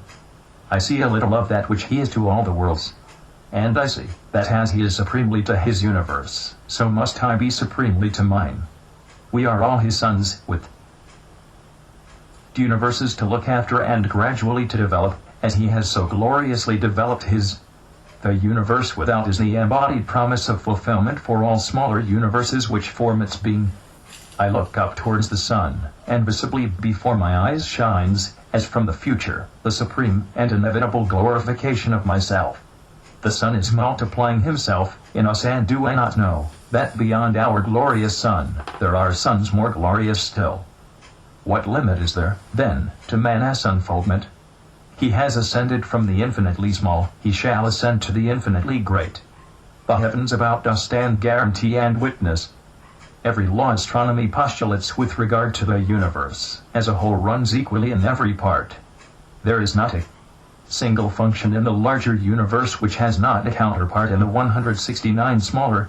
And when we read of the way in which a universe comes into being, let us remember that we have a description, utterly inadequate, of course, of some great being, become God, entering upon the mighty sacrifice itself from another standpoint, the beginning of a new expansion of his being, of guiding to self-conscious divinity all parts of his nature which fall short of his complete self-consciousness, no matter at what stage of lesser consciousness they may be. God multiplies himself by every part of himself, and the result is God self-conscious in every part. Every seed becomes a perfect, eternal flower, as well as a petal of a flower yet mightier. The simile comes to me of the oak and its acorns. God is as the oak, and every part of him is an acorn. As each acorn grows, so does the oak grow, and some acorns are at one stage of growth, others at other stages. There is an oak-acorn universe, and, as one series of acorns transcends the purely acorn stage, another series takes its place. Thus, there is an endless series of growings at all stages, and the oak father himself grows as his externalized life grows, for however much acorns may fall here, and there, be blown hither and thither by the winds, the one life 170 unites parents and children, and the growth of each reacts upon all the rest. And by certain acorns grow into oaks, and themselves give forth acorns. The oak becomes a forest. Our Lord the Sun becomes a forest of suns. This is the oak's fulfillment of himself. This is God's fulfillment of himself. This is our fulfillment of ourselves. The oak has his seasons for acorn bearing. Has God his seasons, too? Or with God is the process of manifestation continuous, an endless stream of life issuing from his being? Nirvana seems to be drawing so near to me, or perhaps my center is so definitely, however slowly, shifting to the nirvanic plane, that I find myself more and more relating every phase and feature of the outer world to its nirvanic archetype or counterpart. I have come to the conclusion that there is nothing in this world, or out of it for that matter, which is not in some degree a reflection of nirvana. The outer world is after all nirvana objectified, nirvana densified, the shadow of nirvana. Every plane below is the reflection of the plane, of all planes, above. The objectification, the densification, the shadow, the reflection, may be a distortion, but only, I think, as I have suggested elsewhere, 171 when it has fulfilled its purpose. There is no absolute distortion, only relative distortion. And by the word distortion, therefore, I must mean a form inadequate to the level of unfoldment attained by the particular life which may be in question. That which is inadequate is wrong. That which is adequate, or perhaps more than adequate, is right.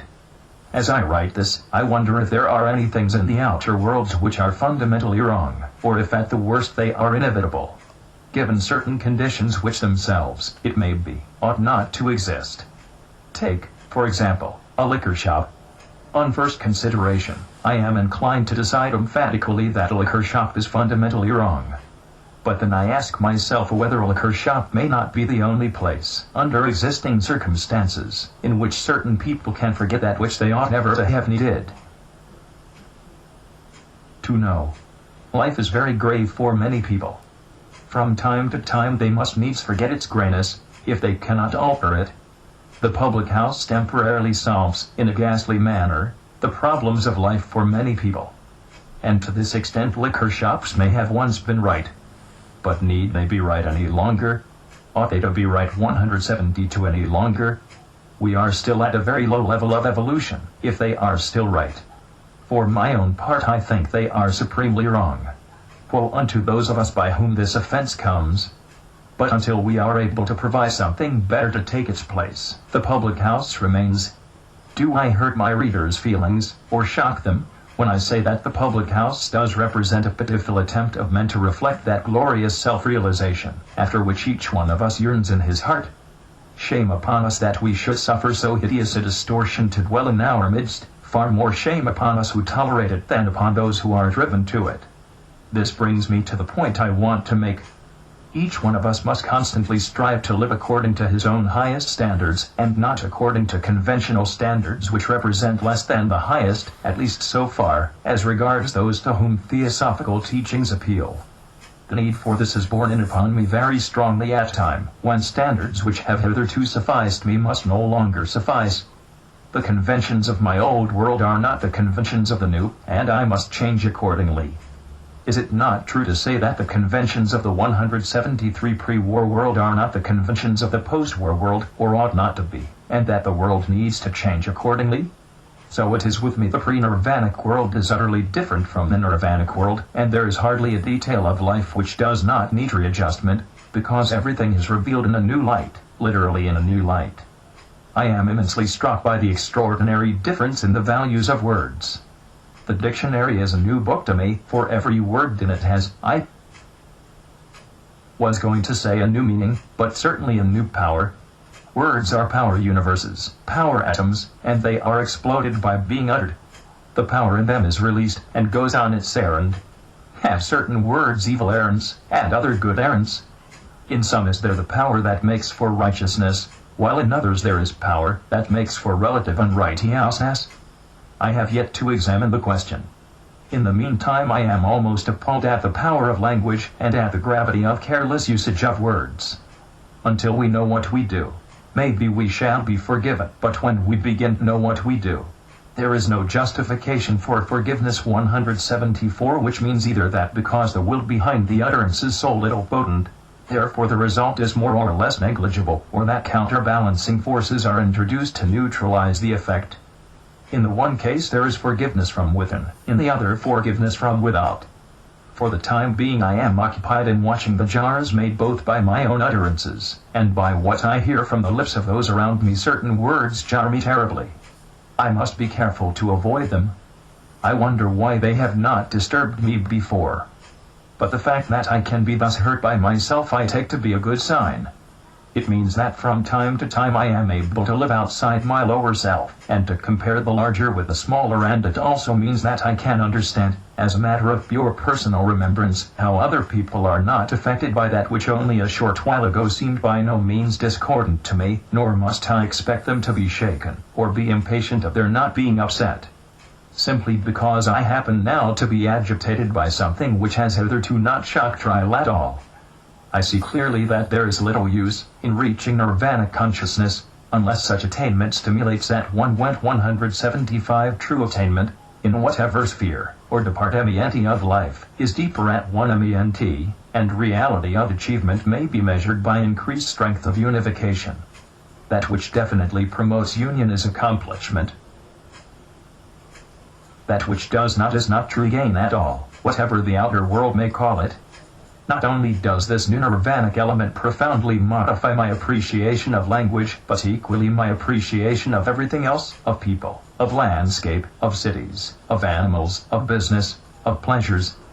The new element of nirvana consciousness enters into all things, or I should rather say is suddenly perceived in all things as well as in myself, and the effect is of looking upon a world one has never seen before. As I have already suggested, the languages I know are new languages, for the words now possess hitherto unperceived connotations and relationships. So do books.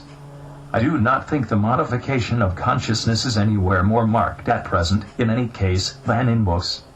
I went the other day into one of our largest bookshops, and I found myself amidst a weird babel of sounds. Every volume was vocal. In each book was its author speaking his message, in some cases powerfully, clearly, upliftingly, in 176 other cases, at the other extreme, vaguely, purposelessly, vulgarly, perhaps, often sordidly, or sometimes with a well-chiseled form distressingly empty of purpose. Each work was a sound scheme, often a jarring sound scheme, but sometimes a beautiful symphony. Each book, too, was a light scheme, a dull light scheme, a lurid light scheme, a bright, clear light scheme, now and then a gorgeous light scheme. I was not able to follow up this discovery, but I knew that books are alive, that some are in a savage state, and thence there is great a descent in evolution to God books, such as the Scriptures, and others less than these, yet great. I cannot pursue further this fascinating theme, but it will be realized that books are now no longer mere tomes, they are living beings, for which their creators have serious responsibility, which speak, and shed their influence around them. A book in a room is a factor with which we have to reckon, a library is a potent force.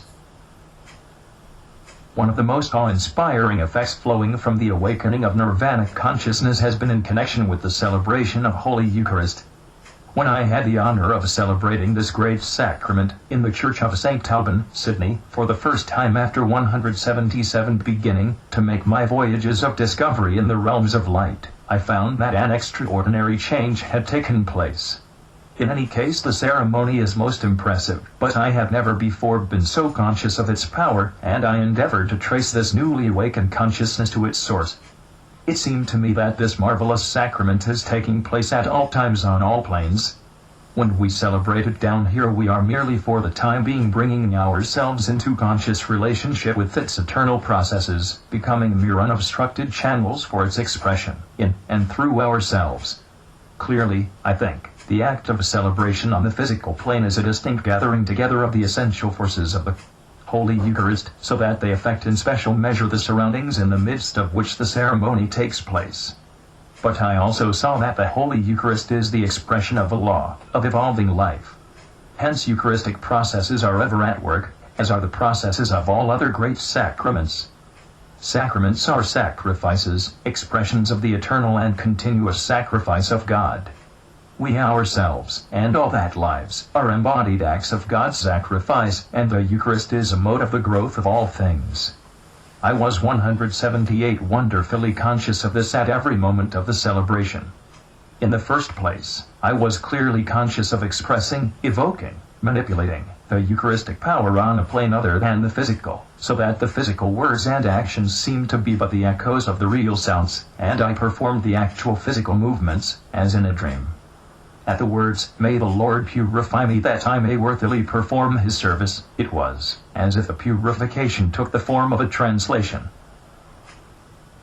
of myself elsewhere, into nirvana consciousness in fact, and at that level making a special channel for the Eucharistic light to descend into the matter of the physical plane, through every intermediate plane, so as to effect everywhere a special concentration of already existing Eucharistic activity. I noticed how every physical act, from the beginning to the end, helped in the preparation of the physical plane for the reception of the mighty forces stirring so gloriously elsewhere.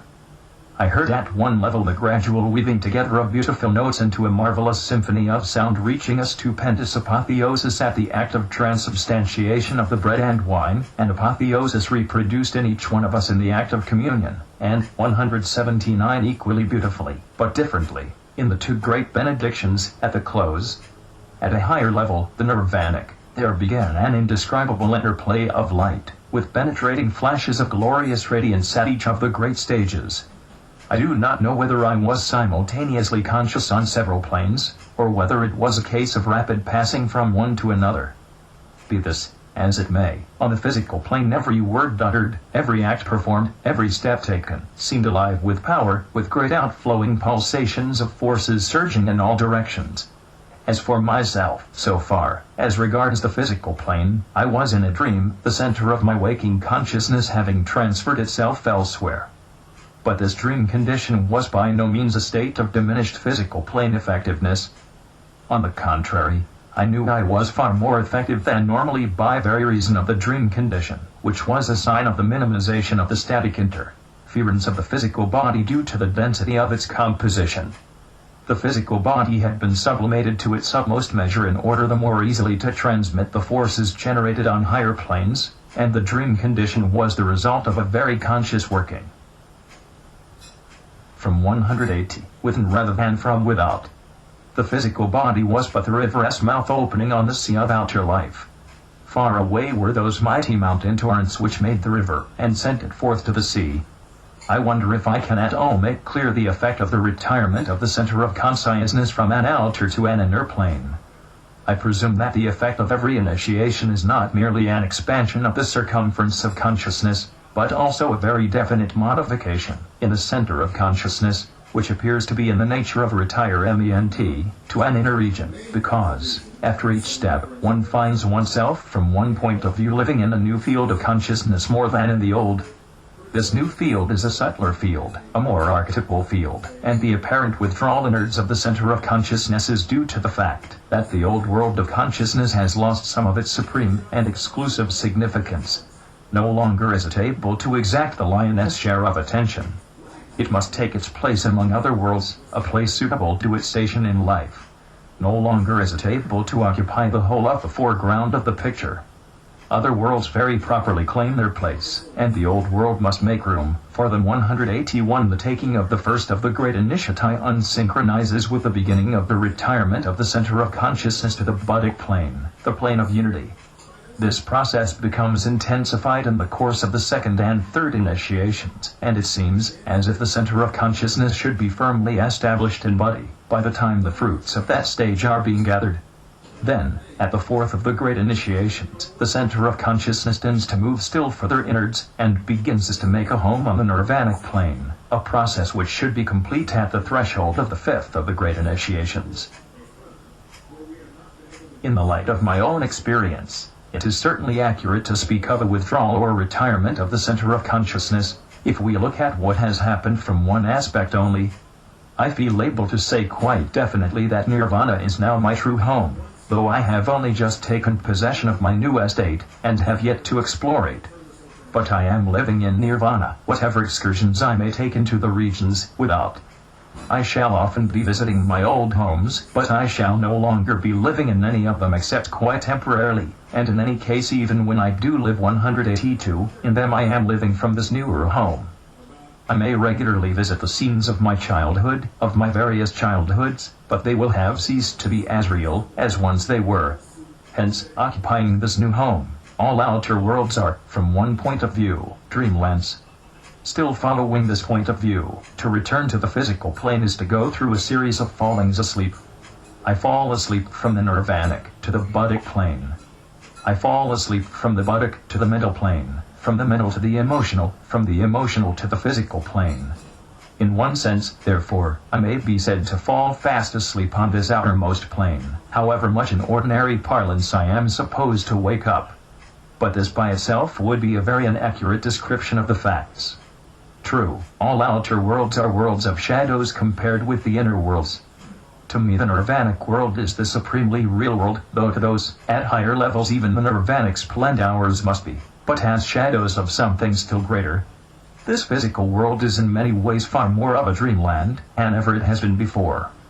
I have discovered a new contrast.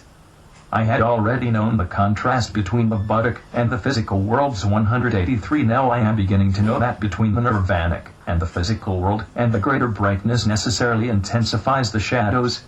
Yet, in fact, even the outermost world is a world of reality. The densest matter is no less divinity, and the most refined, the distinction being but in degree of self-consciousness. The outer world may be a dreamland, a world of shadows, yet it is Goddess dream, Goddess shadow, and Goddess dreams come true. From this point of view, therefore, dreamland becomes a very real land, in which we must be happy to work, even though we live elsewhere, because we have the glorious task of making the dream world come true. We look out from our nirvanic window upon the world without. We see how infinitely less beautiful it all is than the home in which we live. But we see, too, how beautiful it might become. So we leave our nirvanic home, taking its memories with us, and in the light of these memories we strive to fashion the real, out of that dream of the real which, for convenience sake, we call the unreal. When we say, from the unreal lead us to the real, from darkness lead us to light, from death lead us to immortality, 184 we are in truth saying, from the unconscious lead us to the self-conscious, from the dream lead us to the true, from the beginning lead us to the end. The unreal is the promise of the real. Darkness is the shadow of light. Death is the gateway to immortality. In the unreal help me to find the real. In the darkness help me to find the light. In death enable me to perceive immortality. It is but natural, especially at the earlier stages of nirvanic realization, that the outer worlds should be emphasized in their dream aspect rather than in their real aspect. For the time being the dream world may seem more of a dream world than ever. And there may be some excuse for yearning for nirvana, as one moves about in the midst of the physical plane. A child may well be forgiven for being all eagerness about the wonderful new discovery he has made, and for a certain temporary listlessness with regard to more habitual surroundings. But we live under the great law of readjustment, and it should not take us long to come to the conclusion that in this very dream world we have the joyous task of making it come true. We begin to 185 understand that our very realization of nirvana depends upon our work in the dream world. I suppose it is possible to realize nirvana without actually working on the physical plane, but it is not possible to realize it without working somewhere, and it does not matter where we work. Why not, then, help to pay the debt we owe to the physical plane, and all there is in it? As I write these words, I am reminded of the fact that in the charming conception of Father Christmas bringing gifts to little children we have one of the most beautiful of truths. Every Savior of the world is a Father Christmas, his hands laden with good things for his world. Every good man holds the same position to his world. Every one of us who has taken a step nearer to truth must become a benefactor laden with truth. More than ever must I, too, because of the new gifts bestowed upon me, become a more enthusiastic distributor of my world. The world is like the little child wondering what Christmas will bring, even hoping, perhaps, for this or that, dreaming of all the wonderful things which will be by its bedside when it wakes in the morning. Sometimes there may be disappointment. Sometimes what is good, rather than what is desired, may be brought 186. Sometimes we receive what we desire in order that we may learn the lesson, that what we wish is not always what is good. Sometimes we receive what is wanted, because our wish is right. Let our wishes be always for the good and the true, that this dream world of ours may come true, may reflect as perfectly as may be the higher worlds of which it is the physical body. We must live in dreams that they may come true, for the dream is the seed of the real, as the real is the future of the seed in an eternal now. 187 Chapter X. Later thoughts. I looked and, in the likeness of a river, saw light flowing, from whose amber-seeming waves flashed the up effulgence as they glided on twist banks, on either side, painted with spring. Incredible, how fair, and, from the tide, there ever, and anon, outstarting, flew sparkles instinct with life, and in the flowers did set them like rubies chased in gold. Then, as if drunk with odors, plunged again into the wondrous flood, from which, as one re-entered, still another rose. The thirst of knowledge high, whereby thou art inflamed. To search the meaning of what here thou seest, the more it warms thee, pleases me the more. But first behoves thee of this water drink, or ere that longing be allayed. So spake the day star of mine eyes, then thus subjoined thee, this stream, and these, forth issuing from its gulf, and diving back, a living topaz each, with all this laughter on its bloomy shores, are but a preface shadowy of the truth. 188 They emblem, not that, in themselves, the things are crude, but on my part is the defect, for, that I've used not, yet aspire so high, Never did babe that had outslept his wont rush with such eager straining to the milk as I toward the water, bending me to make the better mirrors of mine eyes in the refining wave, and, as the eaves of mine eyelids did drink of it, forthwith seemed it unto me turned thee from length to round. Then as a troop of maskers, when they put their visors off, look other than before, the counterfeited semblance thrown aside so, into greater jubilee were changed those flowers, and sparkles, and distinct I saw, before me, either court of heaven displayed. O prime enlightener, thou who gavest me strength on the high triumph of thy realm, to gaze, grant virtue now to utter what I can be. There is in heaven a light, whose goodly shine makes the Creator visible to all created, that in seeing him alone have peace, and in his circle spread so far, that the circumference were to loose his own girdle, in the sun all as one beam, reflected, from the summit of the first, that moves, which being hence and vigor takes, and as some cliff, that from the bottom eyes his image mirrored thee in the crystal flood, as if to admire his brave appareling of verdure and of flowers, so, round about 189 eyeing the light, on more than million thrones, stood eminent, whatever from our earth has to the skies returned thee, how wide the leaves, extended, to their utmost, of this rose, whose lowest step embosoms such a space of ample radiance. Yet, nor amplitude nor height impeded, but my view with these took, in the full dimensions of that joy. Near or remote, what there avails, where God immediate rules, and nature, odd, suspends her sway. Into the yellow of the rose perennial, which, in bright expansiveness, lays forth its gradual blooming, redolent of praise to the never-wintering sun, as one, who fain would speak yet holds his peace. Beatrice led me, and, behold, she said, this fair assemblage, stoles of snowy white.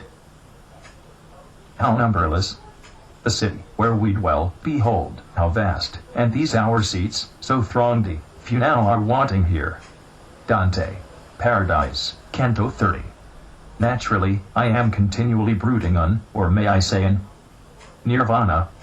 My comparatively busy life leaves plenty of room for such brooding, since to live in Nirvana is less to add to one's occupations, and more to follow the daily round from a new center.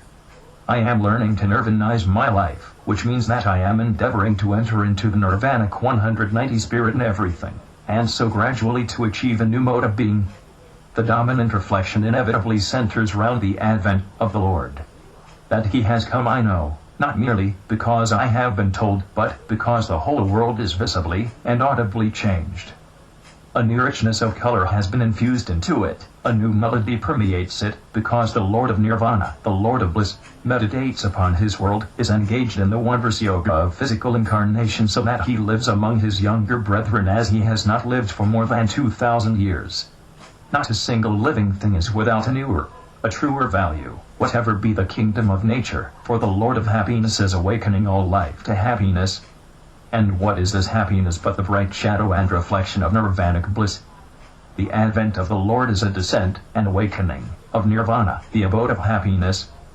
As I have already said, the world cannot yet know Nirvana, but it can draw near.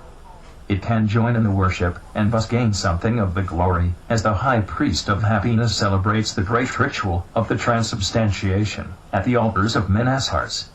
The Lord Christ, the Jagat Guru, the Bodhisattva, call him, by whatever 191 name you will, has come to the whole world, to all things that live in it, has become a priest in the innumerable tabernacles, in which life dwells in this world of forms, as the Lord Sri Krishna multiplied himself, in gracious recognition of the selfless devotion of his gopas. He has embodied Nirvana in us all. Nirvana has come to us. Can you not feel and understand all that I have written? I hope far more than I have written, because his light shines as rarely it has shone before throughout the world. Remember that though the nucleus, so far as regards this outer world, may be the body he has chosen for certain aspects of his ministry, yet in very truth he is omnipresent. Have you, my reader, yet welcomed the guest who is knocking at your door? Has he come to you, for you have welcomed him? I could write at length upon the inner universal transubstantiation effected by the Lord's closer presence, how a new light radiates upon all things, and therefore from all things. But I should like my readers to be able to sense this for themselves to meet the Lord face to face in a shrine of their being. They will then know, in the flash of recognition and of adoration, More of Nirvana 192, and any pen could depict, and any brush could paint, and any outer music could voice. To turn to a lesser theme, may I in all humility set forth my growing conviction that gravitation should less be considered as a specific and specialized attribute of, say, the sun, or of a planet, and as an inherent property of all matter everywhere. It is, I believe, said nowadays that the sun does not exercise gravitation upon a planet, and I believe the statement to be profoundly true, except for the fact that the finer the body the greater the power of spiritual gravitation, and the larger the mass the greater the quality of physical gravitation, so that the gravitational coefficient of the sun, as a body, is greater than that of any other body in this universe. The law of gravitation is a law of all planes and of all modes of consciousness, for it is the law of brotherhood, the law of essential identity. As I have already said, the sun is everywhere, and is essentially all things, so that the law of gravitation is in fact nothing more, though nothing less, than an expression of the quality of light. In the light of Nirvana I perceive a transcendent gravitation which I have expressed in the word being. In that word is 193 disclosed an apotheosis of gravitation. Being holds universes together, as does gravitation. I must not speculate further, but it will be seen that along this pathway is a fascinating avenue of study. To change the subject, and to follow another line of meditation, I find that, while reasoning is doubtless a useful process of growth in the pararational regions of body and nirvana, there are other measurement standards. Reasoning is a good servant, but a bad master. Reasoning helps us a little on our way, but only as far as the frontiers of the lower mind. Once beyond these, reasoning can do nothing for us. What then are the new measurement standards? I can only describe these in the phrase, a sense of inherent essential values. It is as if we now weighed things not in terms of logic, but in terms of unity, or of being. More unity, greater value. More being, greater value. Less unity, less being, less value. And, what is more important, the greater the unity, the being, the more truly illogical so far, as regards the lower worlds, whatever our so-called logic may say. Logically we come to such and such a conclusion. If the logic be accurate, we must come to the same conclusion when we apply the measurement of unity value, and of 194 being value. How infinitely more careful those of us need to be, who have some acquaintance with these finer instruments of precision, that we make no hasty judgments, that we do not blindly accept outer world valuations, that we test even vaunted logic in the keener and more penetrating light of unity and being measures. Things as they appear to be so often disclose little of themselves as they are. As we develop the Buddhic and Nirvanic measure and the anti-standards, we measure our worlds, and often reach startling results, one of these being that not infrequently those who are first in the world's estimation are the real laggards, while those who come last in the world's estimation are nearest to the kingdom of righteousness, as great teachers have pointed out. Here we have another line for valuable meditation, and I might add that, though it may appear that these more ultimate measurement standards might hardly seem to apply to processes entirely within the realm of reasoning and argument, as a matter of fact it is in this very realm that they apply with great effectiveness. The logical process is a step-by-step process, is a process of deduction from premises to conclusion, or is a process of inferring from individualities to generalizations. On the 195 other hand, the unity and being measurement standards have nothing to do with stages, or with deduction or induction. They examine qualitatively. They determine direction. They listen to motifs and compare them with the divine motif. They explore color schemes and compare them with the divine color scheme.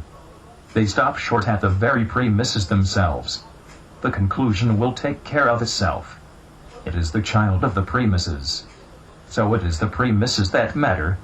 Let them ring true to these inner measurement standards, and all must inevitably be well with the conclusion. Similarly with arguments and reasonings. Their validity and worth depend upon the extent to which they lead in the direction of unity and of being. Once body and nirvana have been contacted, there can no longer be satisfaction with written word, with scripture, with dogma or doctrine, conventional or otherwise. To agree that such and such a theory is generally accepted, or that the scriptures say so and that therefore so and so is so, ceases to be enough for those who, entering these inner regions, are beginning to learn that they can, and must know for themselves. They have ceased to be cripples walking with the aid of external sanctions. 196. They have ceased to be orthodox, or, for the matter of that, heterodox. They are learning to be true. To record yet another reflection, I find myself increasingly impressed by the way in which the Nirvanic consciousness lifts one out of the domination of space and time, and gives free access to past, present and future. Einstein has already been freeing us from slavery to time, and to space. We are learning to evolve a space-time, which itself is relative, out of the two, and we emphasize our freedom from the thraldom of space and time by talking of conditions which are space-like or time-like. Even at the buttock level we begin the conscious transcendence of space and time, while at the nirvanic level they almost cease to have meaning for us. Space and time were merely invented to show that there is something beyond them both. The value of limitation is not the life within it, but rather the effort to get beyond it, and body and nirvana are a beyond to which, as science is now dimly beginning to perceive, they point. At the nirvanic level of consciousness one can be, or at least begin to be, simultaneously everywhere. Everywhere still a limited area, but a transcendence of time and space. As we 197 conceive these down here. The value of time and space are in connection with objectivity. Tables and chairs owe that mode of being, which we designate as table and chair, to considerations of time-space. We need time-space to give us tables and chairs, for we need objects down here, and time-space gives them to us. Objects, as we are told, are events in time-space. A table is an event. But we are not concerned with objects in nirvanic consciousness. We are concerned with that subjectivity of which they are the expression in the lower worlds. Hence the limitations of time and space, appropriate and necessary to objective existence, in the lower worlds, cease to exist when we deal with their subjective realities, and it is even possible, after practice, to a certain extent, I do not know how far, to hold the subjectivity in relation to the very objects themselves so as to perceive them in some measure, without their time-space qualifications, thus uniting subject and object, or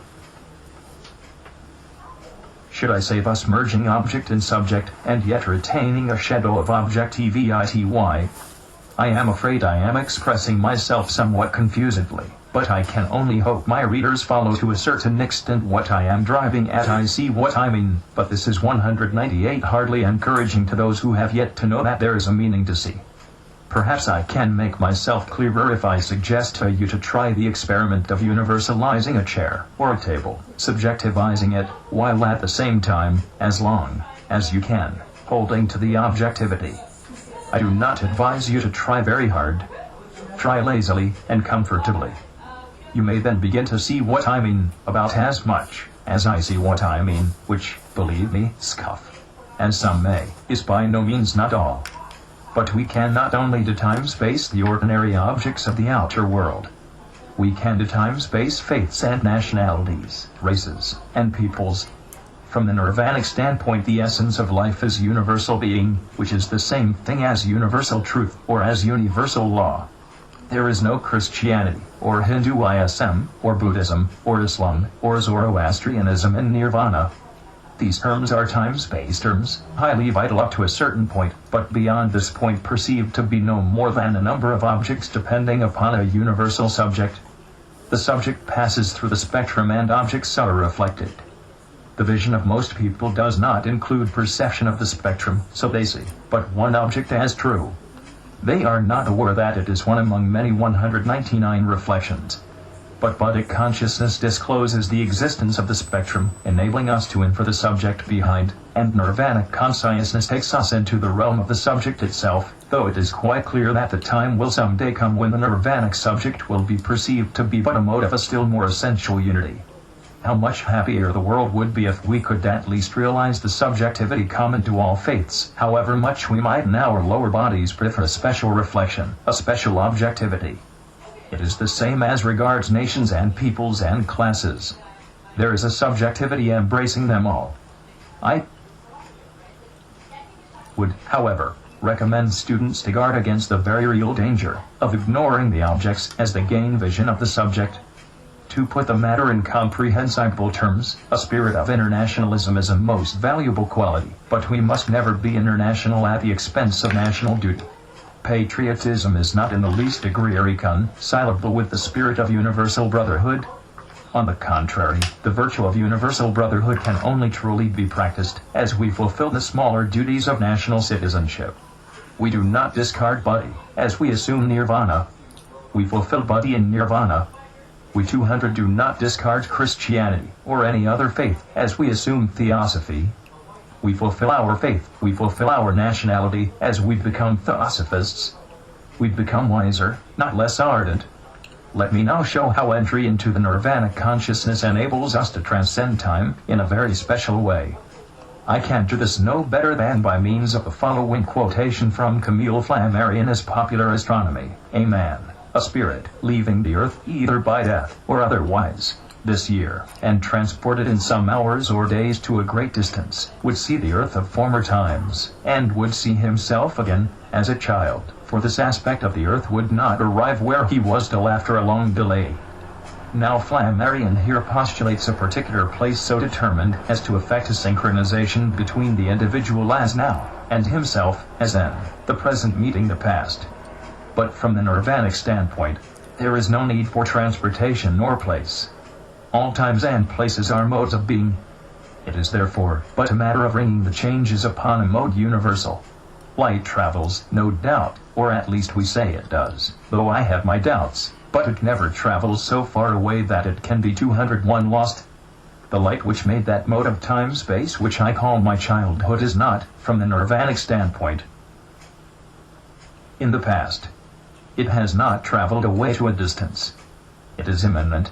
All is immanent in Nirvana, and had Flammarion experienced Nirvanic consciousness, it would not have been necessary for him to go to the trouble of removing the man or spirit. He would have made him change his mode of consciousness. And as for the past, so for the future. That, too, is immanent, as now, and then I have had occasion to experience. It is extremely difficult to suggest how the future is as immanent as past or present, but it might be useful to advance the postulate that God began with the future, and organized his unfoldment so as inevitably to lead to it. Thus everything has its futurity, as it were stamped upon it. All things are cast in the mold of the future, however long they may take to fill the mold, and to become its perfect replica. And Nirvana is a department of God's laboratory, in which certain of his plans are stored, and in which are models, nay, more than models, of the relative perfections now being carved in the lower worlds out of the great rough ashlars of life. Is there not a complete light history of the 202 world written in the language of the eternal now? What is the Akashic record but such a history? Even we ordinary creatures can make light history, in the form of films. We can do this for past and present. Is it difficult to conceive that superior intelligence can do for the future, which is only future objectively considered, that which ordinary people can do for other modes of time-space? Once again, inevitably, I am fascinated by my contemplation of our Lord the Sun. Day 2 read about him, in an astronomical treatises, perhaps to me the most enjoyable of all forms of reading.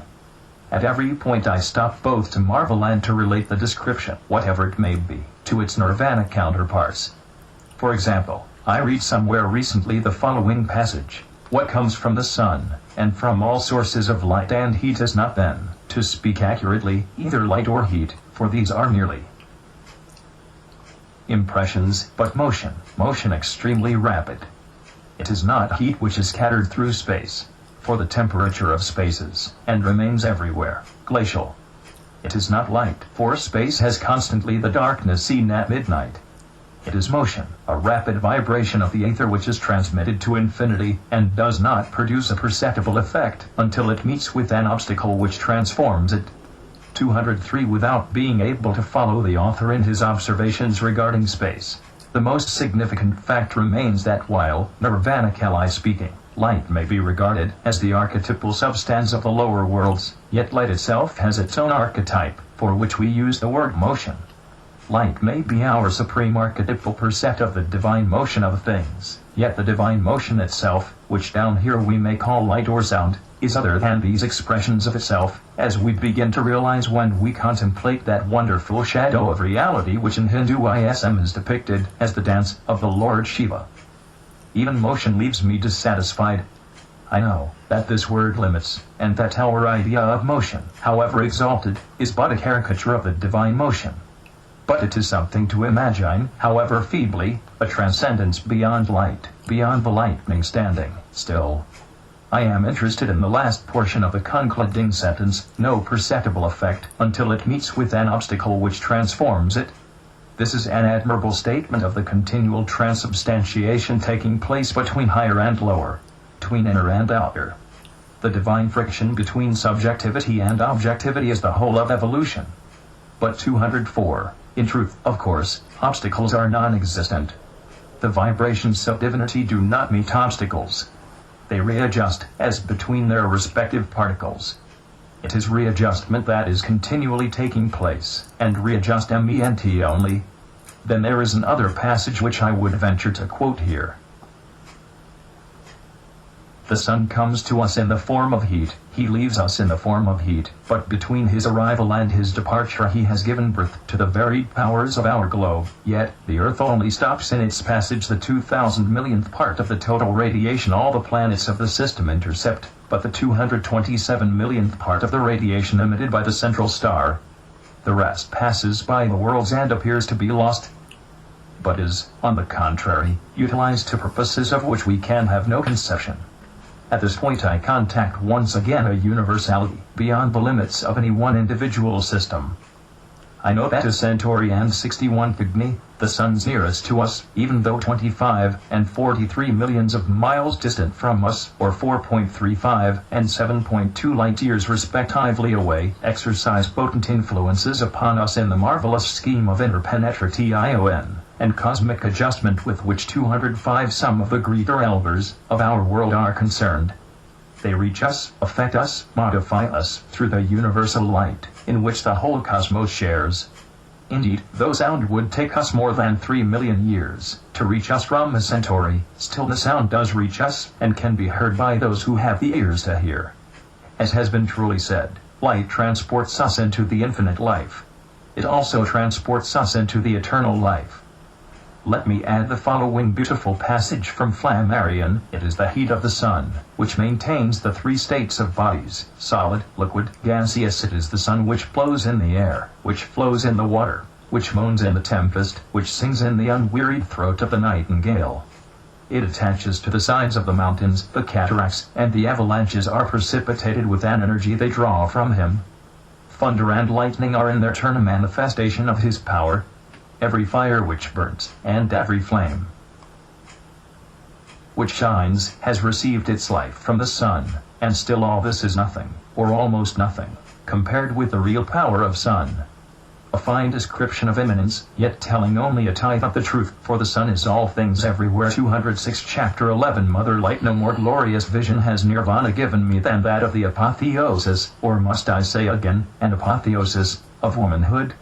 We are familiar with the conception of God the Father, but little information is there regarding God the Mother. Yet we come nearer an ultimate reality when we begin to be able to sense the Mother principle as co-eternal with the Father principle, coexistent with it, both emerging from one ineffable source. So far as I am aware, in every great faith the Mother principle finds noble and wonderful expression, perhaps as power, sacrifice, impersonal, awful in the true sense of the word, or perhaps as purity, sacrifice, an ideal woman, such, for example, as we have in Christianity in Our Lady. In terms of Nirvana I seem to perceive a Mother light, and a Father light, each a component part of the lightning standing still. I wonder whether I can differentiate 207 between the two. The Mother light impresses me first of all with a sense of simple, majestic dignity, the dignity of the unveiled real, the dignity of holiness, in which are beautifully blended restraint, reserved power, refuge, protection. I seem to see within the glorious embodiments in the outer world of this great Mother light a radiancy of light, and the image comes to me of a vast expanse of still and silent ocean with a mother of pearl glittering in the soft light of the full moon. the slight ripples causing a ceaseless shimmering. Think what the ocean is. Remember its tremendous, irresistible power. But this ocean of the mother light is never lashed into storm. It remains ever peaceful, ever calm, inscrutable, deep beyond the power of words to express, yet shimmering, scintillating, with that love light which is a mighty mountain peak of wisdom compassion.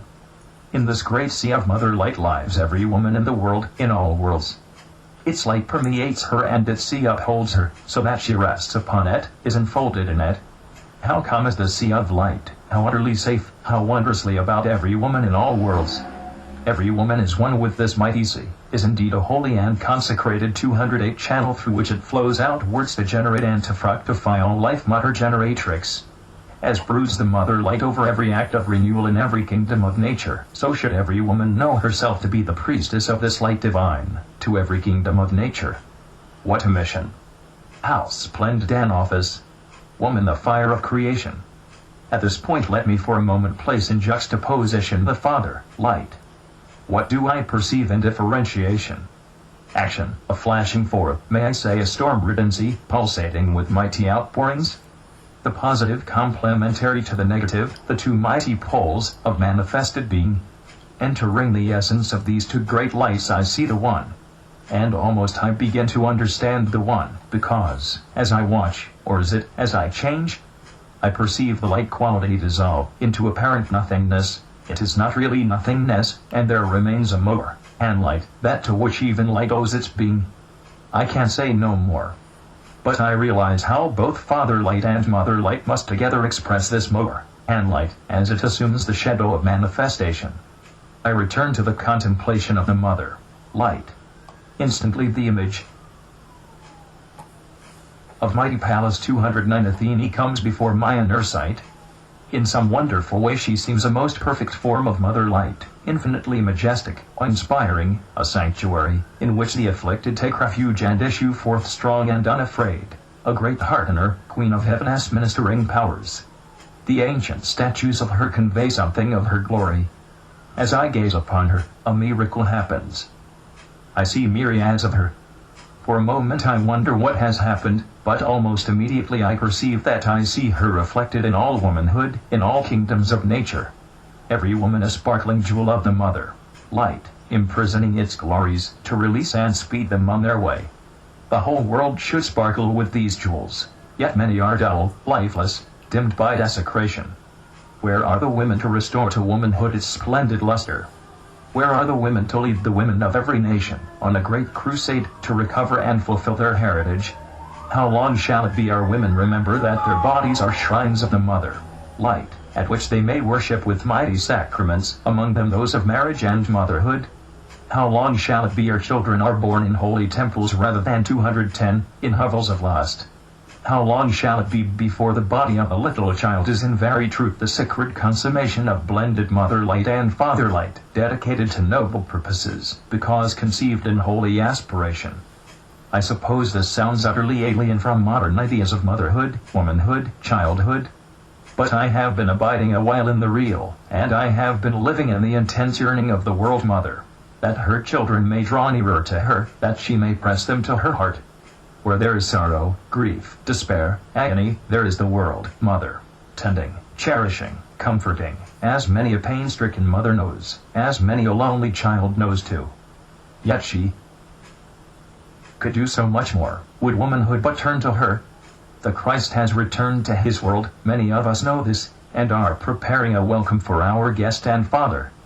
But do we know, too, that with him comes the world mother?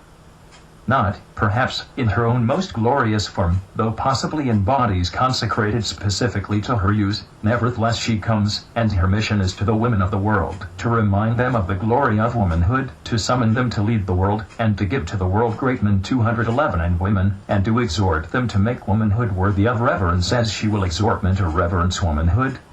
We ask the world to welcome its Christ. We ask the world to welcome its Mother as she returns with her Son who is her King. How clearly I perceive the Nirvana glory of womanhood, so distorted and misshapen down here. Womanhood in excelsis. and I see, in this return of the Christ, heaven, that is Nirvana kissing earth, and endowing earth once more with its glories, and none greater than the Mother Light. Downward shines the Mother Light through every world mother this earth has ever known. Once again do they come near to the world which aforetime they have mothered. Once more they stir in the heart of every woman, summoning her to light again the sacrificial fire, in the temple of her being.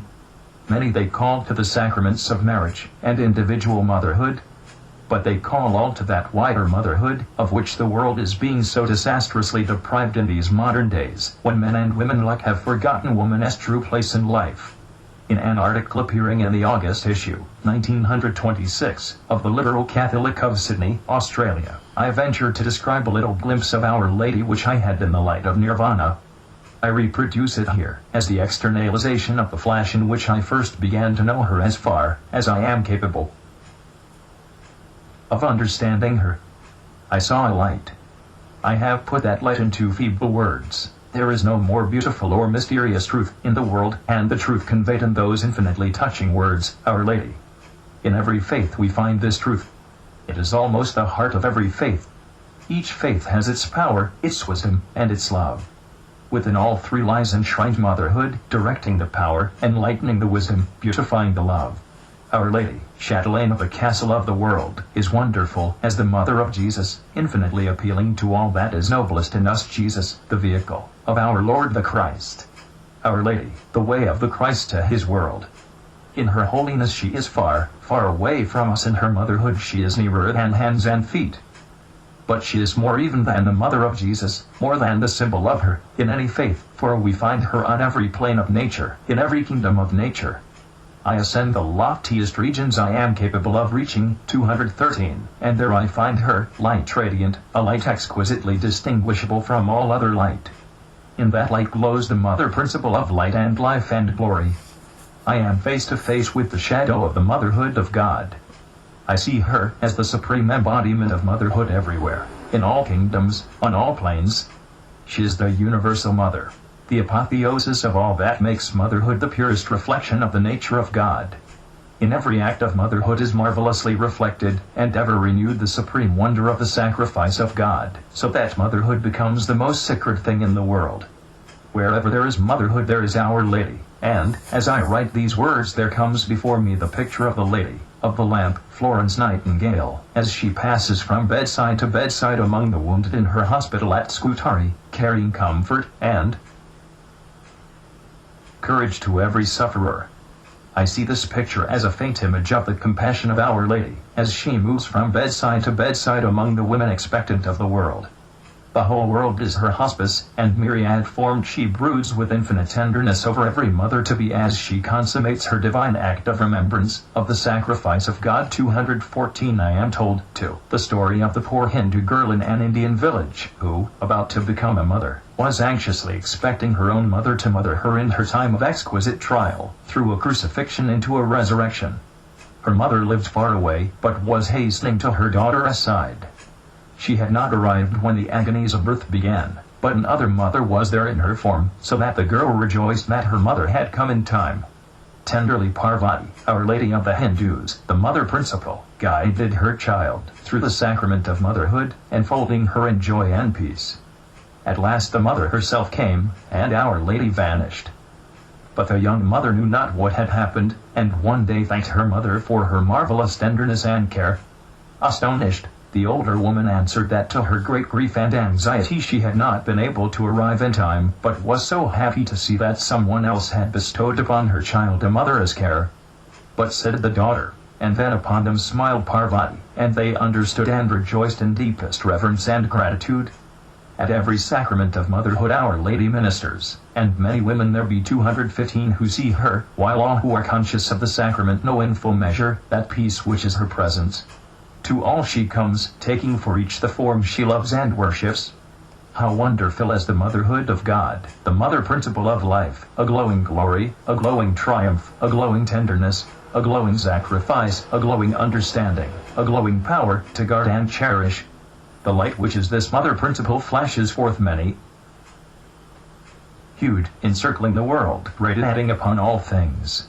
In every kingdom of nature shines this perfect light.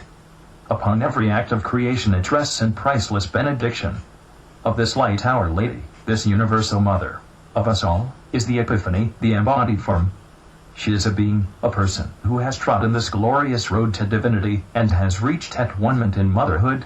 No picture, no words, can describe her, yet she is no abstraction, no pure principle, but mother, light, in glorious form.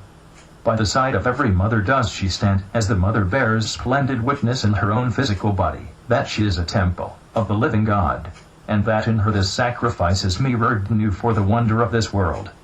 It is Our Lady who is the high priestess in this holy sacrifice. It is Our Lady who touches 216 the agony, and makes it joy, who offers the sacrifice, and makes it bliss. Each mother to be as a temple made ready for Our Lady. Never does she fail to come when the offering is upon the altar, an image of God, to be sent forth into the world on a further journey, in the great quest. And even beforehand come angels of her presence, ministering, comforting, encouraging, glorifying. Can you perceive from this great sacrament of birth, how great indeed, how solemn, is the sacrament that precedes it, the sacrament of marriage? Over every marriage, truly, broods Our Lady's blessing.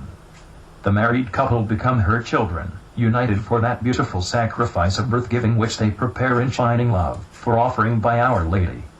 As in the bread and wine of the Eucharistic service is the real presence of our Lord, so in every childbirth is the real presence of Our Lady.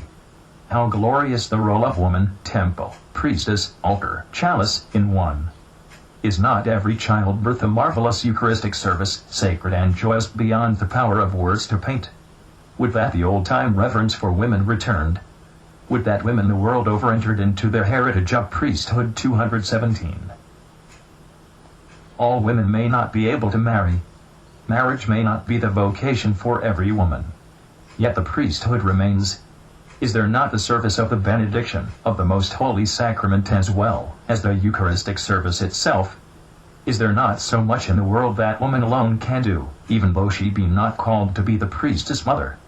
In these days when women have to earn their living, in many ways one cannot but regret the necessity. It savors of the world's want of reverence for womanhood, when women have to enter into so many of the sordid things of life. Still may they remember the priesthood of their sex, that wherever they are, and whatever they may be doing, they remain the chosen priestesses and ministrants of Our Lady, to defend motherhood against all degradation.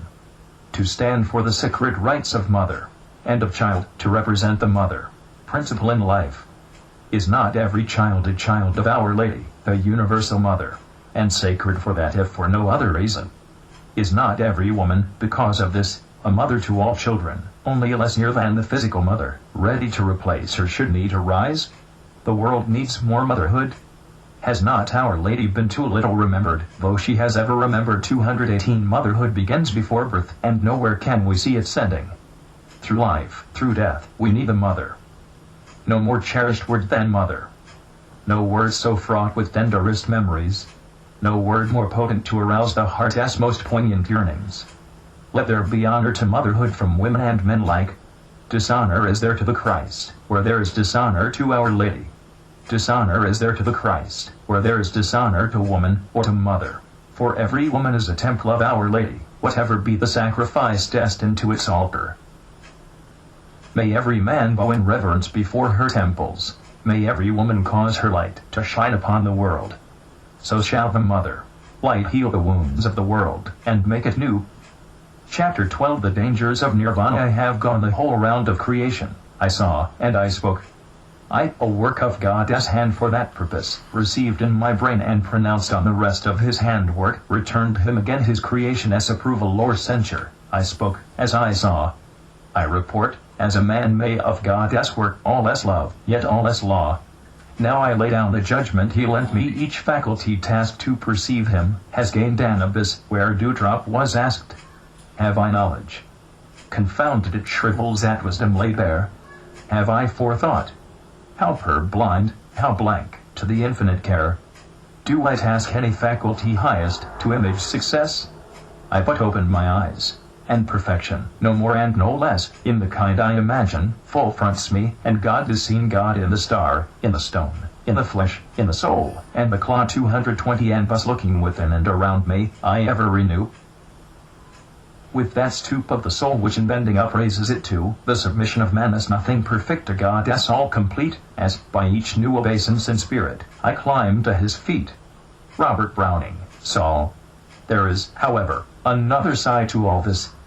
If this consciousness brings with it such wonderfully increased power, such certainty of immortality and bliss, it brings also greatly increased responsibility. It gives me a new and higher life, but I must live up to that life. To fall from that level, however slightly, is a very serious matter.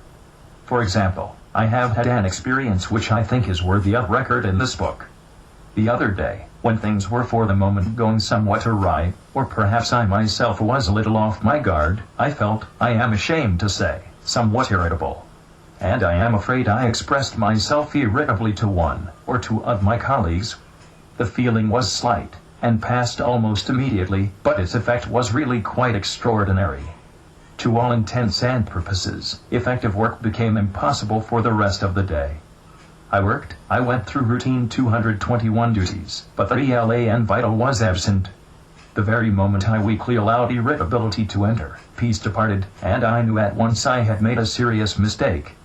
The irritability was only superficial, it was certainly not deep down. Yet the disturbance even of the surface sent a shock through the whole system, and excluded me for the time being from the new kingdom I had hitherto been successfully inhabiting.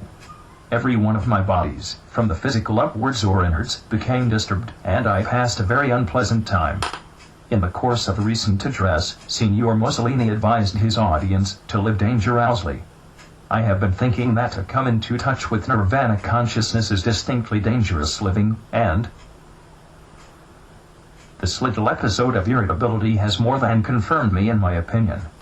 In any case, to hold even a reflection of Nirvana consciousness on the physical plane is no slight strain, for it means that every impact, whether from without or from within, is immeasurably intensified.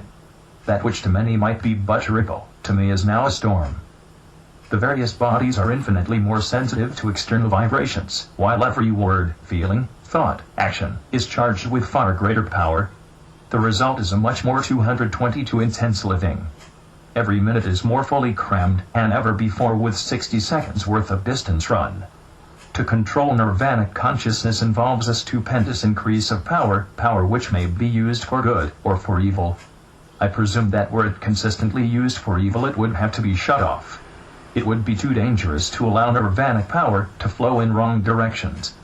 But, short of this, I have come to the conclusion that it is a dangerous experiment to entrust an individual with this power, as I have reason to know in connection with my moment of irritability. I had no idea the effect of a comparatively little outburst could last so long. As I write these words, on the afternoon of the following day, I am still suffering from the after effects. I clearly perceive how dangerous it is to have weaknesses. I really do not know what I should do if I became unable to control myself most rigidly, so that the more harmful weaknesses simply cease to exist. They must go if I am to travel with reasonable speed through the various subplanes of Nirvana, or I might meet with a terrible catastrophe. Certain weaknesses are probably more dangerous than others. It is very dangerous to be proud, to 223 be angry and irritable, to exaggerate, still mortally, to misunderstand, to wrong another, to be uncharitable, or destructively critical, to have the lower prejudices and superstitions, as, for example, that God is terrible, avenges, is to be feared, condemns to everlasting punishment, can only be reached through a certain specific channel, or through belief in certain specific dogmas or doctrines. For at least a couple of days life has been very much more difficult because of that moment of irritability. I hope my friends have not noticed anything, because this would only make matters worse. In any case, the difficulty has not been to be overtly harmonious with the outer world, but to be truly harmonious, and to maintain receptivity to the inner world. I have felt like someone who has, by his own act, been expelled from home, and is waiting in the outer cold until he can recover his equilibrium. Every intensification of consciousness increases the delicacy of poise and balance of the human machine, so that, as time passes, smaller and smaller disturbances produce greater and greater effect. A little push gives a great swing, a dangerous swing, if the push be in the wrong direction. At the Nirvanic level 224 ordinary human weaknesses have to become impossible. Their retention would simply mean disruption, disintegration. It is very dangerous to live in nirvana, and to maintain, perhaps even to increase, the contacts with the outer world.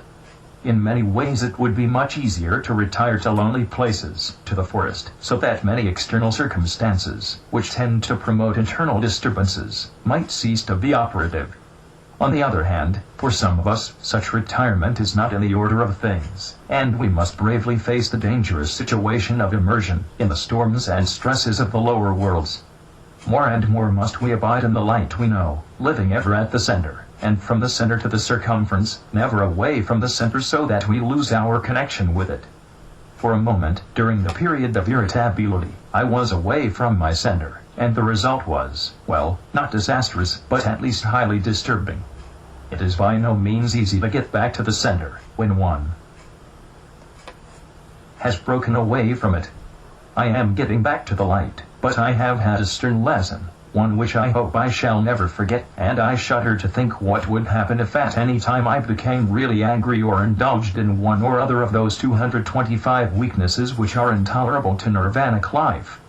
I should expect at the least an illness of the physical body, as the reflection of illness elsewhere.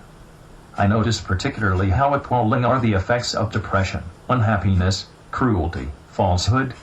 These are the negation of the light, and a clash between the positive and negative is productive of the most serious consequences.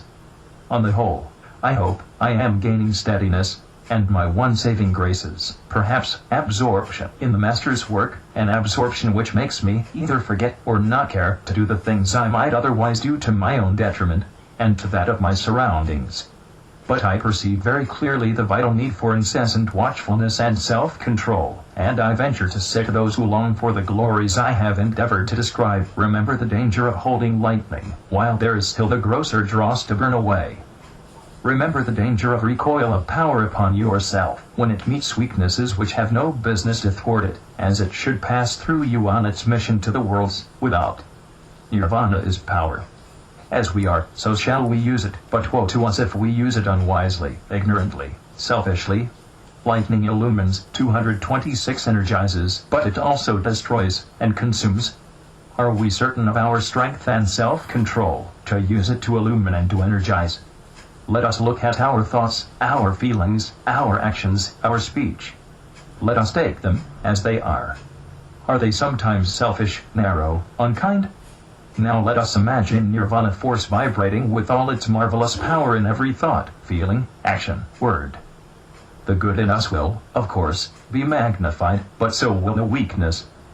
More power in everything we think, feel, do, or say. Looking at ourselves without prejudice, how often would nirvanic force be flowing in undesirable channels? Take this experience of mine which I have just described. See the far-reaching results of just a touch, not of anger, but of irritability. Realize that in the midst of these results one must take greatest care not to make matters still worse by being depressed or worried. On the contrary, one has to try to make up for one's foolishness, at the very time when it is most difficult to do. So it is hard work indeed for a novice, like myself, and frankly I do not recommend the experiment except under very adequate safeguards. I find life infinitely more wonderful and purposeful, but not for an instant must there 227 be the slightest cessation of watchfulness over oneself. I might add, perhaps, that the observable effects of the introduction of this momentary irritability were dullness, distinct diminution of keenness of perception, loss of the sense of ineffable peace, a sense of drooping power, of power frittered away instead of being straight, direct and piercing. The scintillations of light I have already described dulled down. I seem to have contracted. I do not want the experience again, and I shall try to avoid it. Chapter 13 The glorious task from depth to height. From height to loftier height the climber sets his foot, and sets his face, tracks lingering sunbeams to their resting place, and counts the last pulsations of the light. Strenuous by day and unsurprised by night, he runs a race with time, and wins the race. Emptied and stripped of all save only peace, will, love, a threefold panoply of might. Christina Rossetti There seem to be two aspects of nirvana, the potential, and the self-conscious, with gradations of unfoldment between. Potential nirvana is nirvana asleep, or at the most stirring in its sleep, perchance half dreaming, but only asleep, for there is no death. The lower planes, especially the physical, are dreamlands, nirvana in potentiality surely, for nowhere is it non-existent. Self-conscious nirvana is awake, alive, beginning to use its 229 faculties. When fully self-conscious, it is completely realized on all its planes, and perhaps on all lower planes, too, in a way which I am not yet able to understand. In one sense, all is nirvana. In one sense, there is no unreal. In one sense, all is awake and alive, there is no dreaming. All is living, stirring, striving. In all things is nirvana unfolding. In the seed lies concealed the flower, in the acorn the oak. Yet in terms of time, breaking the eternal now into its constituent past, present, and future, there is a process of unfoldment, and we must dream our picture before we can immortalize it on the canvas of the eternal. I should like to add that as I look back upon the threshold of nirvana, before actual entry or unfoldment, I remember a specific preliminary retesting, though at the time I did not at all realize it to be such, to ensure that the release from their imprisonment of the wider powers shall as far as possible be attended by no danger either to the individual or to the outer worlds.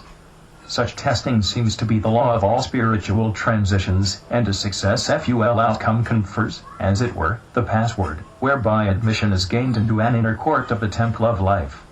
My Masonic brethren will recognize the truth of this in 230 reference to Masonry, and many of my readers will be familiar with the qualifications for discipleship and the fetters associated with the path of holiness, the way of initiation. Spiritual powers can come only to those who are comparatively certain to use them in the service of the worlds. It is true that even after their conferment provision is made against a possible misuse, such provision existing, so far as I am aware, even at exalted levels where it is not, I take it, a question of misuse, but of certain interferences needing the introduction of unusual force.